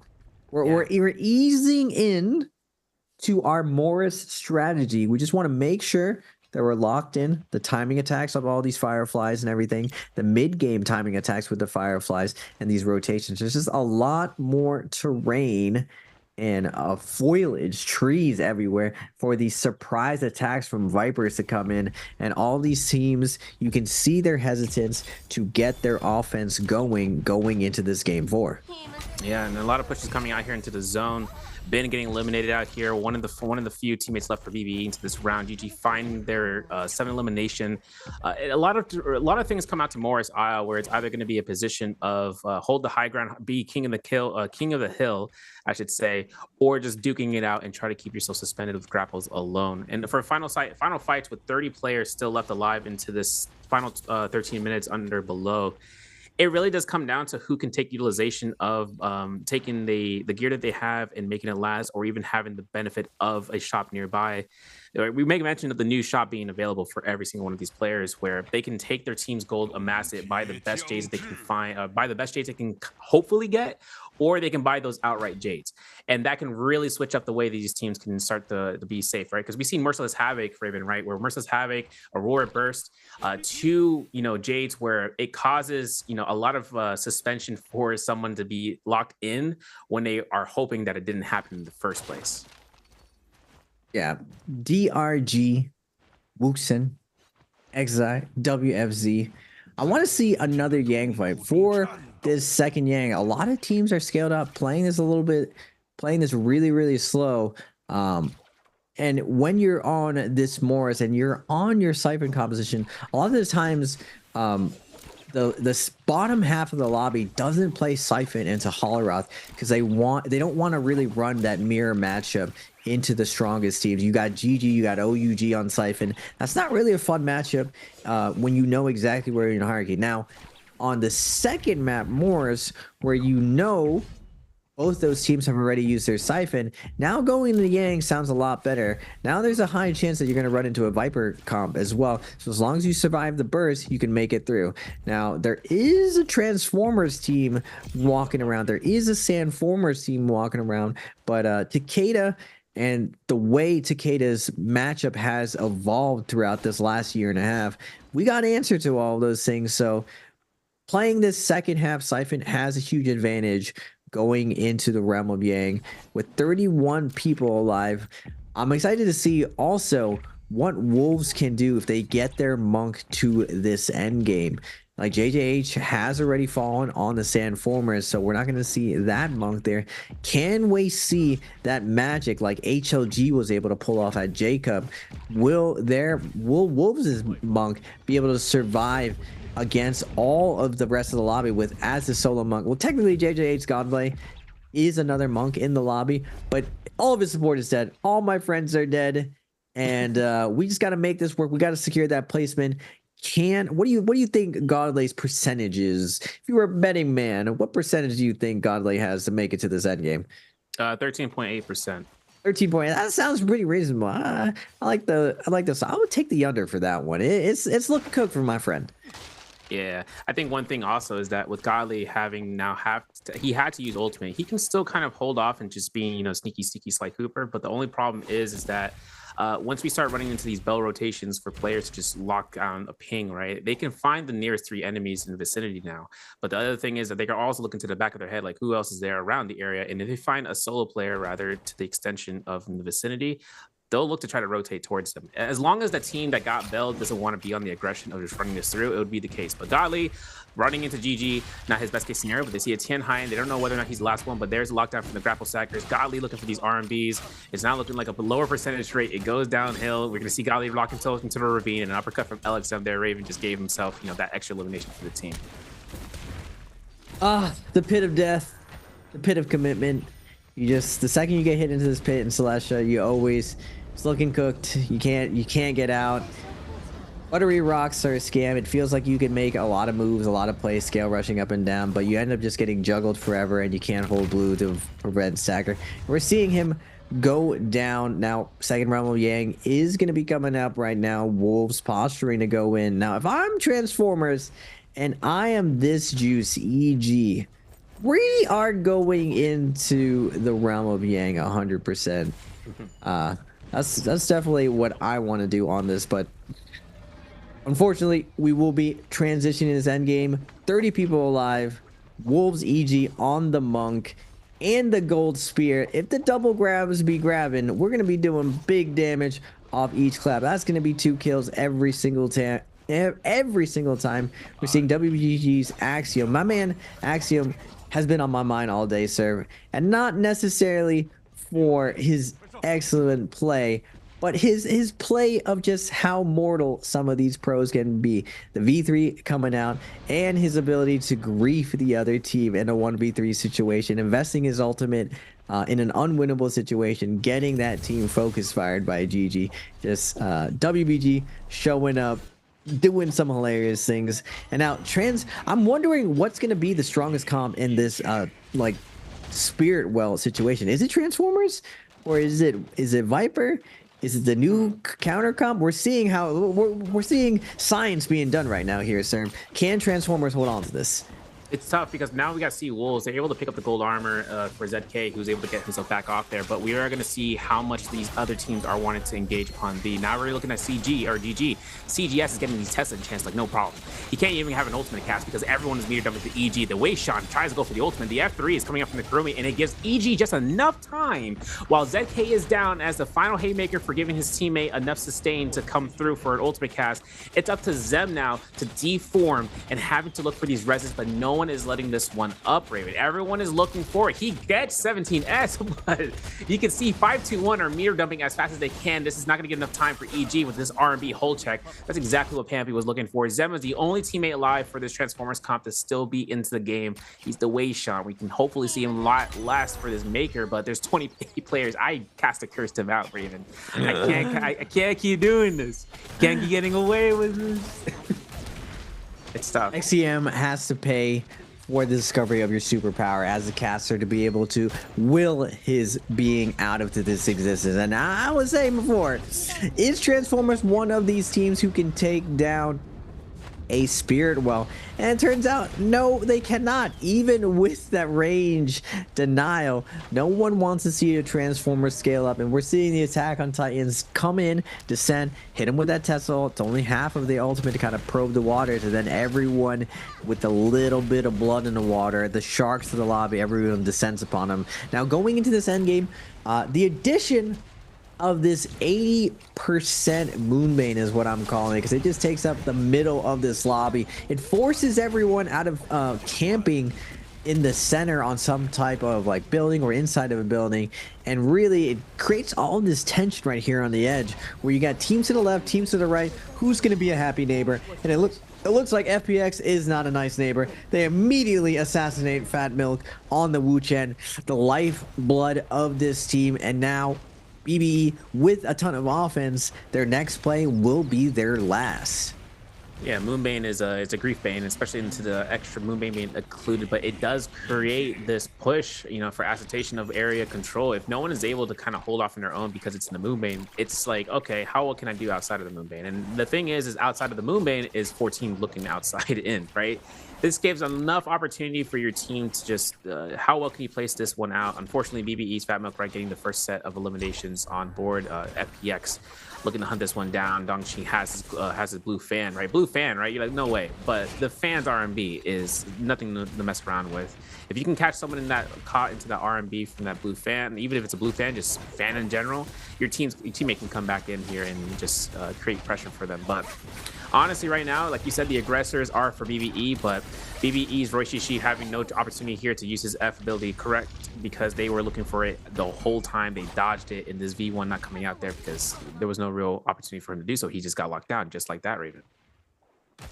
Yeah, 5-1 FPX. Cliffside endgame, just buttery rocks everywhere. It's gonna be tough for anyone to survive this situation. GG masterfully holding the flat ground, keeping this one little bit safe to their name, hoping anyone falls into their loving arms for some easy kills. But FPX gonna put some pressure right now, forcing F21 onto them, and now GG on this low gram, duking it out with FPX. FPX probing for some weakness, realizing that GG's able to hold their ground. Nice play from GG to secure that location. Now WBG is going to activate Sleepwalker on the Zai. We're going around, finding some nice value off these whips and chains. Now GG in that corner. Sleepwalker probes over, sees that, wait a second, we can't be over investing in it. Just kidding, we're in there. 330, what's up, buddy? Nice big burn coming down onto GG's 330 from Sleepwalker. Now Sleepwalker up to 30%, eating one soul boon on the bottom of themselves. FPX, everyone finding a little nook and cranny on this cliffside endgame. Very, very interesting. Another endgame that I don't particularly see, at least in Nbpl. I played this endgame a lot, but seeing this in Nbpl, one of the first times I've seen this exact location go down. The stone wall is also griefing a lot of teams. If they're trying to disengage, right, they have to cross that wall, and the zone is closing in towards the top of this hill. This is an exact, I call this out. It's a king of the hill situation from what we've seen there. DRG are finding that gold armor for WFZ. Of course, he doesn't have level 3 ultimate for the cast, but he does have this to be available for himself as his sustain is met. OUG are holding off to this side near the Immortal Temple for their position's sake. So for GG right now, it's going to have to be careful about whether or not OUG or wanting to take this one into the field. But CGS having that parry right there, having the chance of picking up that gold weapon, is not being able to do so. So he looks to reposition towards FPX's backline as LXM was getting caught out here for his HP bar. 3-3 looking to use that, utilizing that universal slash, taking it up here from Wolves. We're going to see that universal slash making it work for them, and having that gold set of dual blades is definitely a mark into the right direction. OUG's SS though, caught with a tether. And this is where it becomes interesting. Right? You said how, Kurumi has better benefit here because she can cleanse the burns compared to Zipping Yings, who don't have a way of cleansing those burns. So for now, OUG, we're caught in the position where we can see SS unfortunately getting caught to the enchant, has to use the F3 like an escalera, looking for the ladder and getting to the sky, and not having much of a chance here to live out here into the top of the hilltop for long. Maybe, Raven, maybe. Now 21 people alive. Buttery rocks everywhere. Just everyone on a different layer. GG holding this low ground, picking off kills. OUG up to 7 kills, GG up to 11 kills. This end game play coming from GG, just absolutely surgical. Kurumi circle going down. Not much room to work around with on the low ground. Just absolute death on the high ground. DRG raining down cannon shots on the left side. OUG holding the ground as much as they can. Neighbors to FPX, and it looks like OUG and KLA are going to start duking out, getting peppered in from DRG on the high ground. V2 is going to be invested by Zipping. Zai ult's going to come out. FPX's Don Q is going to get picked off. KLA holding this low ground, trying to survive up to 2 kills. Got that gold armor earlier, but on the high ground, everyone's taking to the ropes, taking to the skies, able to get that grapple. But GG making this timing attack with the V3, making their positional play to go over to the high ground, secure some location. But LXM not able to find the look that he wants, trying to get his team to corral up to the high ground. Running into a Takeda though, going into the last leg. LXM swinging for the moon with the gold pole sword. Tessa's coming in late. He gets a kill onto the king. QGG coming in hot. Last sliver of zone back. Everyone swinging. GG still alive. OUG still alive. FPX still alive. KLA still going. Who's gonna win it out? And it looks like KLA's CZX is gonna hold his ground and take the first, but Team GG with that slow, methodical macro play is gonna secure the first game of Hallross.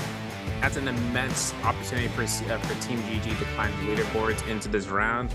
And of course, we are seeing how GG were able to take that Buttery Rocks slope to their advantage, right? When we saw the reset, right? The biggest opportunity for any team is to find a way of regrouping with your teammate and just giving them enough time to survive if they were caught out, if they lost armor, if they lost themselves the skill usage. You just find that time to regroup towards them if they're too deep into behind enemy lines. But a lot of things is about the adaptability. If a teammate can set themselves up for holding down the fort by themselves, it's only a matter of time before the enemy team starts expending resources of their own skills, where that teammate starts calling it out, Raven, where they can find the opportunity of clapping back, no opportunity for them to come back into the fights and holding it off for victory royale. Team GG 3-0 LXM. No slouches. I like the white hair from my man. You're seeing the teams who are on their day one, just business look on their face, just locked and loaded. They want to show up. They want to just have a good game one, so their day two can be nice and relaxed. GG professionals at this. They've been doing it for a while. They've been doing it for a long time. Tried and true. That nice, slow, methodical play. Now, it doesn't mean that these guys aren't aggressive. They just pick their spots very, very wisely, and they just know in these end games, they know how to navigate these situations perfectly. They know how to navigate these weird terrain situations, and these cliff slides, I call it buttery rocks for these end games, just because the way NARAKA ends up working out, if you're trying to hold focus and you're against some type of slope, especially some rocks, you get put into this sliding animation, and it's just such a pain in the butt. But first, ladies and gentlemen, in the Twitch chat, we have a question. The spring split random gifts are dropping.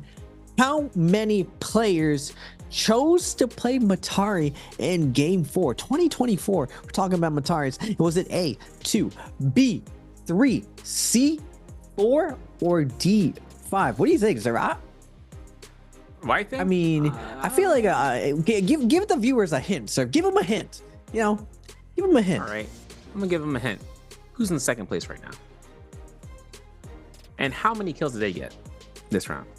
That's not a hint. I'm just making sure you guys are keeping track. Oh my god, sir with the curveball. He hit me with a riddle. I was like, wait a second, how's that?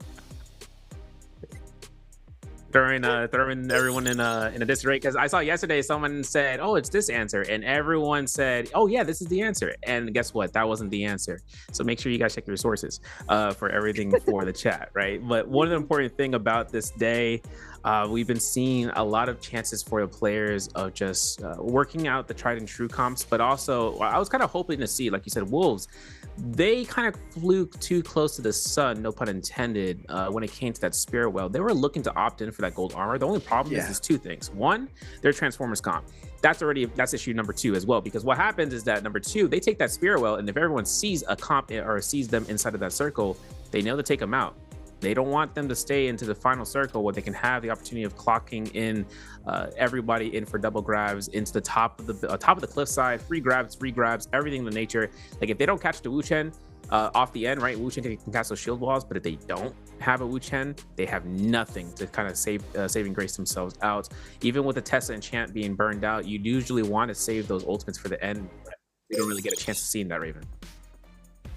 Yeah, to build off what you were saying, I'm curious why their crew chose to go armor circle, if that was a misplay or Wolves really believes in it. Now, GG, 17 kills at the top, 26.3, massive game coming out from them. KLA with 9 kills at 16.6, still assassinating, playing that mid game perfectly. WBG waking up a little bit at 8.4, 9.9 for the day. JDG still, again, super solid. Impressed by these guys. OUG, 7 kills, not able to fade away and get as much as they would like out of their end game in their mid game, but still solid performance. FPX with 5, and the rest of the lobby around 5. Now looking at the stat sheet, LXM on that F3 Viper, me personally, F3 Viper is one of the most damaging characters in the game. You wouldn't think it, but as long as you're hitting more than one player with that F3, it's just cleaving people down, doing massive amount of damage. And especially with the V3, you find yourself chasing people running away from you. You just get free damage hitting into people's backs over and over. It's almost like you're a nice Rogue going out chasing people down. Now, going at the standings, any surprises here, Serve, of how some of these teams are heating up halfway through this NARAKA Trios Day? I mean, we brought up the point about WBG, and considering how they had week 2 into the bag, but it's kind of tough seeing how they are standing right now. I'm kind of hoping to see a turnaround match because the amount of value of points, like this is okay, but the amount of value of points they got in this so far, they could earn that in the game. Just in one game, they can earn as much as that points, or even better. We've seen a dirty bomb from OUG for an example point where they can earnestly earn those kills, first place ranking, have even the second place for that 1.4 multiplier, and just catch a massive point value game to up to 30 points, and it could propel them to make sure to ensure finals for this next weekend. But hoping to see how that turns out. JJH are having a little bit of point values where this is their second day of playing. They have 64.3 in 6th place. JDG is in 5th, but the most values so far to be earned has been Wolves so far today with that 53.4. Now, honestly, we still have to see how day 3 ends up for these teams. I'm kind of hoping to see what JL is going to be cooking up and bringing up, because the fact that they brought Zyphon into the mix for day 3 in the week 3, it's kind of interesting to see if they're doing the practice scrims today and bringing it into day 3. But clips and highlights to Raven, proxy for Thunder Robot. Take it away, dog. They're about the replays coming into these matches. GG, LXM doing things big. Axiom with the full grief, investing his ultimate, getting DRG absolutely destroyed. Tough for them investing those getting third party by GG. And GG again, if you want to learn how to play endgames, GG is a wonderful team to study. They play these endgames perfectly, high energy, great positioning. They play as a squad, and there's a lot of nuance to how they play these situations. Their weapon choices, their positional choices, when they decide to move, and you're seeing LXM a masterclass, taking the skies, not looking for the hits that he wants right here, just waiting and keeping his health as high as possible. Get these last hits going off into this last little bit. Great grapple stall coming out for him, able to survive this situation, eat some soul blooms, get an ultimate off. Super clean plays coming out from GG. But before, I wanted to talk about a little bit how Wolves getting lobbied, like you were saying, Transformers. The Kurumi on Armor Circle. I feel like if Kurumi has Healing Circle there, that team is able to survive. And OUG, same thing. They're running Kurumi on their Zyphon composition, able to cleanse burn and stuff. So it's looking like even in 2024, Kurumi is looking a little bit more dominant with zipping. Now with the new glyph, 20% damage reduction, I still think zipping has a place. It's definitely easier to execute, and I feel like zipping overall in a heads-up matchup, who do you think takes it, Kurumi versus zipping? In the Transformer comp, or like in a general, like how we're seeing her zipping versus Kurumi, multiple comps? Yeah, it's in multiple comps, not necessarily Transformer, but in general, in trios. I think what do you take, sir? So I'm thinking to myself, when it came down to Zipping Ying, right? Her biggest issue that comes out is that if there is teams that are utilizing those jades like Flame Breath with the Rupture Gale Orb, right? Cleansing that, not a case scenario, right? She won't be able to have that. If the pressure comes out from third parties, burns are one of the biggest CC controlling effects of like a bane, really, of losing out on that healing efficiency. Now Kurumi has this ultimate cast that can come out to cleanse, but not only to that, when we saw that change for F3 Kurumi where it gave her that mitigation, this gives the teammates an opportunity of turning the fight around, because that person cannot be locked down as they were hoping, as the enemy team would be hoping for. Kurumi gives that defense buff. For her to be in these comps now more often, especially when it came down towards just in this past game, right? Wolves choosing Kurumi into this case with the V2, right? Maybe it wasn't the ideal option. Maybe they were looking to kind of keep the armor up in case they're in ground unit form, and then expending ultimates at the last possible second. Against a Zipping Ying, the amount of I'm biased towards Kurumi just because of how much her value comes forth in both the troll picks and solos, right? But more importantly in the trios, where her sustained goddess format of being able to cleanse as well makes it so that Zipping Ying's only biggest caveat is basing her abilities to be used on the move standpoint. But if you can hunker down, right, hold the fort, place defense posts, I think Kurumi is going to take the bag into any case scenario, as long as it ends up being that way in the first place. Yeah, I tend to agree with that. Kurumi has a lot more upside.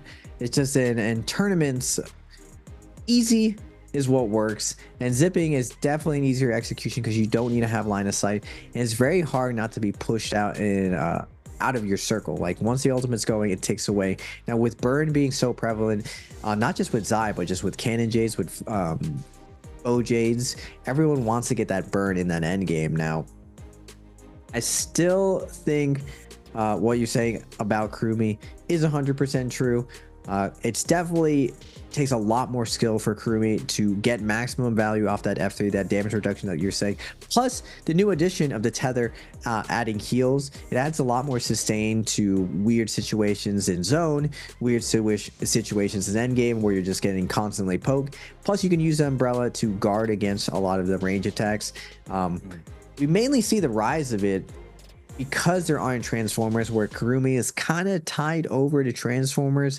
We're seeing a little bit of that rise coming back, especially with the current meta being what it is now. Tianhai is buffed by other Tianhais.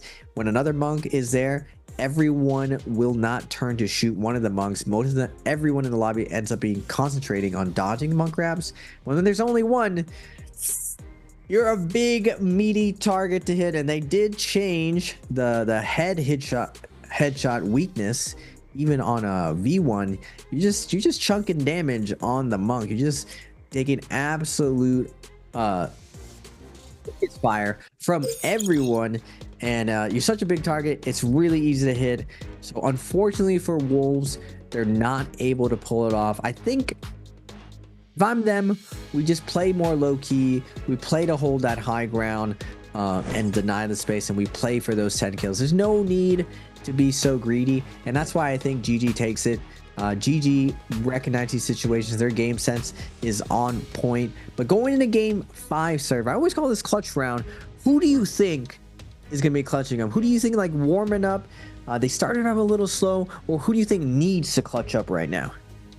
I think if anything comes out, I think we might see a double back-to-back coming from GG. They're good. Double back-to-back.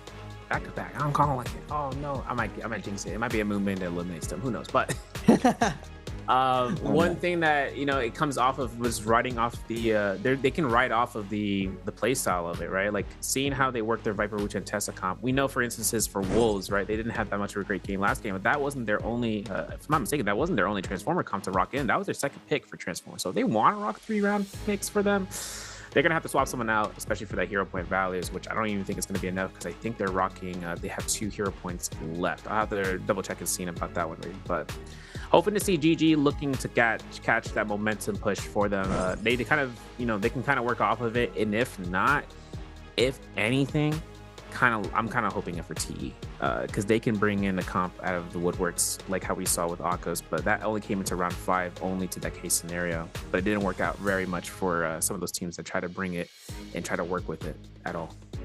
I believe some teams are on match point. This is their second day, so what's kind of a bummer of going game 2 days in a row is that third day, if you don't do super well, you don't really have your destinies in your own hands anymore. You're kind of hoping for the downfall of others so they don't pass you. So I kind of like going game 1 into game 3, just so that game 3, 1, you get more scouting information from the game 2. You get to see what everyone was doing, what people are going to be running for that last day, so you get more info. Going last always has a huge advantage.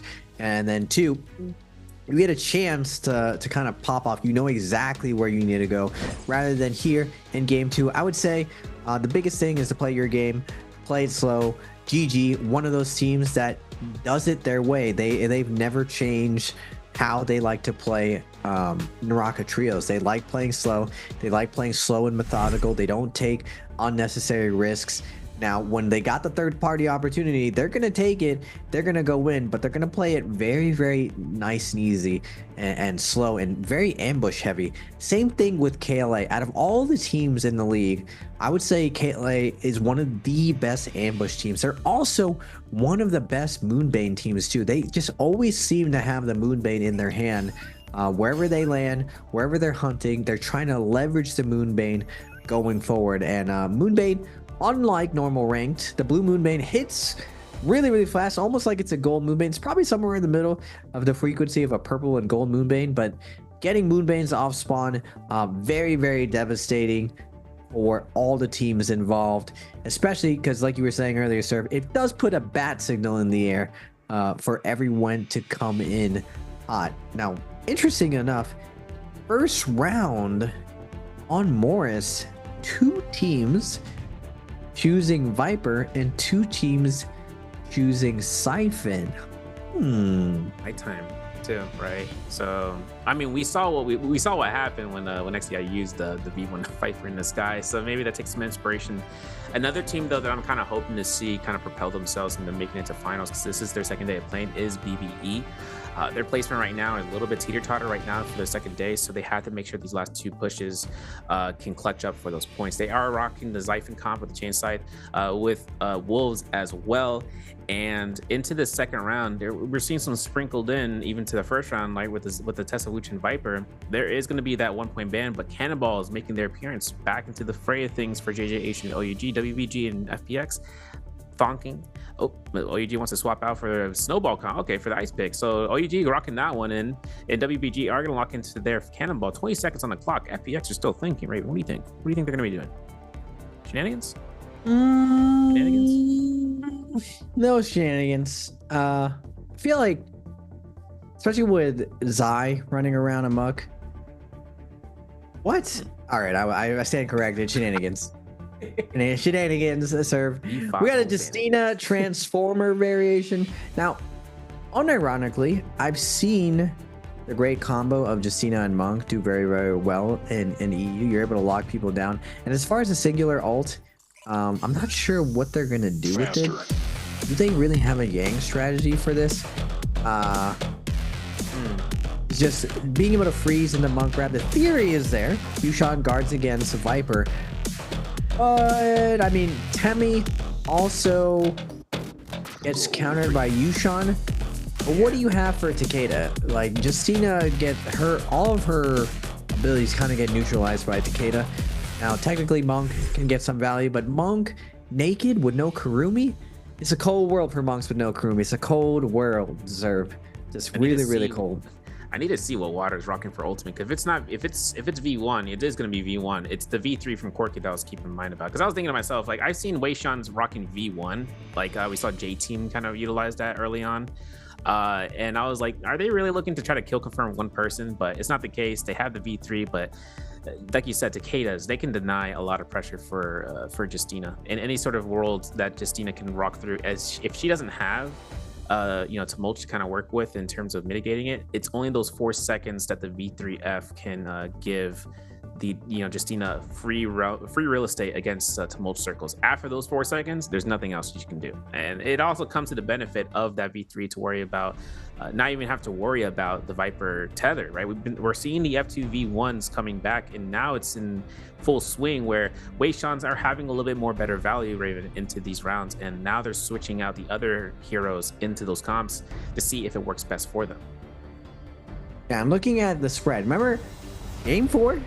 Everyone was nice and spread out. We want to get our Morris strategy going, and now we're taking those hot drops. We're good. We're dialed in. We want to take these fights now. GG, known for their cave play in the top right. GG, Northern Cave, TE in the Southern Cave, but TE now has split up into JL and TE. So a little bit of different strategy, but GG again. These guys tried and true. If it's not broke, don't fix it.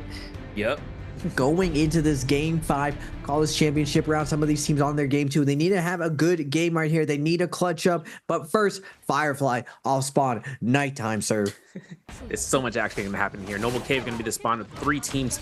Wolves of Zem finds 1 Firefly here. He doesn't have ultimate. All he's got is his feet and a will and a way, and he's trying to lock down Corky, who found a parry off of ZK, and he took the blunt force of it. He finds a staff. He's got F3 in 3 seconds. That V2 is the working magic as ZK was able to find the proc off of here. He's got ultimate, but JDG are rocking the 3rd time today. They're rocking the V3 Tessa, and the Zem gets a parry off of Kiki. He gets kicked off the cliff side, tries to look for a chance here of regrouping, and decides to use his V2 to reset the skill to get high ground position. He's at the top of the hilltop right here and trying to lock down Tutty, trying to lock down JDG, and Raven, it's going to be a point where it can be met, but is it going to be worthwhile for this effort if there's third parties all around them? It's always worth it. You gotta go for everything on the soft spawn. Everything is earned within the league. Everyone is so ferocious. Zyalt just doing super strong off spawn. It's like, what can you do versus even a blue weapon Zai? It's just always their turn. We have FPX in the background waiting, but TE with a timing attack. F3 going to be invested. Night Dodge coming in from Wolves. XEM able to dodge the Tesla ult, but now his team stuck against the Buttery Rocket. He does connect onto Leo.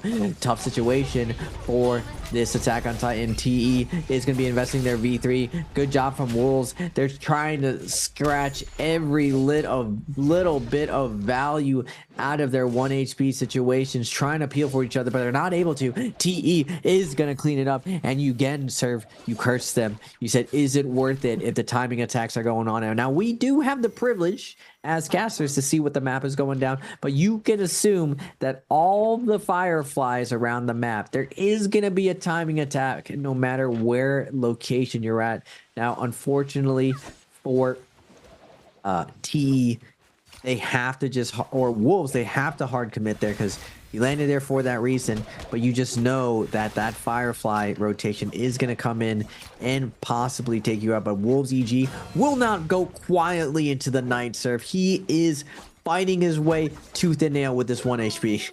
Yeah, the Islet Crater is a great spot. There's a lot of scarishable positions, but he does get found by LYD. We're at the point right now where BBE in the very southern tips near to the Ghost Town extension, where BBE is up against DRG, and DRG are going to fall here. Now, BBE find 6 eliminations. And the crazy thing is, they're also next to the stash. They got 30K on standby for themselves for them to go into the shop and just waiting this area out. But it looks like at this point, they can just wait this one through or just keep looting around here for any sort of sustain for the economy. But WBG, Sleepwalker here, activating F3 in response after taking that longsword beam to the face. He's going to look towards and keep the team through. He's got the broom ready to go here, trying to sweep away the competition if it comes to the fruition. But both of these teams have full ultimate values here. JDG are looking to try to force his team into their own vicinity. Now, here's the kicker, right? We know that Vigay has himself into V3 ultimate. So if we see the Tessa enchant coming out here for the V1, don't tell me ZDI trying to set up for a V1. He doesn't even have it. Yeah, he was in the sky, but he's at 85%. Sleepwalker's there to engage it. I don't know. I mean, if ZDI was able to get that Tessa, get that Viper ultimate off, he looks to the silence. This forces Yodo Human not to be able to teleport, which gives an opportunity to see of whether or not Sleepwalker is going to have enough time to kind of save the team here if he can for those last slashes of pushing those enemies away. Raven, this is tough right now for WBG. They have no ultimates. The only thing they got is a way shot in a way. Yeah, WBG popping the cooldowns, popping the ultimate, putting JDG against the ropes. They do still have their Viper ultimate, so WBG has to be careful with this overcommitment. If they get too close to this Viper, you better bet we're going to get that stun off. Now, OUG in the south having an isolated scrap off versus JJH. Godlay on the Yodo. No ultimates anyone's name. We're all in, baby, in the corner. OUG's SS on the Justina, looking for the pickoff onto Yushan, already down to a quarter of a health. Yushan, even though he can't be crowd control, it still will take a massive damage as long as you have bursting weapons. Now OUG's you locking down Godlay, able to turn this round. No armor on 2 of OUG, but the parry is going to come out. Chulu is going to get taken down by the Yodo slashes. Now Flames trying to make his way out of here. OUG's you chasing him down with the grapple, looking for the uppercut or looking for the parry, not able to get it, but still OUG making it look easy and walking through them Moonbane again, server. Moonbane again with 5-2-1. Moonbane again. I don't want to call it. I ain't calling nothing, guys. Pampy has ultimate still to go. He's still readily available. If he wants to use this for DDG's Kiki, he could, but you know, it's kind of a risky play here. We're gonna see ZDI looking for those dodges, finds the F2, is able to dodge it. Pampy, seeing that Tutty is down, can now find his opportunity of looking past the region, but the WBG are here. This is their, they're going back to retreat into the movement. They got 30 seconds on this bar to look for some resets, as Yin has no armor currently. He's looking to the regen, but the V1 coming up from ZDI. Oh man, TE was right there, but the disenchant was necessary as ZDI was caught into it, as he was hoping to kind of realize the situation where he could take that stun, but it didn't work out, Raven. Didn't work out at all. TE are caught in here as 5-2 are looking for this engagement for a third party, and they might be looking for the, they might look for all full values for this. I mean, WBG are still in the backlines, Raven. I don't know. They might cause some issues. Even though they're the back lines, we're still staying active. Still looking for it. I believe, wait, is this WBG's second day? Oh, first day. All right. Well, the bi-weekly champions, they still got, even though it's this game 5, they're one of the teams that can manage a 100-point game, just like Wolves. They just need to get it going now. They had a little bit of a mental edge running their Tessa Monk and getting value off of it, knowing that they were doing something out of the ordinary. Now they're not really running out of the ordinary. Now they're back to more meta, if anything else. So can they find value playing the way that they're playing now? And again, KLA, every time I see these guys, sir, they got Moonbane.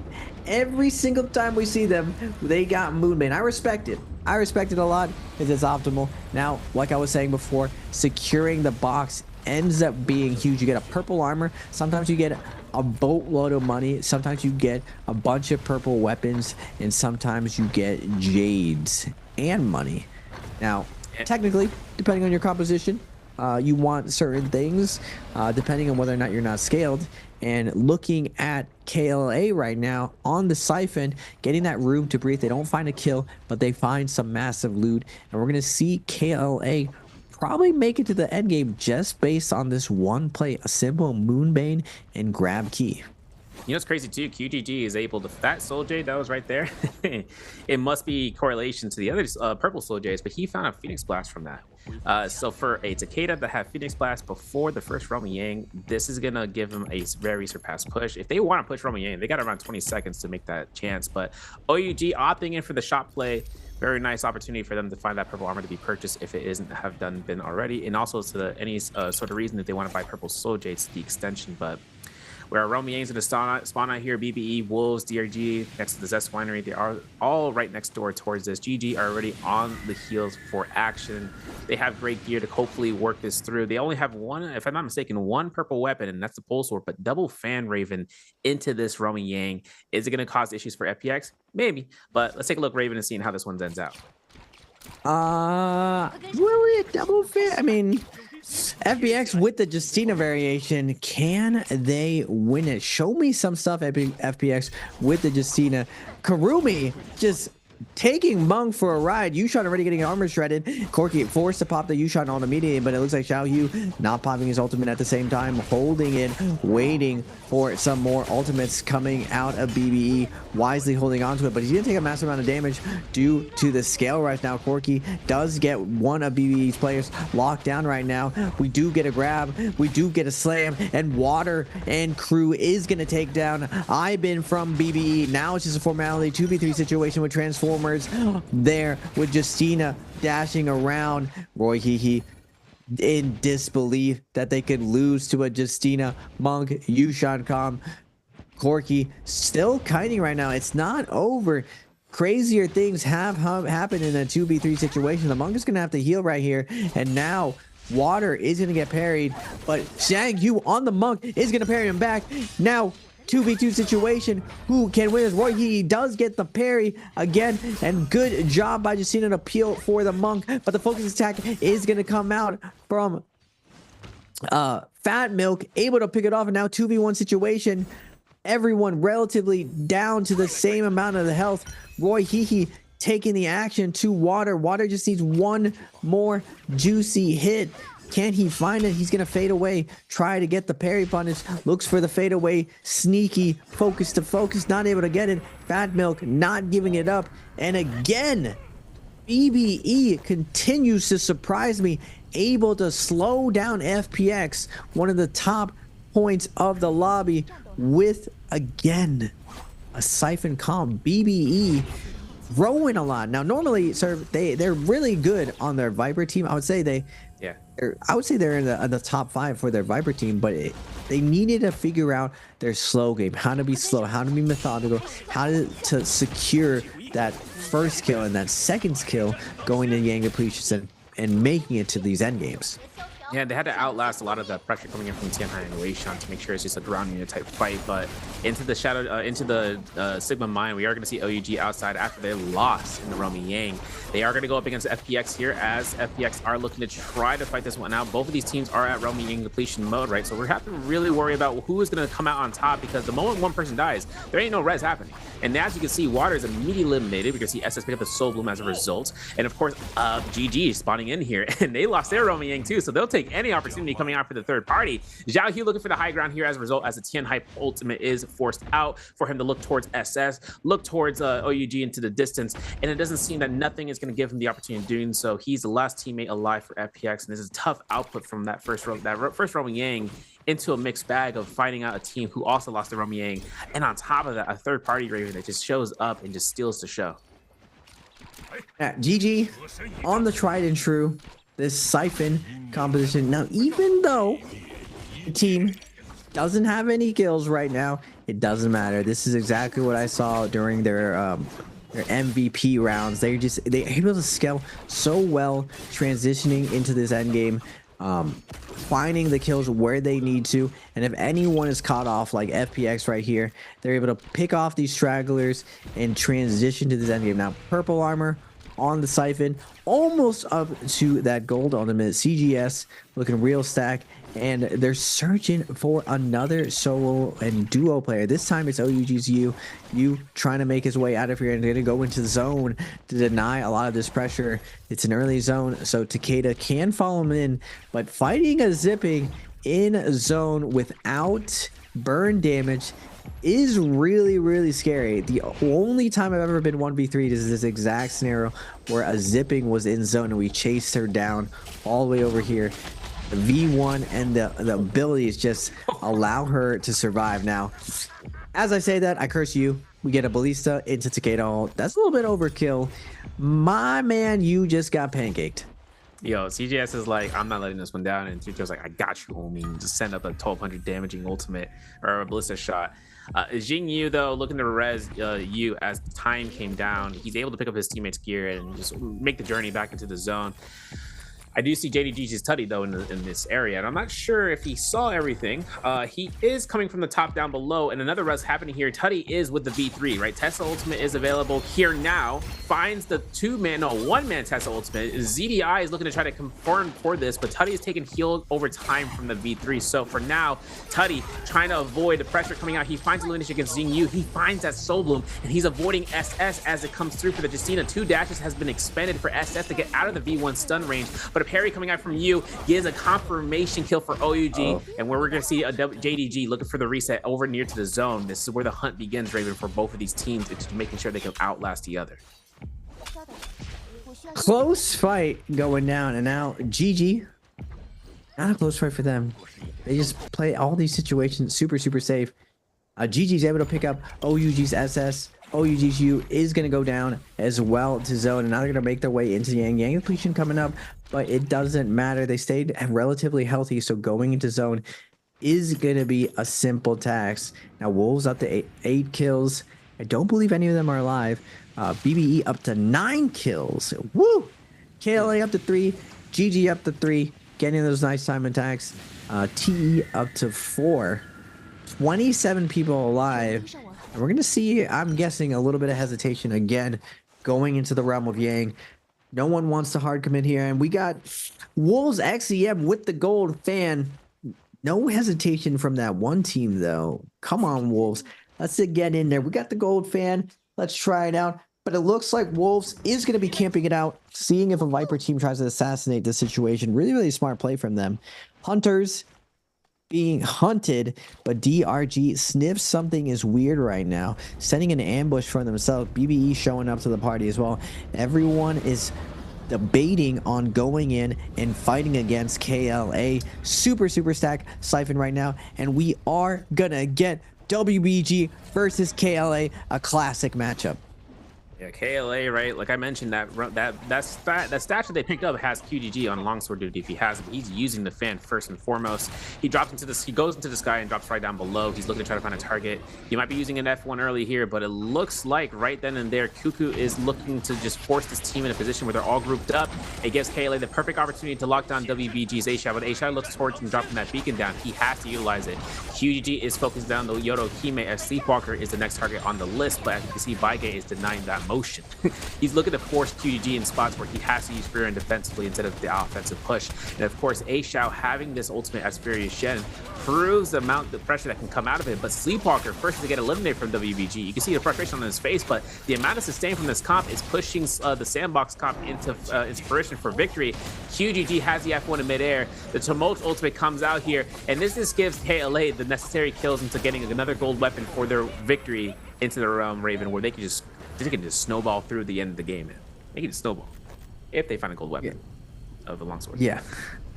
Gold ultimate on Takeda is no joke. You basically turn into a Viper with 4 ultimates. That's what you turn into. And with blue buff, they're gonna be able to hunt down all of these duos and solos, these stragglers, and down to 21 people.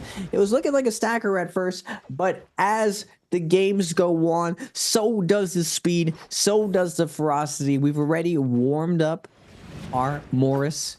Now we're on nighttime. And KLA is capitalizing on the fact that there aren't Siphon teams inside that realm of Yang. They don't have to necessarily fight against the likes of OUG and GG. But little do they know that those teams are still around and still willing to duke it out. Now Wolves with the Siphon team grabbing a chest to themselves. Looks like it's going to be uncontested for now. WBG's Baige coming in to check out whether or not they can res here, and they're going to see the rude surprise that Wolves just got the buff, the 20% damage reduction. They're going to have to wait this off. Yeah. Yeah, there's 2 teams arriving here. WBG are just waiting this one out, but even GG are showing up to the case, and they're thinking, oh, we can get the Spirit Well, it's perfect, good case scenario. But then Zem is an active Zai ultimate right before the Spirit Well procced. They got the Mystic Might, so now they have that on hand for anyone who wants to try to jump into that area for the next 30 seconds. And they don't want that. They don't want that tassel. They definitely don't want that tassel against an active Zai ult. For her to have another Zai ult on top of it, I don't think that's happening for anyone that wants to take, if they want to ego check them, sure, but no, not happening in Nbpl. We are going to see the spawn coming through here for GG. They made their way up north towards Ephemeros, and they are going to go up against what seems to be WBG. And this is where it comes through right now for this fight. It's a make or break between both of these teams. The position is 3 eliminations for GG. WBG was 0 still. And this is where those Force Ultimates just came out right from the get-go, where they're going to have to be aggressive quick. Yeah, you don't want to hesitate when you feel like you're behind and loot. One of the easiest ways to equalize an unfair battle is use your ability to strip the enemy's armor. Now, if they have gold armor like GG does, your ultimate should force them to pop their transformers. And at least we have a similar health pool to fight against, but WBG is not able to get as much as they would like out of this. And Wolves on the outside looking about hunting, seeing WBG set up for this fight, and now regretting their decision. He has XEM hot on his heels, light attacks coming in, Burn coming out, and now multiple teams all here fighting on the edge of the zone. Everyone sees where the action's coming out. They want a piece of this, and GG's 330 is going to get taken down by the Zai. 1 minute left on that blue buff. They're going to be able to check out, figure out where everyone is, and see if they can get a nice third party as they kind of probe for that threshold. Now KLA's QGG sitting in zone, scaling up widely up to gold ultimate. Wolves, you think Wolves hits the 200 bomb serve? DRG's barely hitting 100, and we got Wolves almost at 200. What world am I living in? If they get a 20 bomb this game, this could give them an opportunity in getting that. Yeah. I think though that the potential for that would be remarkable, right? You said like 9% for finals for them to kind of take as proposed points are into the value.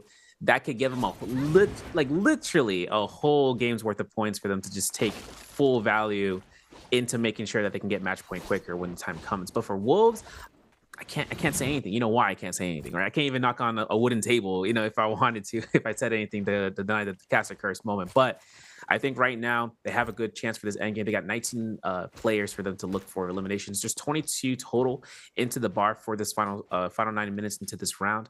Pampy has himself to look towards and just looking through. And we're going to actually see the victory coming out for this Roman Yang fight, right? 5-2-1's Pampy having themselves to lock themselves right into that tumult circle. Based off the timing that Unique was able to pop that V3 Wei-Shan ultimate, granting Pampy no worry about the wall. Now this gives him enough backline pressure where you can see how GG are trying to pressure this team out as much as they can. Pampy just on full sword scare rush duty, has ultimate still, so if anything comes out, GG wants to try to push this one through. They have to focus the Yodohime as fast as possible, and they're not doing so right now. 5-2-1 is looking to just force this one through and forcing everyone in the vicinity of their own making.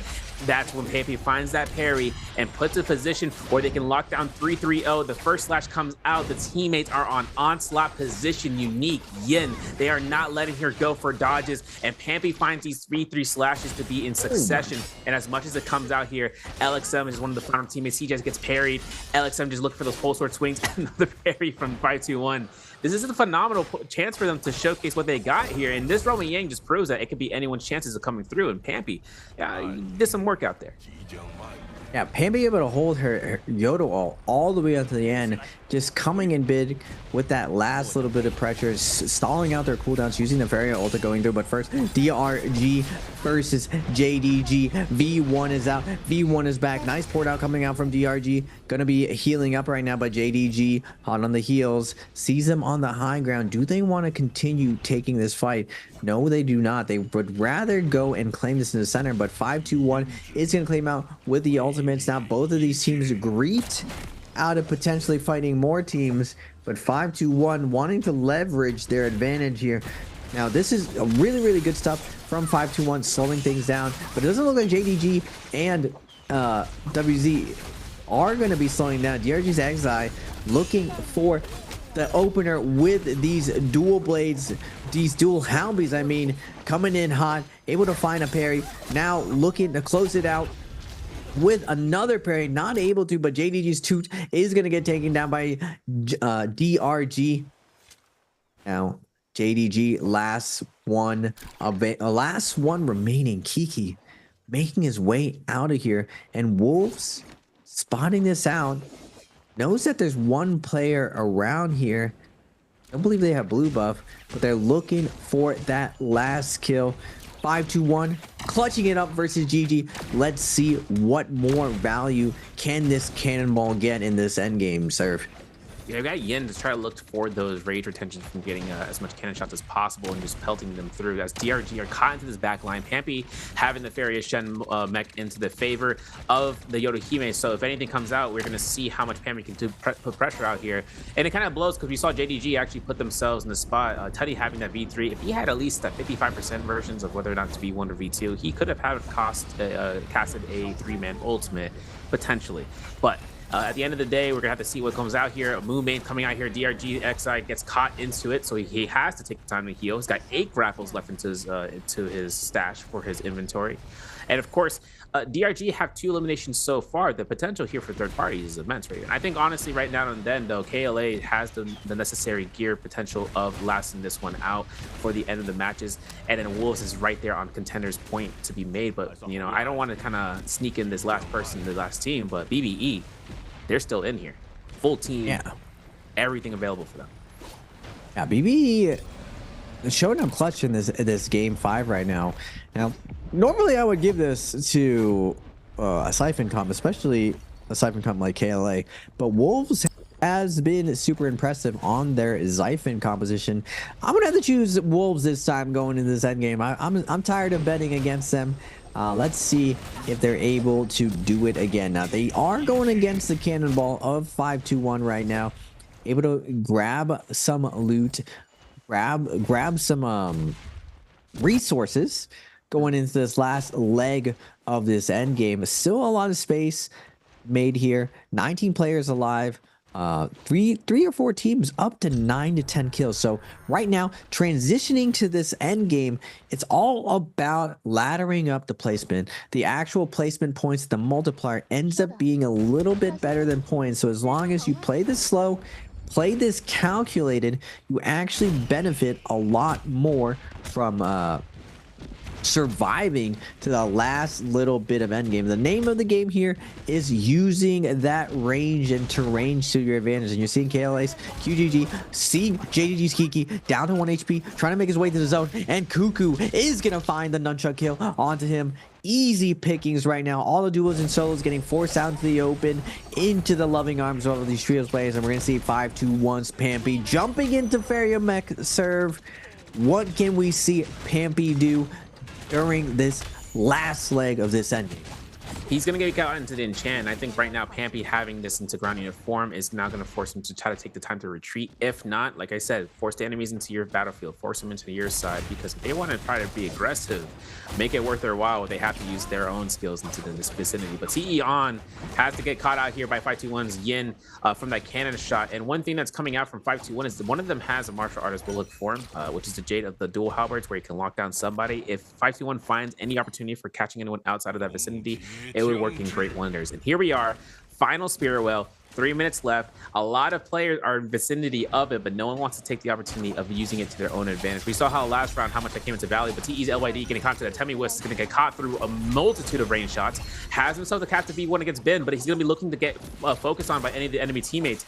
I'm seeing QGG trying to launch those Phoenix Blasts in the background, but this burn enough is going to be what's going to kill out LYD. QGG finding the elimination for their team. Number 10 on the board so far. KLA are still going to be looking to try to keep themselves inside the Spirit Well as that range immunity comes out for dodging out these areas. But of course, 521, like I said, they got to have people, if they want to force them fight into their vicinity, this is what works best for them. Pampy being nearby to that Fairy Shen Mech is looking for this opportunity, but Leo getting caught to the ends of the Earth Raven to getting caught out for his team as they get eliminated. At 14 people alive, last Spirit Well going down. Everyone's posturing for it. BBE trying to claim this last little bit of loot, but KLA doesn't want to give it up for free.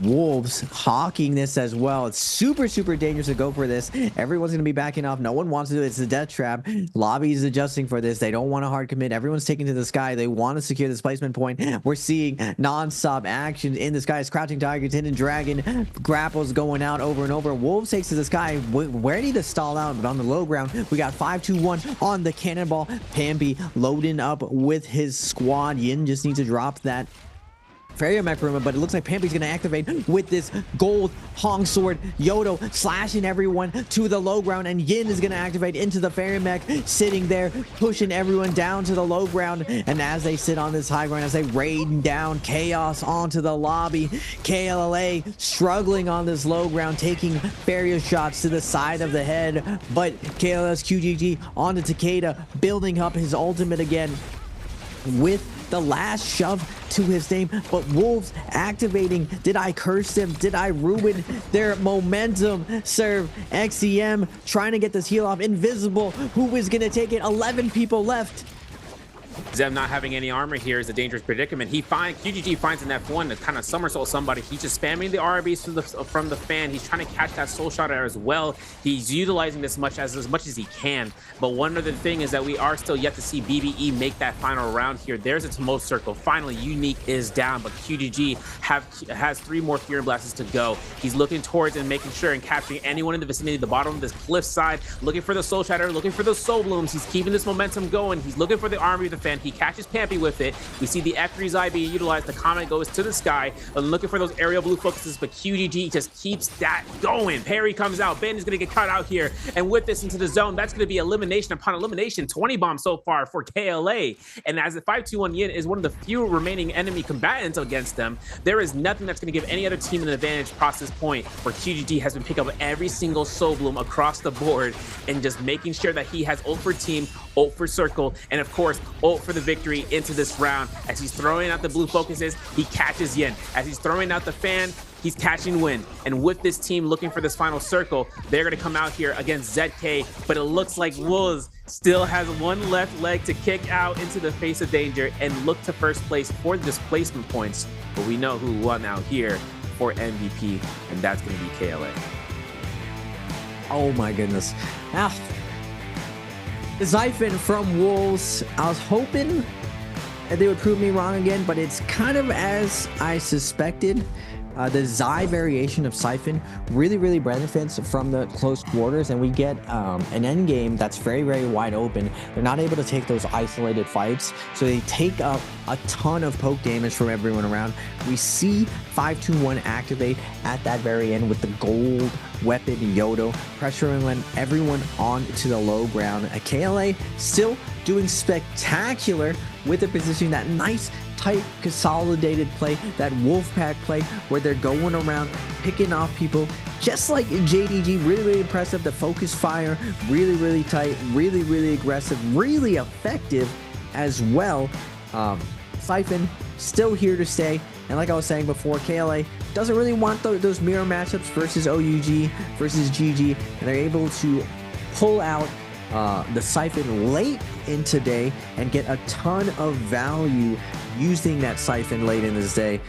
Going into game 6 though, we're still seeing a lot of Xiphon today, normal Xiphon, and a lot of Transformers. I want to see if a Xiphon composition does it have a chance versus Transformers? That's the question I really have today. My last question, it's been a lot of excellent play from all these teams, but one of my last questions I really want to see is how these pro teams deal with the Zai as a Transformer compositions. Anything you would like to see going into this last game, sir? I mean, it's interesting to see how well those Transformers can work, and then sometimes how they don't work as well. But I think honestly, a good highlight today of what I'm hoping to see is another type of utilization of what we've been seeing where Matari has been used. Zai has been making it rounds, right? Zai with the Matari with the zipping has been such a strong point, but I'm gonna bring that point in just a moment because I got a question for you guys. Which player used Tenhai in game 5? Is it A, GG's LXM, B, WBGE A Xiao, OUG's Xingyu for C option, or D, FPX's Xiao Hu? Now, this is again towards Twitch chat, so make sure you guys message out. Make sure you have your whispers open. You can get a reply out here from the NARAKA BLADEPOINT Twitch channel, and you will be able to claim a reward that way. Just make sure you have whispers open for that, for you guys. And we were just talking about Transformers, but one thing is the integration about how Matari has been used of a way for different teams, right? We saw 5-2-1 try to bring Matari into that Wu Chen Viper comp. It worked a little bit. It worked a little bit, yeah. It came down towards just making sure that Wu Chen had some sort of reset, but it also opens up the door, right? If V3 Matari is like that skill reset usage, there's only so many comps that she can work with where it has a great value, and that's where we're kind of watching these testing grounds. And even to not only to this Nbpl matches that we're watching here live, but a lot of these teams are practicing these in scrims, Raven, right? Where they're having that practice to be made for each and every one of those matches where they learn from each other.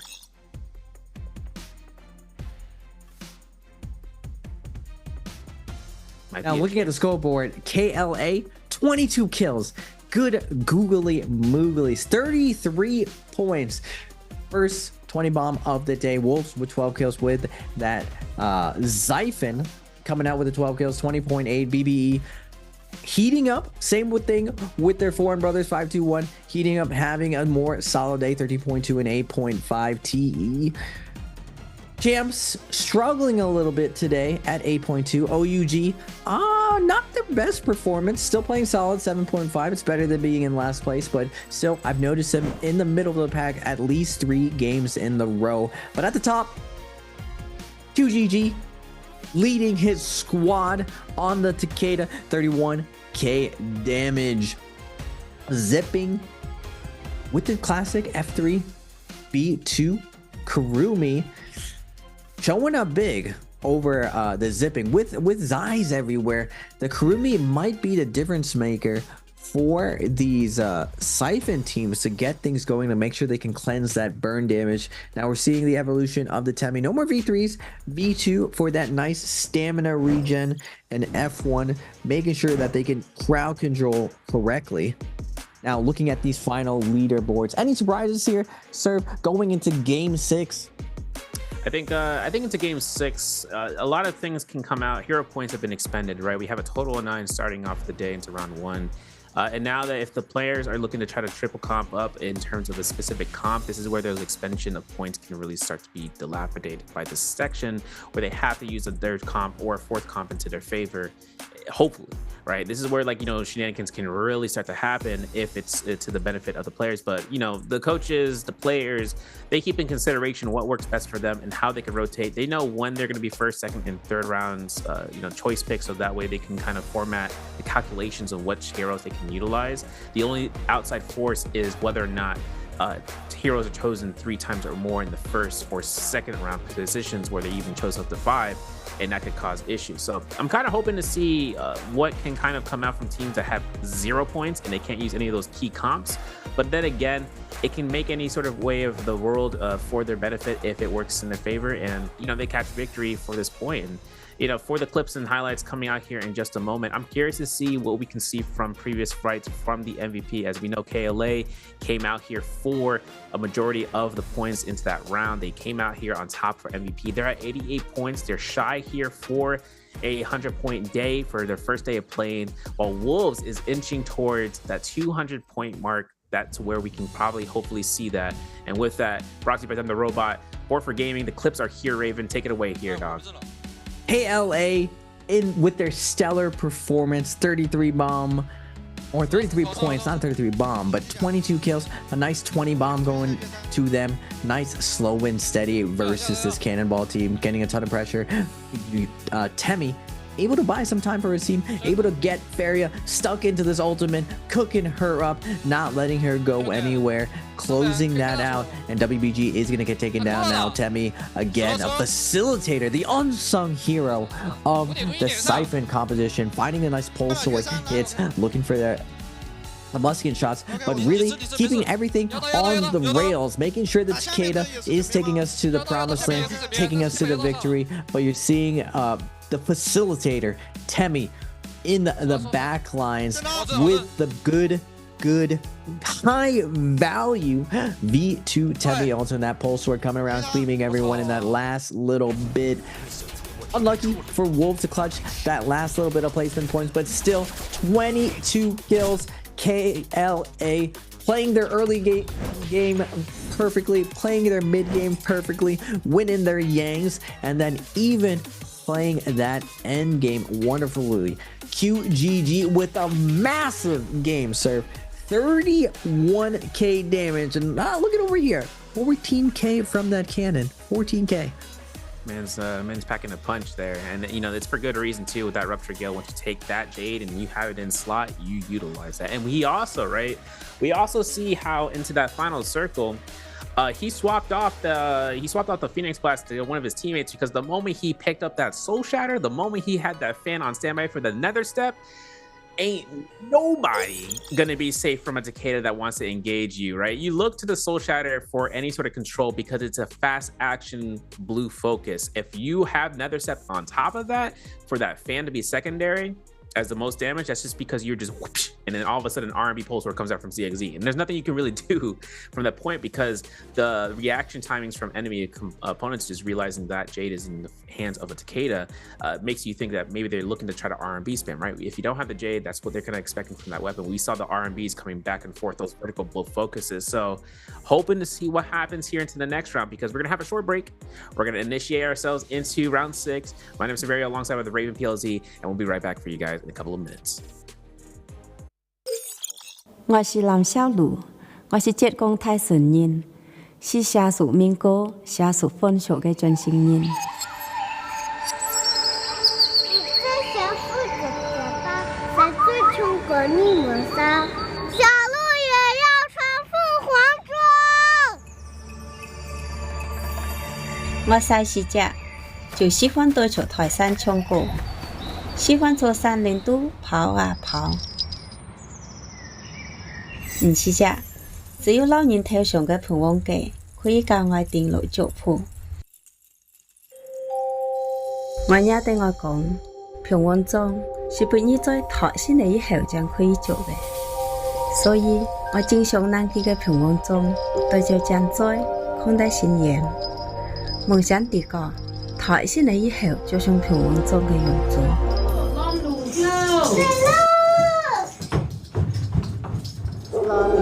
每一次一趕上早前，我都好衝出去攔路，就為了多睇幾人信仰條上生好嘅法子。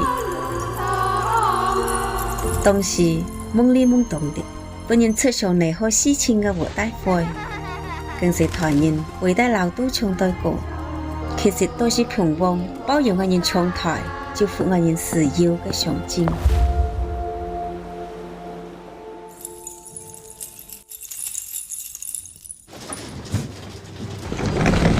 這條台先來，就像是太太外班嘅自由是先落用住。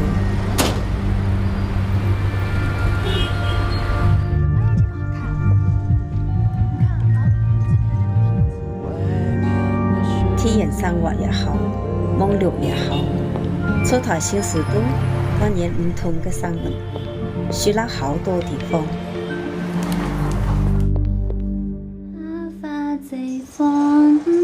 妈，你干嘛？老给我带这个呀？我想带上这个。伴隨我女面面抬先來，也面面教我，像啲細事隻怪運，對平安嘅熱愛盡心落去。所以我十分堅決，專頭歌唱。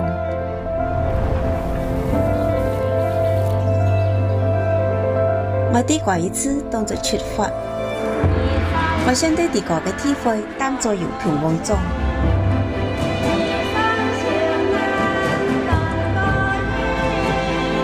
山下嘅歌啊，唱了一輩子。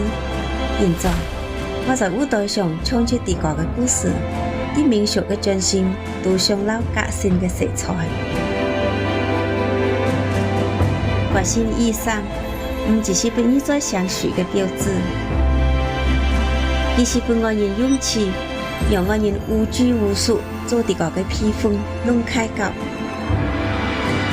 愛來自山下，我是熱愛嘅勇氣弄英雄，我是憧憬平安嘅傳道中嘅一員。愛也是平安，愛是書記，愛心無懼。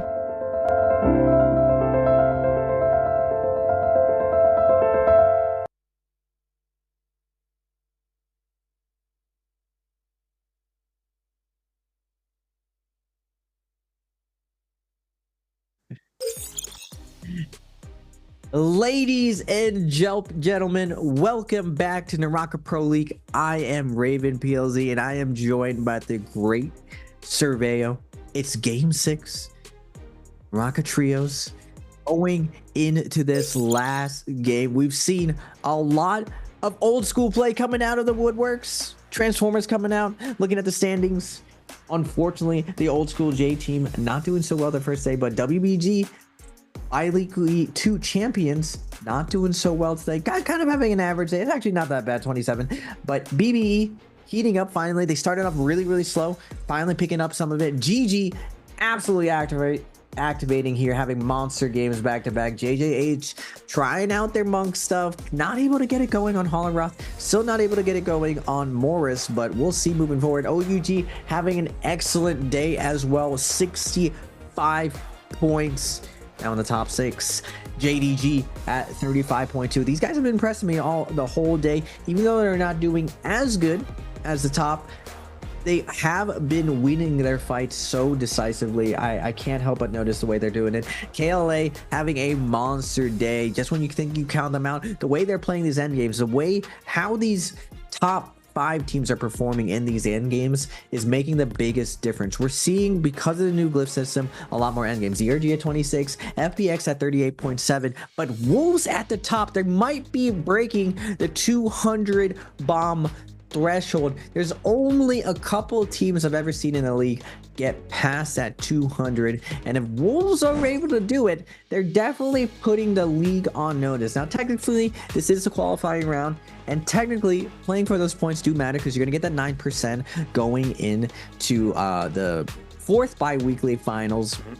So it does put you in a good position. They do have incentive to go for it, but they have to be feeling it. And I gotta say, I'm impressed by what Wolves is able to do. JL did open up with the Siphon comp, but it looks like Wolves has taken that composition to the next level. And what do you think is going to happen this game 6? Do you think, Serve, that Wolves is able to take it even further today? The 11 points isn't that crazy for themselves. I think one thing that gives Wolves a great value is that if they find the opportunity for those early game kills, right? This is all to make it to finals. That's really the main goal for this round. But I think one thing we have to see about is if they want to make this as a hoorah type moment, they just go straight crazy into the woodworks of just catching those early game eliminations. And with everything coming out towards Roman Yang, they catch the eliminations there. They wait it out. They go to if they lose, right? They wait for a team. They third party. We've seen them looking for third parties as well. We saw it happen towards Northeast of Shadow Jade Mine, where they're able to go into the zone and clean up shop for their benefit. But one other thing is to the extension of finding out whether or not players were able to, realize that it is Wolves. But at the same time, this is, like I said, qualifiers are to make it to finals. If Wolves makes history for catching out a plus 200 game or a plus 200 into a week, that would be phenomenal. I'll be like, they got style. Well, going into game 6, first round pick, prizes here. Some people, this doesn't surprise me, from the foreigners, from BBE over here, going with their tried and true Viper. These guys, we had the pleasure of playing against them with IDC.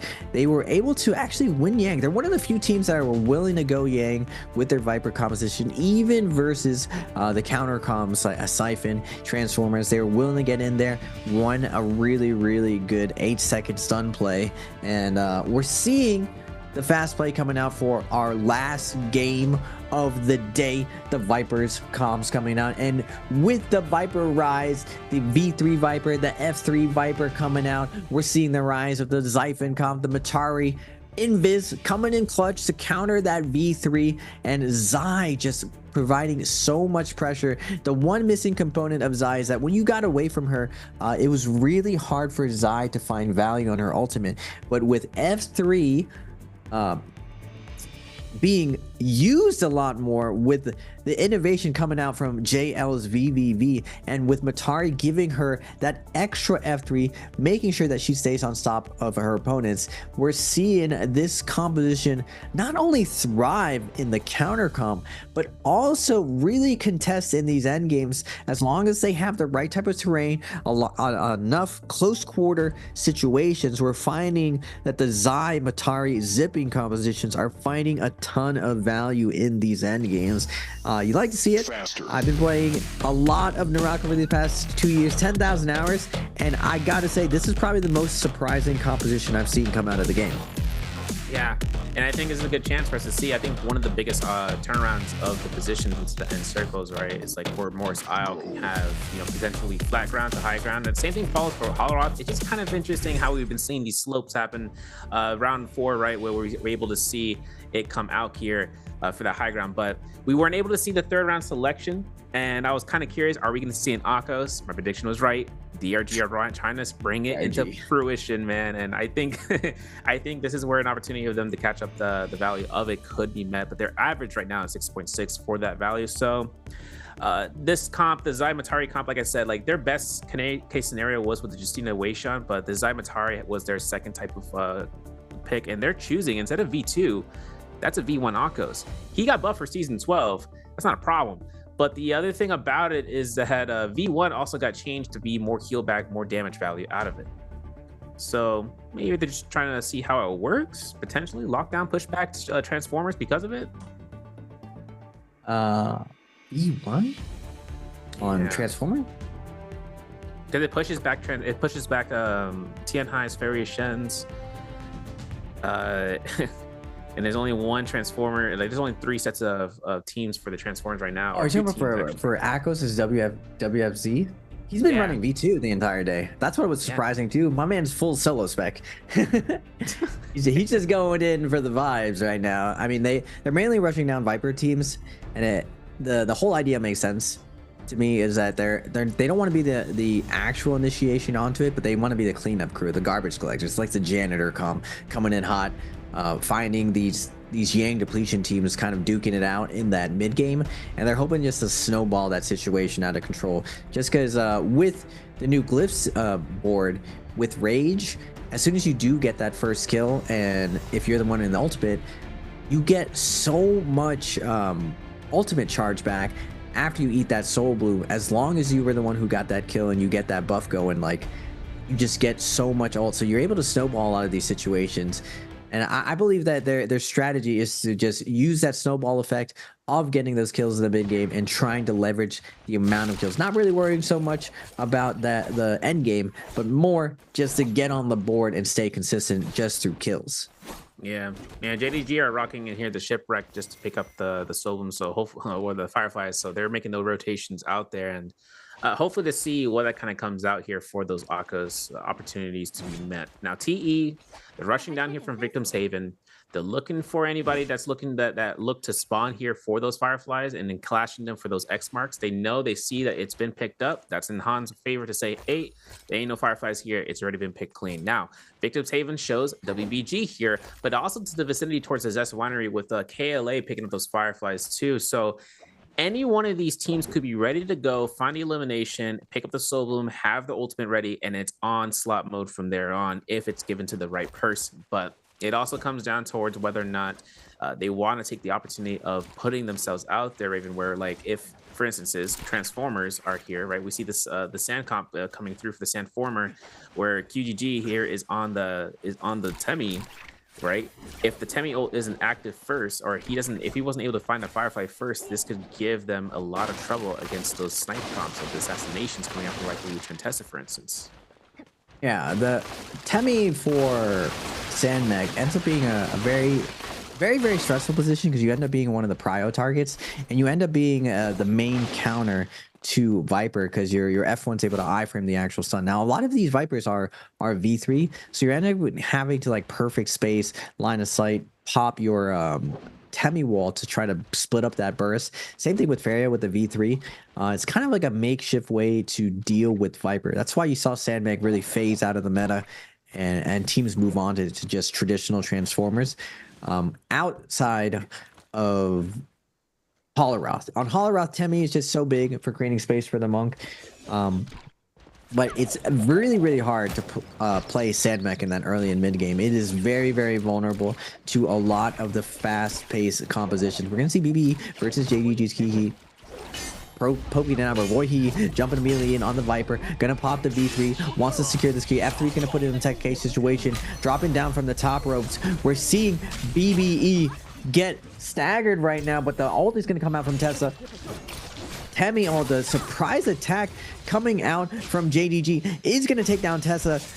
Ivan just gets assassinated from JDG. Roy Hihi wants to finish off his target, but is not able to. Wu Chen's going to point them out into the tree, but the Tessa ult is going to reveal their location. JJH, his team, is coming in with the fourth party. So many teams on this outskirts now. JDG's JJH Godlike on top of the Takeda, keeping on top of him. Doesn't want him to get a reset. Doesn't want to get that armor reset. Full trio team now consolidating on top of Takeda, looking for the follow-up, getting the kill, and now BB on the outside. So many teams here now, and Wolves from the top ropes. B1 Ning from above, gonna go for the stagger, but Wu Chen does react in time and port them out to safety.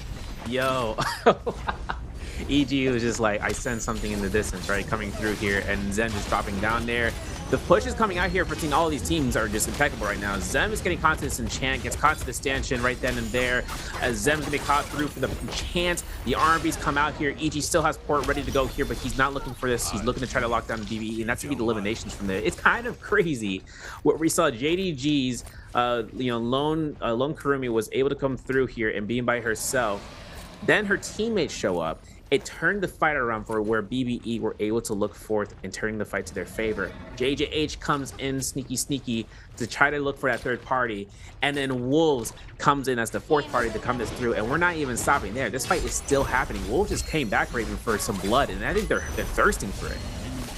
And Wolves wants this 200 bomb. JJ Aces, Godly, and crew has their work cut out for them. They don't have any ults to their name. They only have white armor. The V1's going to be invested by Wolves. What can they really do? Godly, last second, able to focus slide out of that situation, but Wolves on their heels. They smell the blood in the water. They want to eat some red meat. They want this 200 bomb, but JJ Aces is doing a great job of fending off this pressure. Now Wolves able to take down one of them, but the V1 is going to come out. Nice job from XCM to deny the stagger, deny the pressure. Tessa with the peel into the LMB, and now Flames is going to get a sequence of light attacks to take him down. Great job from Wolves. ZK on the Tessa to save his Viper from that sticky situation.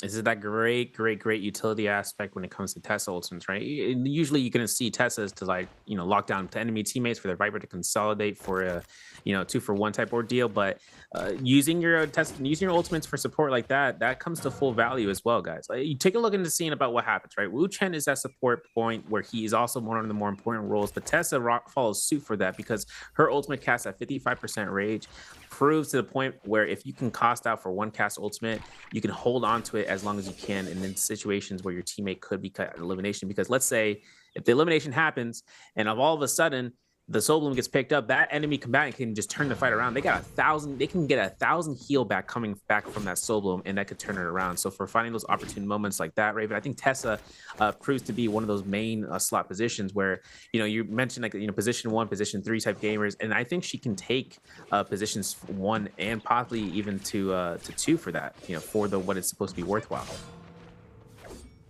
GG. No surprises here. The cave dwellers of the north. It seems like GG really likes the north of all maps. They've been landing there for as long as I've seen you, GG. The cave always spawns those fireflies, even though it's evening, even if it's daytime. There's always a series of fireflies in there. Now in the south, we're gonna get FPX versus OUG. This is a very corner. I actually used to land here as my first landing spot, just super low key. And Sinew gonna pop his V3, try to put on the pressure for the FPX, but the Moonbane is gonna come down, and now Sinew stuck in the corner. The Wu Chen port is gonna come out, dragging them to safety. Nice port coming out from, I guess Yu is on the Wu Chen. I don't see the King right now. OUG's team is just so dynamic with who they're willing to sub in and get practice and just rotating compositions, trying to eke out every little bit of performance. Now FPX hot on their heels, chasing them down, but OUG's making their way to the corner, making their way to a no ult zone. Great job by them, but Corki is able to get that max range. Tessa ult now. OUG's Yu is going to get staggered right now. He's going to get hit by a big RMG from Corki. Great peel coming out from OUG, but the blistering edge doing a mass amount of damage, cleaving all of OUG. The burn damage doing a lot, but OUG coming in hot with the peel. Yu is able to get a parry onto Corki. He's going to bring this down to a 2v2 situation. This is where OUG signs the clutch moments, just like this. 2v2. Sinew looks for the parry, gets a light attack. Great peel coming out from Xiaoyu. The Wu Chen trying to get the peel, but Yu is able to come out with another flank, taking down the kill, and Xiaoyu is going to port his team out of here, but OUG's SS is going to get the res. They're going to get the first one. Will they get the follow-up? Clutch play coming out from OUG. Massive chances there for that Forbidden Seal to Grief, and gave the opportunity for that reset, and OUG coming back out here on top. Now WBG in their position as Zyphin Comp finds eliminations against JDG, eliminating them from this lobby this round. This is JDG's second day of playing. They're at 87.3, so far they have a good position so far for the lead, but anything can happen to day 3. I'm not constantly cursing that, but we are going to go back to the Shadow Jade Mine. BBE is looking to try to look for the value off of the V3 with V3 coming out from Jingyu.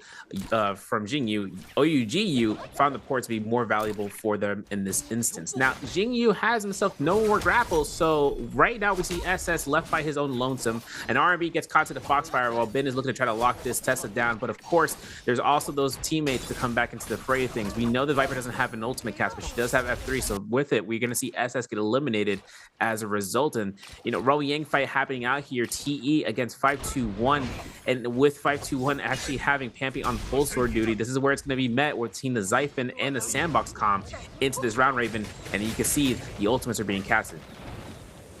Pampy and crew, Temi ult's going to be invested. but they don't want to invest the Takeda ult yet. Tough position for TE right now. They're trying to get value on the Zai, but as soon as Bambi hits his ultimate, he's gonna be in a world of hurt. Bambi does hit the ultimate. Batari is going to respond. F3 is going to be invested. Kurumi also going to deny some of that pressure from the F3. And now we're back to phase 3. Really stalling out everyone's single ultimate. But Takeda still has 2 more shots to his name. TE's LYD is going to take a massive damage off this shot, but he's able to ice off the pressure again. Now Yin with the F3, keeping Pampy nice and healthy. LYD with the Batari doing God's work, trying to create some space, trying to create some flanking angles for his team. Now going to pour it out as well. Now 5-2-1, staying as a squad, able to just cleave TE down. And this is what I was worried about, the Xiphon comp. I just felt that, like, if you don't have a gold F versus Takeda, the F3 is really good for these pickoffs, for the nice third parties. But how do you win in the long run? If Takeda just holds his ult and, like, you don't really have an answer to the Temi wall. So Temi counters Zai, Takeda waits, and Matari definitely does not beat Takeda ult. So how do you win in the long run? Yeah, I don't think there's much win value out of that. I mean, even with Matari ultimates for those backstabs, even Temi can counteract that, because Temi's circle can just be caught in the way of the backstab, and guess what? She's floating down, and there's nothing that can save her at that point, because the RMB full sword swing comes down, and there's nothing that she can really do to, you know, guard this through. But GG working their magic through here in getting a stash to be bought. And with this key, they're looking to unlock this box. Wolves is rushing towards this stash. This stash had a lot of poison shrooms inside of it. So things can happen. It'll be basically because of that. Tesla ultimate comes out from Wolves. They miss all the targets inside of this. And now we're going to see a Viper ult coming out from Zem as the V1 proc comes through.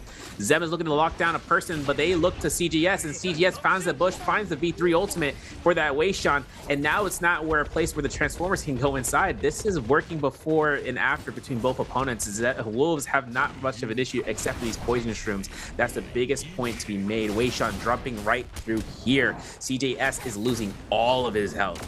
Every single bit of his health is gone. He's got himself to try to get towards where the Furious Shen is, and the Wolves is looking to try to re-engage, disengage everything with a sword. LXM gets caught into the Tesla enchant, procs out the ultimate for the tether to try to look for a teleport. I guess it didn't happen, because now Zem gets a full level 3 pole sword swing and looks for level 4, but it's not going to happen for that pole sword RMB. And you can see how much Zem is just putting the pressure. This Draco Storm, though, is exactly what you say, man. This is exactly what Raven's been saying. The moment that Draco Storm comes online, there is nothing going to stop the amount of pressure with the ticks and the heals and everything in between. And with that, Wolves are making this happen for themselves, and the port out gives them the necessary reset as EG looks to get the team out before the third party KLA drops in.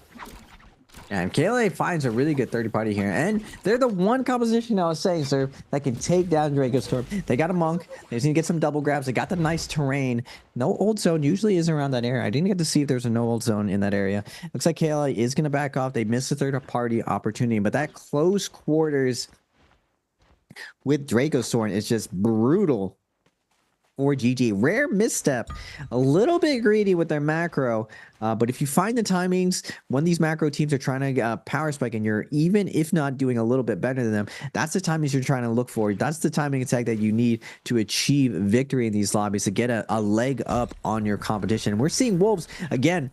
It's looking like they're about to hit the 200 bomb serve. They're at 199, up to 10 kills. They're just absolutely shredding the lobby. They are on point with all of their tactics, especially early and middle game. Now, OUG still doing super well, too. What were you saying, sir? I was at 0.5 now. They're half a point. They're half a point. They I saw TE actually got eliminated. Han was the last remaining teammate, and once I saw that number go up to 0.5, I'm like, oh man, we about to cross the boundary, and this gives Wolves enough time here to look for this, but at the same time, right, KLA can really put that pressure through. With the Tianhai, we might have to see the Sunvale Dwelling fight, because they are up against FPX, a tether, as QGGs want to get caught out here is going to see whether or not this is going to be of best value. KLA 17S finds that Fairy Shan Beacon to the works. It looks for the cannon shots immediately, and this Tianhai ult coming out to try to lock down everybody. There's 10 seconds on Roma Yang depletion. KLA needs to find themselves Soul Bloom, because otherwise water goes down. CXZ looking for it, having to hope for that Soul Bloom pickup. This is going to be where 17S goes down in 4 seconds. 3 seconds is left. He may not have enough chances, but he looks towards his Tianhai ultimate as a way of trying to deny anyone to try to push this. But of course, Corki, man, living it la vida loca, and this is where Raven, this is where if she can make this one out, she can make it alive. And you know, I say that, but I cast cursed it. I'm trying to hide this one out. You're a super villain, Serve, cursing all of these NBPL pros to their deaths. BBE is going to find that kill. Nice job by them to search and destroy FPX's player. Now, Xian Yu making his way into Celestial, not able to get out. Presses the F, now trying to use the F lift off to get out of there, but BBE surrounds him, takes his soul from his body. Give me those points up. 25 people alive. Game 6. BBE activating right now, and this is their comfort zone. This is where they like to be on that Viper, just swinging very, very fast and violent. Now, GG, opposite end. KLA, opposite end. They like to play that slow and methodical way. WBG, having an okay day. They want to have a pop-off day, though. Gold armor on the Sleepwalker. Now they're looking to get very active, picking up the remnants of this KLA's team. Now, QGG doing a good job of icing off the pressure. WBG doesn't want to just blindly go in, get third party. They're looking around, they're making sure the coast is clear, and they're back to committing against 5 grapple twos. WBG Sleepwalker's name. They are probably going to get Temi ult the second they can close out the distance. And great parry coming out from Sleepwalker. He goes for the F3. I fully relate with that. The meteor missing for the mid-air shot. Super satisfying. You landed. A little bit troll when you miss it. I respect that he's going for it. But KLA's QGG, his time is limited. His days are numbered. And he is going to get taken down from Wolves. Walked and ran down by the pack. It's tough because WBG, like you said, they need a pop-off day to happen, and they were hunting those close down, but the moment that Wolves just shows up there, the test of enchant happens for a double down. There is no way for them to look to try to stay there for much longer. But we are going to see DRG here into these final seconds of the fight, I believe so, because WFZ is in this position where he had to use the V1 pounces to come off here. He's the only teammate left alive for DRG. They only have 1 elimination, even though they're 3rd overall, right? We're looking at towards and seeing how these comps can work out into their favor, but it looks like this round is not going to be it as much as it can. We've seen this chase before. We're back into round 3, if I'm not mistaken, where we saw WFZ is running away from JJH, this time against OUG. 2 teams between the both of them where it's not going to be a fun time. Of course, WFZ taking his chances here is going to get eliminated from OUG, and that's going to be the 11th elimination this round for them. And they're near to the Sun Cave, towards this region. They have a lot of ground to make cover, but we are going to see between 2 other teams in the vicinity, Raven, where we have 521, JJH, into this region. Of course, with 6 eliminations, 7 eliminations, I should say, 521 are trying to make this game worthwhile. They have another day of working off, but I'm kind of curious to see what are you thinking in terms of 521's performance between them and, like you said, the foreigners between both 521 and then BBE, you know, where that catch up can be met, because I'm curious to see what your take is on that end. I mean, 521, their main shortcoming is that they're really strong with Viper comps, but their slow play isn't as strong. Now, playing a slow composition on a very fast day, saving it for the last split, and like I was saying, if you save your Siphon comp for the last day, it's very rare that you're going to run into the other really, really strong slow composition. Now, GG will play their slow comp on this day. With seven kills already and 41.2, we've already reached our benchmark. You want to be around that 40 to 50 point day, because it's going to be, there's no way it's going to be around 100 points to qualify for the top 12. Now, going into Realm of Yang, we're going to get GG versus KLA, 2 titans of the league going at it. CXZ in the Feria ult, already starting the PO. LXM trying to delay versus the Temi. Nice army's gonna come out. Ult's gonna come out. Temi's gonna have to fade away. Temi ult is gonna come out, but the slashes are going through. Great combo coming out from Yushan and Yodo, able to get that 1-2 punch. Now KLA against the ropes. Monk looking for the grab, but nowhere to be seen in that Temi ult. LXM, the only vulnerable one, and not very vulnerable, using that pillar perfectly to line of sight. Now GG's 3-3-0, putting up the pressure on the KLA. The Transformers consolidate onto that Monk. A Monk with no Kurumi is a sad Monk. Faria is going to get juggled 100-0. And just, you're seeing it right there, sir. What I was saying, a Monk with no Kurumi. It's tough life. Cold world for that Monk. Cold world. Yeah, 23 degrees Celsius type weather there, or Fahrenheit in this case, because whatever happens down towards not having a Kurumi, it's just not going to have a fun time, especially against that comp. Zemdo doing some work out here and trying to keep this chase off against CXZ, but CXZ get caught in the Tessa enchant, and that's a kind of done ordeal for the Fairy Shen. But Harry coming out as a sneaky QGG with the RMB gives ZK enough chances here for another chance of just deleting a third party to come through here. And for ZK, he needs his Soul Bloom, right? He's at 5%, 6% rage. They need the kill as well, but more importantly, they need to set themselves up for when another team shows up here. And for ZK, this is going to be where that Valley comes out.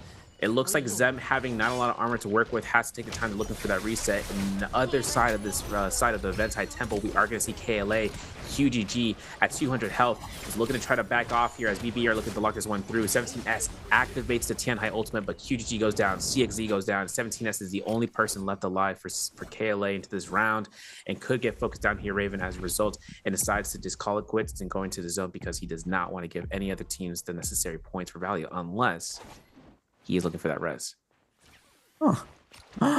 Wolves up to 12 kills. OUG up to 11 kills. It's been an absolute slugfest. 22 people alive, 9 minutes left. Lobby is getting thinned out really quickly right now. And Wolves, they hit the 200 mark. They made it across.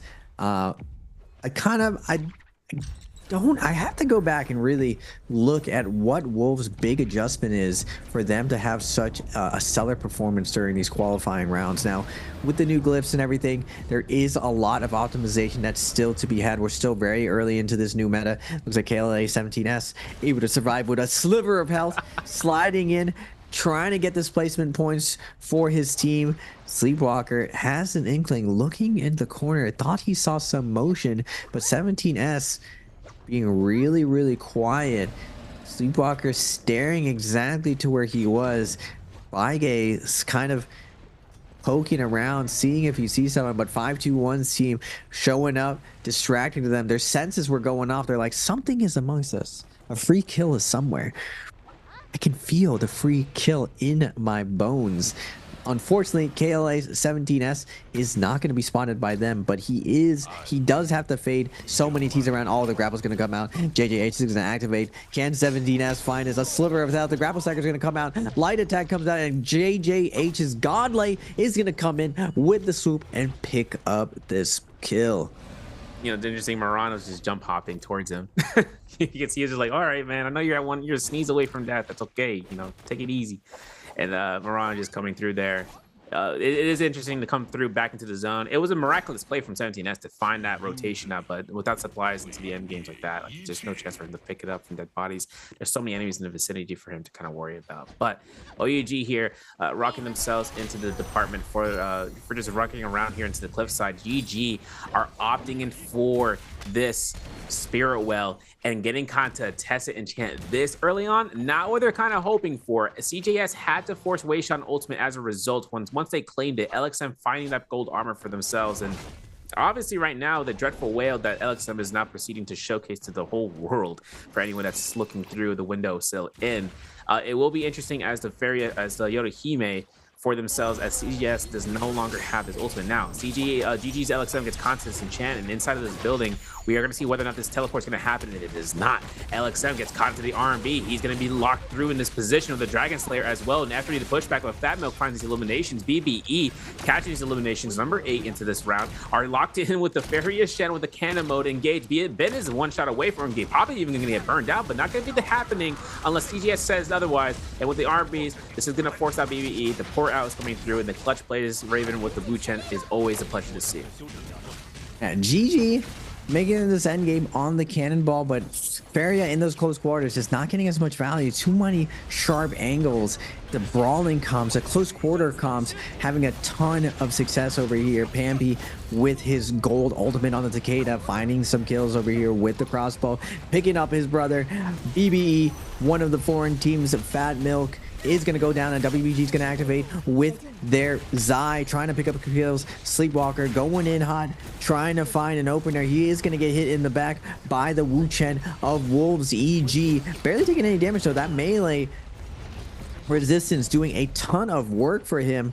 Wolves picking up some kills over here on the edge. 15 people alive, 80% Moonbane in.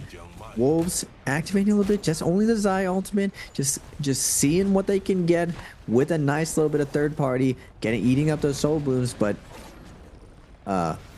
Wolves on the high ground now. ZK switching out the cannon, going on to the Viper. You want to run all of your ultimates through these Vipers for this end game. Really good area for Viper. Sleepwalker is going to get caught out. Tesla ult's going to get invested. Nice meteor from Sleepwalker to get away from that situation. Try to survive, play some placement. He does have gold armor. Sleepwalker still running away from Wolves. Wolves does not mind rotating through the map to pick up this one kill, but Sleepwalker is not going to go easily as this free kill. He does go under the roof, tries to get away. He's not able to get away. The jabbing is going to come out from the zipping. The Temi ult is going to be invested. And now Wolves a little bit on the back foot. The tunnel visioning this kill now in a tight position, but they are going to get ported out by Wolves EG and reset to live to fight another day. 4 days or 4 teams alive, 13 people alive. Wolves up to 15 kills, 208.5. OUG up to 12 kills at 81.6. Now, it is only OUG's first day. It is only JJH's first day, so they're still having monster games. 5-2-1. Can they get more out of this? If they end this day with a nice, big win, they're going to be feeling good going into the game too. It's always nice to do well your day one so you can pick off where you left off, really tighten things up moving forward. But JJH has the god position over here, raining down lots of cannon shots. But going into this last little bit, who do you think is gonna take this, Serve?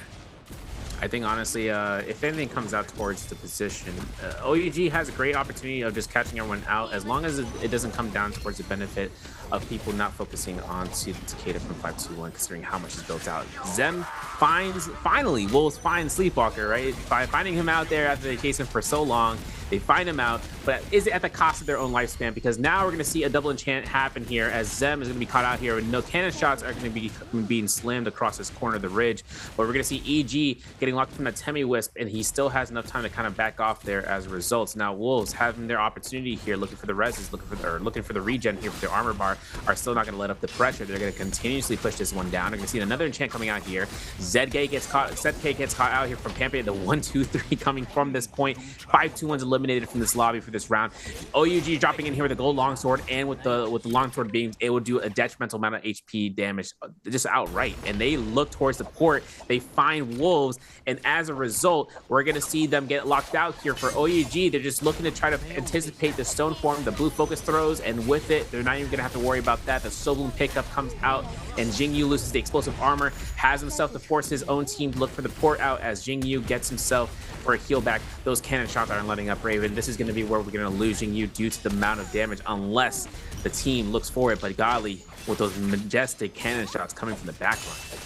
Majestic cannon shots indeed, sir. We're coming down to the last, like, 5 people alive. OUG versus JGA. Moran, though, down to a 1 HP situation. This is where you shines. Can he find the kill? He brings it down to a 2v2. How does my man always do it? How does he clutch it up for his team in these big moments? He is gonna, SS is gonna get chopped down, and now you in a 2v1 situation again. Versus F fades away, looks for the focus attack, is gonna get surrounded. The one charge is gonna come out. They're not gonna shy away from the moment. JJH is gonna clutch it out. I can see them, they're a little bit nervous. They're like, you know what, it's you again. How does he always do this? But this time we are just gonna throw out those blues. Nice flank play from JJH, and that's how you stop a very skilled player from just clutching up that 1v2 situations. You put him in the blender, Monkey in the middle, you put him to a position, blues on both sides. Who's gonna throw it? You don't know.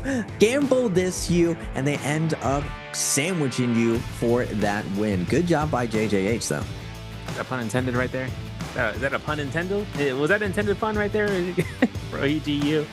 Having to get caught between a rock and a hard place definitely wasn't the idealistic position, but listen, they got themselves in there for locking that one down. For JJH, it was a great 2v2 position, but once they lost that one, once OEG lost that one, it was just a 1v2, and then, blue focuses from both sides. He ain't gonna have much opportunity there. But regardless, Wolves passed the 200-point mark.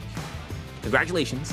They have this day 2 down. We still have day 3 to kind of look for and seeing about how JL can kind of perform, because they have a 91-point day, but catching more than 110 points there would be something that we've seen JL kind of make forth in terms of value. I mean, remember, it's former TE teammates, former world champions with VVV as well, to make his kind of standpoint as being one of the most innovative players into the points, but it's also to the benefits of other teams to see about the innovations themselves.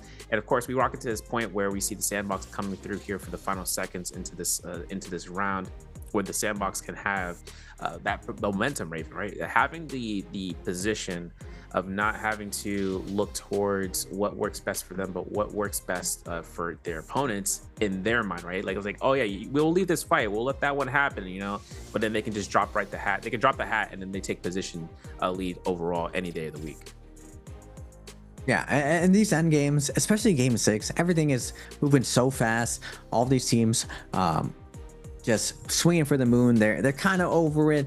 They're super heated up. Now some of them, I'm not gonna lie, some of the pros a little bit tilted. We saw the first V3 Wuchen I've ever seen inside Nbpl trios running the wrong ultimate. Little bit of mistakes here and there, but going to that last game, we're seeing 5-2-1 BBE with their Viper. I think they thrive really in the chaos. That's where those two teams really shine, but it doesn't mean that the CN players don't thrive as well. We saw some really great play from OUG right there. Somehow you always finds himself in these crazy situations, and he finds a way to get some value, even though he doesn't win the clutch right there. Just for some reason, we always see his face in these clutch situations. I'm hoping for the 1v2 clutch.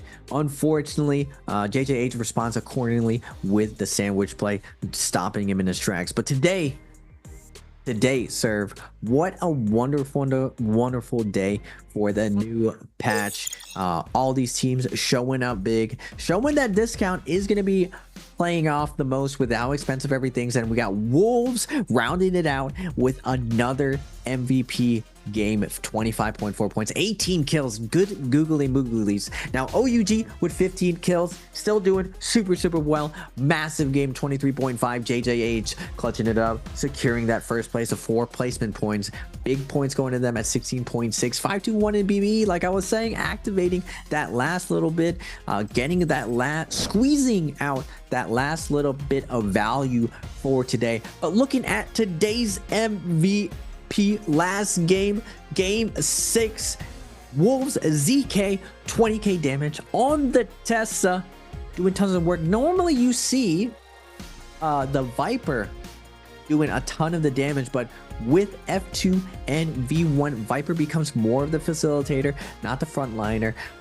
Doesn't want to just get caught out and blown up every time he goes for the silence, versus the F3 Viper, you kind of just get to go AoE and nuke and cleave everyone down. But still, Tessa making up for that damage difference. It's all about effective damage, landing those kills. Now looking at the overall scoreboards, Serve, any surprises for you today? I think in terms of what I can expect for the better, I'm kind of hoping to see where we can catch the day 3 for WBG NTE, right? Two teams, right? Former, like with World Championship last year with TE, right? Coming back to this week 4 and making it to finals. I'm still hoping to see them have to grant a MVP. You make mention, like it's 50%. They have 50% of the remaining of their roster into this year for their side. So hoping to kind of have that type of position of like, we're not letting up, even though we lost half our peeps.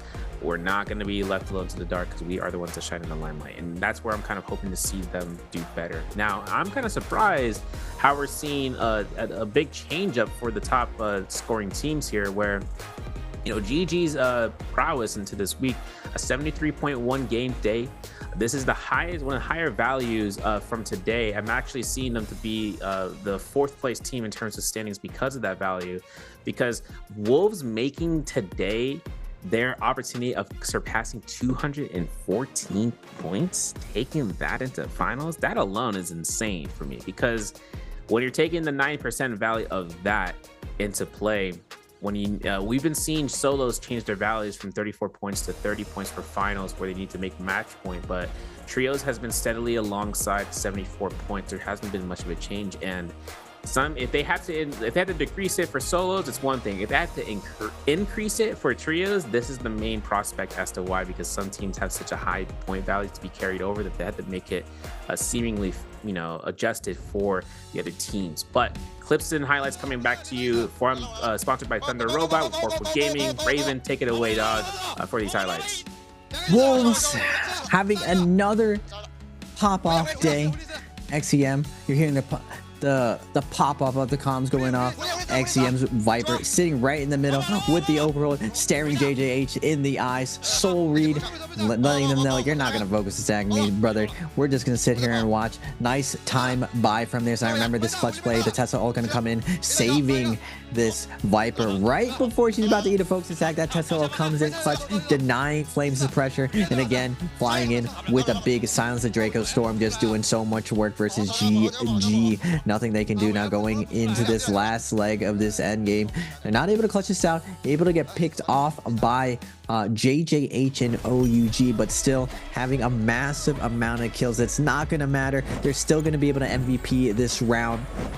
Tessa doing the work.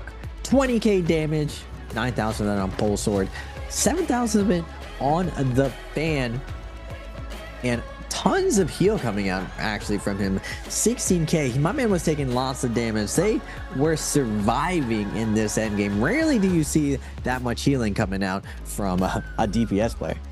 It's one stat I would love to see in the trios is how many parry counter strikes had happened, because that could also contribute to why he has 16k healing. If they didn't find the time to heal, he has 2 saps between both nunchucks and the short handle. But even up to the extension for those parries, they do a lot of damage anyhow.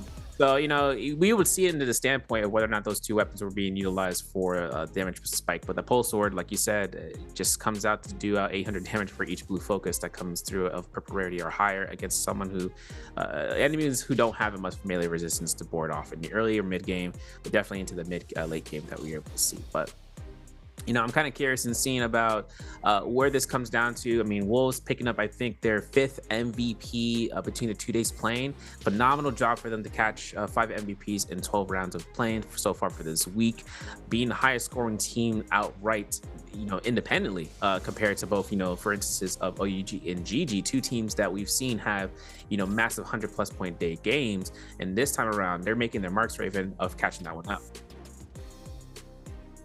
But interview, guys, as you guys can tell, we'll be right back coming forth in this round at the very end of the interview to guys give you through on this end and for day 6 or day 2 for trios. So see you guys in a bit. Hi everyone, welcome to the post-game interview. I'm Leah. So this time we have ZK from the team City Wolves come to our interview. So please say hello to our audience first. 也是扎克给我们大家打个招呼吧。大家好，我是成都蓝队的扎克。 Okay, welcome. I have to say, this patch is just like City Wolves patch because your team can play Tassa's combination so well, and also you have one of the toppest monk players, which is Eagle. Also, you can play the Zay, Ziping, and Matari's combination well too. How do you think about this new patch buffed Wolves so well？ 那其实对于这个版本来说，感觉就是来到一个狼队的版本，任何阵容都玩得这么好，你觉得新版本对于狼队是一个怎么样的加成？新版本对于我们来说算有一个好的加成吧，因为我们的队的打法就是人体是偏打架再加运营的嘛，就不是那种纯打架，就像上个版本那样子，大家滚雪球滚得太厉害。这版运营就是前期我们出现失误了，我们决赛权自己也能扳回来。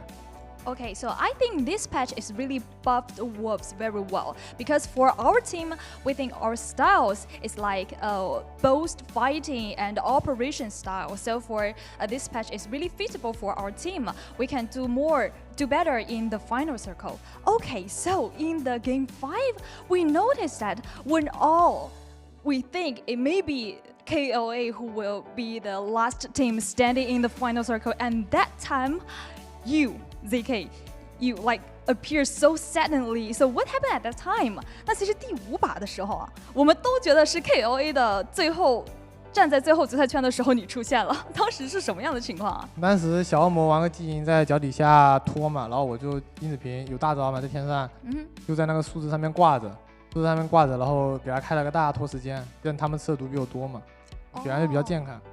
Okay, so in game 5, I played Ziping, and in the last circle, I standing on the tree and used my ultimate to heal my teammate. And at that time, in that circle, our health is better than KOA, so we were the last team standing in the final circle. Okay, let's move on to our answer for treasure.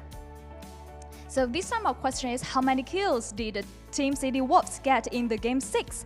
那这一把我们的问题是狼队第6把是拿了多少个击败分 So we come to this patch we mentioned about it's more difficult to do well in the operation part. So for your team, any like good tips you can share with us about the operation? 那其实我们也知道来到这个版本可能运营会变得更加的困难一点。那对于狼队来说有没有什么好的运营上面的小 tips 可以跟我们分享一下？